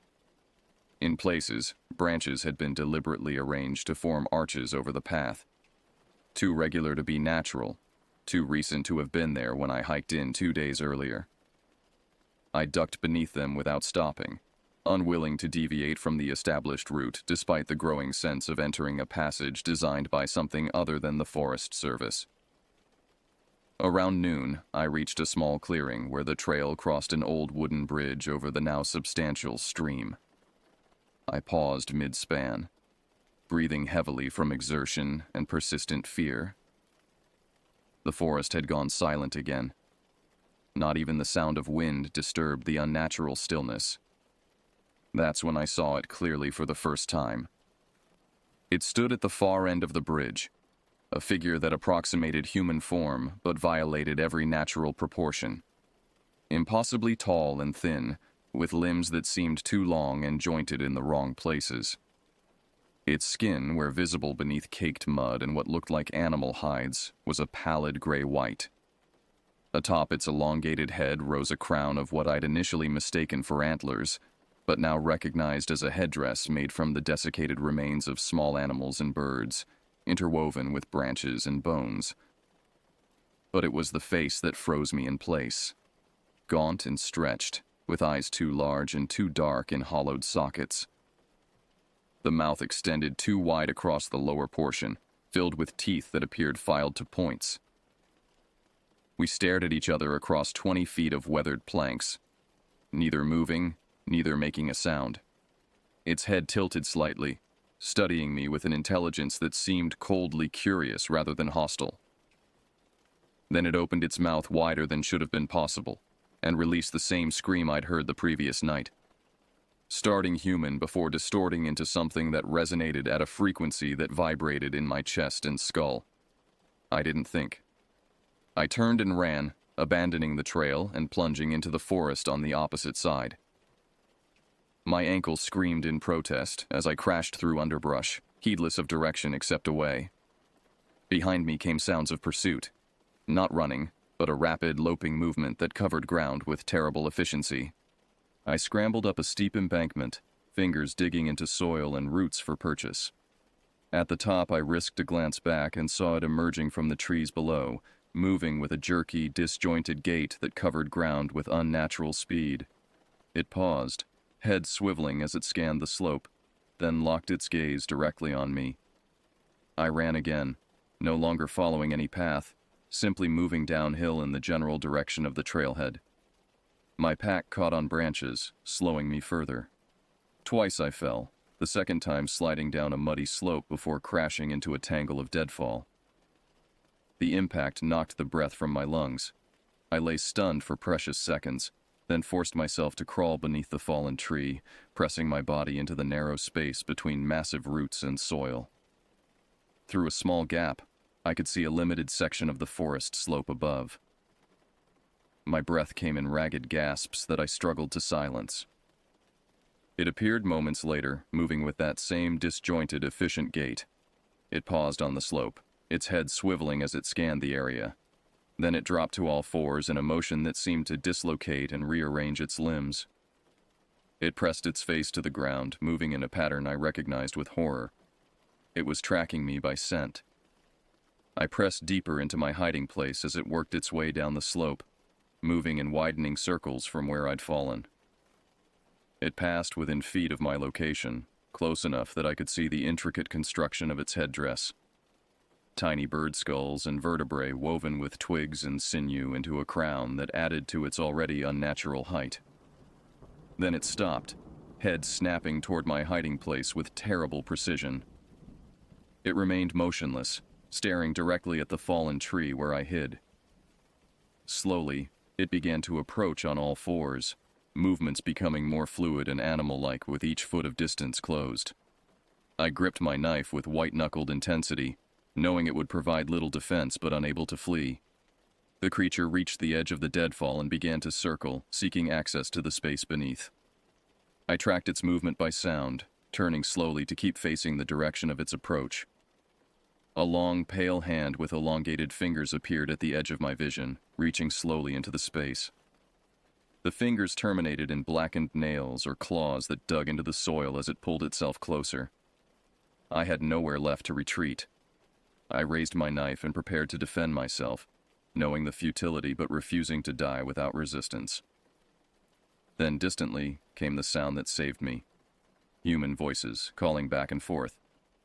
A hiking group, somewhere on the main trail perhaps half a mile away. The creature froze, head turning toward the sound. It withdrew its hand and rose to its full height, listening intently. The voices came again, closer now, accompanied by the distinctive sound of trekking poles against stone. Without a sound, it moved away from my hiding place, disappearing into the forest with that same unnatural speed and grace. Within seconds, it had vanished completely. I remained hidden, trembling with adrenaline and fear, until the voices grew distinct enough to make out words. Then I crawled from beneath the fallen tree and began moving toward them, determined to reach other humans, regardless of my appearance or their reaction to my state. I stumbled through the underbrush toward the voices, my ankle threatening to collapse with each step.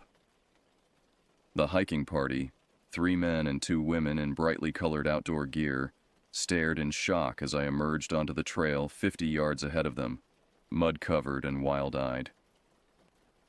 "Jesus," one of the men said, hurrying forward. "Are you okay?" I nearly collapsed as they reached me, strong hands catching my arms as my legs finally gave out. Through gasping breaths, I managed to explain I'd been injured and separated from the trail. I said nothing about what had pursued me. The words wouldn't form, and I knew how it would sound. They helped me to a fallen log and offered water and energy bars while examining my ankle. One woman, a nurse from Seattle, rewrapped it professionally, clucking over the swelling and discoloration. "You can't walk on this," she said firmly. "Not 9 miles to the trailhead." "I have to," I insisted, eyes scanning the forest edge continuously. "We need to keep moving. It'll be dark in a few hours."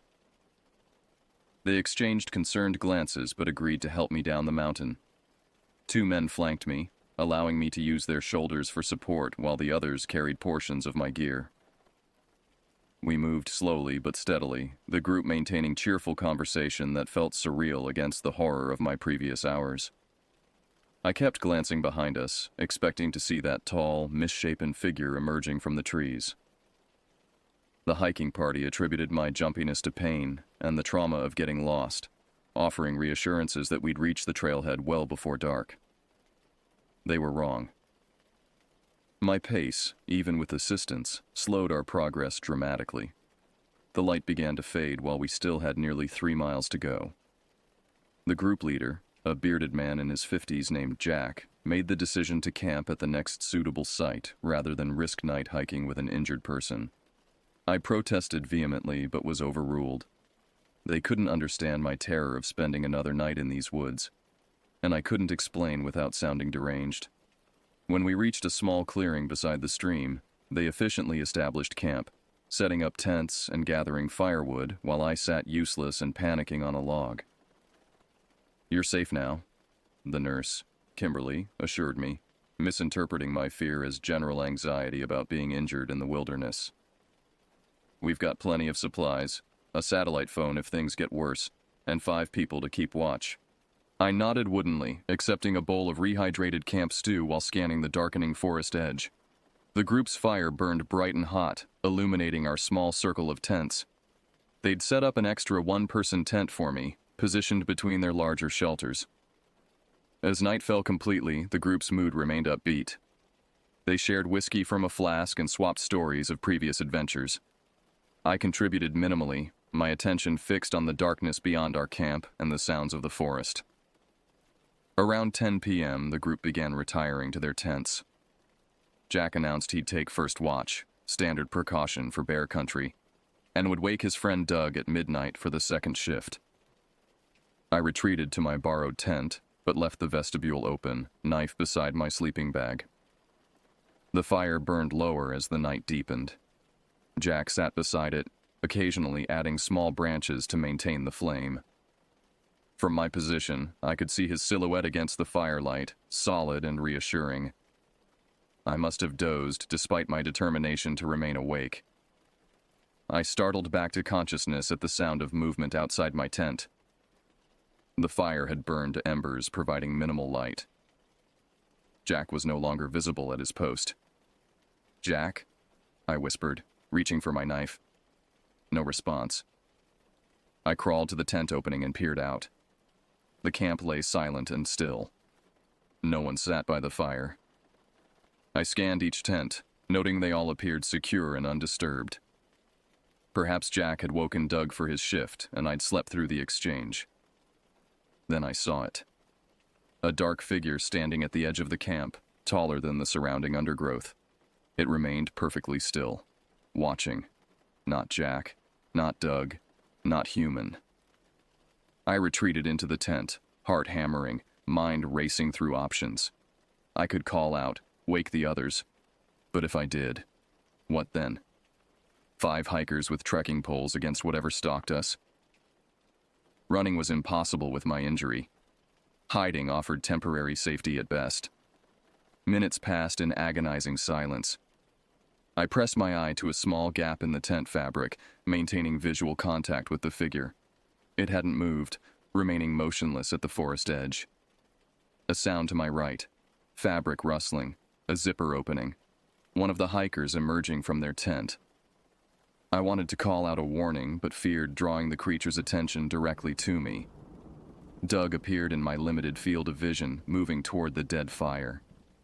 He knelt to stir the embers and add kindling, his back to the forest edge where the figure stood. I waited for the attack, muscles tensed to bursting. But nothing happened. Doug worked at rebuilding the fire, unaware or unconcerned with the presence watching from darkness. The fire caught, flames growing to illuminate the clearing. Doug stood, stretching, and walked a complete circuit of the camp, passing directly between me and where I'd seen the figure. But the space stood empty now. Nothing remained at the forest edge. I scanned frantically, searching every shadow and dark space between trees. Nothing. No sign of the tall, misshapen form I'd seen moments earlier. Doug completed his circuit and settled by the fire, pulling a paperback from his pocket. Normal. Mundane. As though nothing threatened us from the darkness. Had I imagined it? Was my mind creating threats from shadow and suggestion? I shifted position, wincing as my injured ankle protested, and froze at a sound directly above me. The soft scrape of something moving across the tent's rainfly. Not wind, not a branch. Something with weight and purpose, dragging deliberately across the fabric. I looked up as a hand-shaped impression pressed down against the tent ceiling.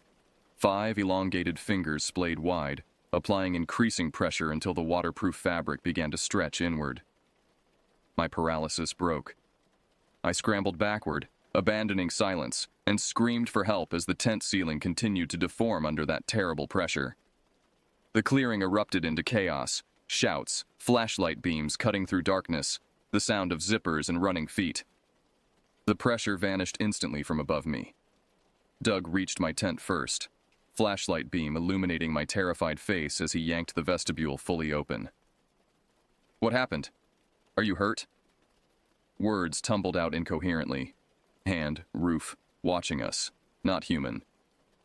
The others gathered around, faces showing concern and confusion. Jack knelt beside me, steady hand on my shoulder. "Slow down," he said. "What did you see?" I described the figure at the camp's edge, the hand pressing down from above. As I spoke, Jack directed his flashlight beam upward, illuminating the tent ceiling. 5 distinct muddy impressions marked the green fabric, elongated finger shapes pressed deep enough to stretch the material. The group fell silent, staring at the unmistakable handprint much larger than any human could make. "Maybe a bear," Kimberly suggested weakly. "Bears don't have fingers," Doug replied, voice tight with new fear. Jack took control, organizing an immediate departure despite the darkness. No one questioned the decision after seeing those muddy impressions. Within 20 minutes, we had packed essential gear and abandoned the rest, headlamps illuminating the trail as we moved downhill in tight formation. My ankle had worsened, but adrenaline dulled the pain as Doug and Jack supported me between them. We moved as quickly as safety allowed, every snapping twig or rustling leaf amplifying our collective fear. The night seemed endless, each section of trail identical to the last in our narrow beams of light. We spoke little, saving breath for movement and listening intently to the forest around us.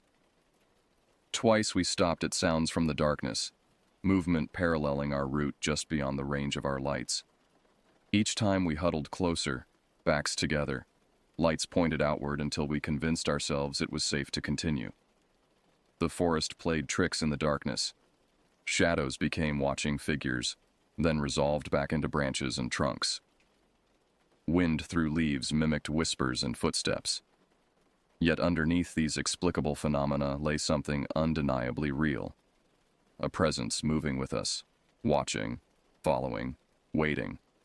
Around 3 a.m., Jack's flashlight captured a reflective surface ahead, a metal sign marking the final approach to the trailhead. New energy surged through our exhausted group as we recognized how close we were to safety. That's when we heard it. That same scream that began as something recognizably human before twisting into something else entirely. It came from directly behind us, close enough that we felt its vibration in our chests. "Run!" Jack shouted, abandoning caution. Doug and another man practically carried me between them as we fled down the trail, headlamp beams bouncing wildly. Behind us came sounds of pursuit, crashing underbrush and that terrible loping cadence I recognized from before. The parking area appeared ahead, a small dirt lot with our vehicles clearly visible in the darkness. Doug fumbled with his keys as they half-dragged me across the final distance. We piled into their SUV, doors slamming as Jack gunned the engine to life. Headlights cut through darkness, illuminating the trailhead entrance we'd just emerged from. For a split second, it stood there, tall and misshapen against the tree line, that crown of bones and antlers silhouetted in the vehicle's lights. Then Jack accelerated hard, tires spraying gravel as we fishtailed onto the Forest Service road. No one spoke as we descended the mountain, each processing what we'd experienced in our own way. My last image as we rounded the bend was of that figure still standing motionless at the trailhead, watching our departure with those two large eyes in its gaunt, stretched face. I never saw my vehicle again. Never returned to retrieve the gear we abandoned. Some things carry too high a price to reclaim. The hospital in the small mountain town had limited resources but sufficient expertise to treat my ankle, a grade 2 sprain with torn ligaments that would require weeks of recovery. The emergency room doctor listened to our abbreviated account with professional skepticism, attributing our collective fear to the stress of a night evacuation and possible encounters with local wildlife. Cougar, most likely, he suggested, noting down possible wildlife encounter on my chart. They've been known to stalk hikers, especially injured ones. You folks did the right thing getting out of there. We didn't argue.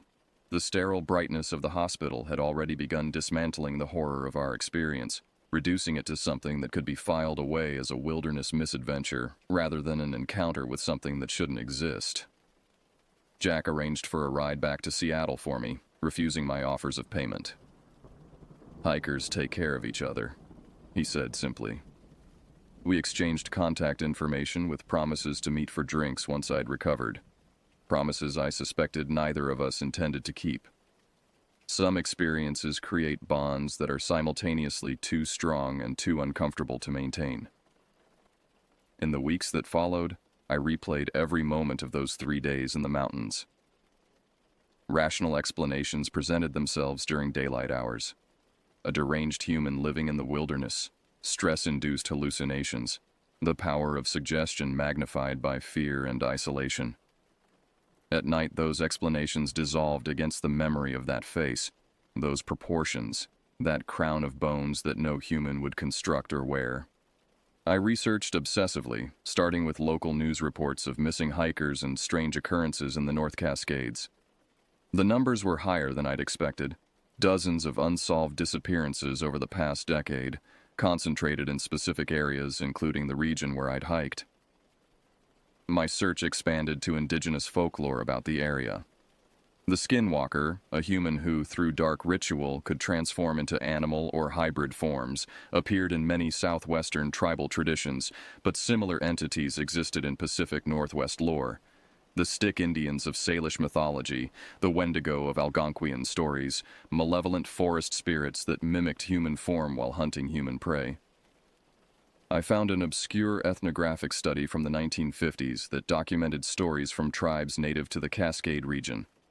They spoke of territories where even experienced hunters wouldn't travel, places where the one who watches from trees made its home.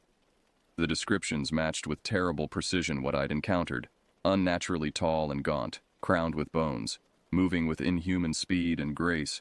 The tribe maintained strict taboos about these entities. Speaking of them directly could draw their attention. Making eye contact, as I had on the bridge, created a connection that would persist until one party was dead. Most disturbing was their description of its hunting pattern.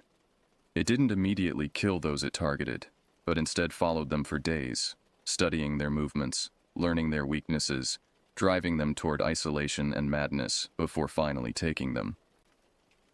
I contacted Jack 6 weeks after our evacuation, breaking my own resolution to leave the experience behind. He sounded uncomfortable on the phone, but agreed to meet at a downtown bar where the press of humanity provided reassurance against the irrationality of our fears. "The others don't talk about it," he said after his second whiskey. "Doug has nightmares sometimes, but otherwise, we've all just compartmentalized."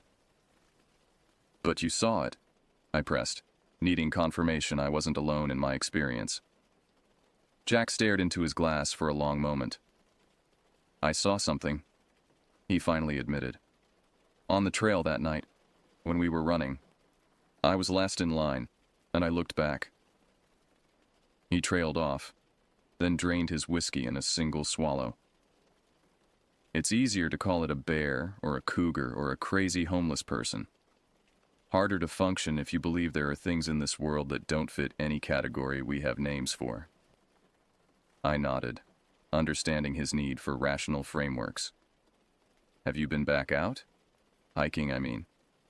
"Not yet." He signaled for another drink. "Spring, maybe. Somewhere with wide open spaces and lots of other people on the trail." I never returned to the mountains. My camping gear remained in storage, a silent reminder of a world I'd glimpsed but could no longer comfortably inhabit.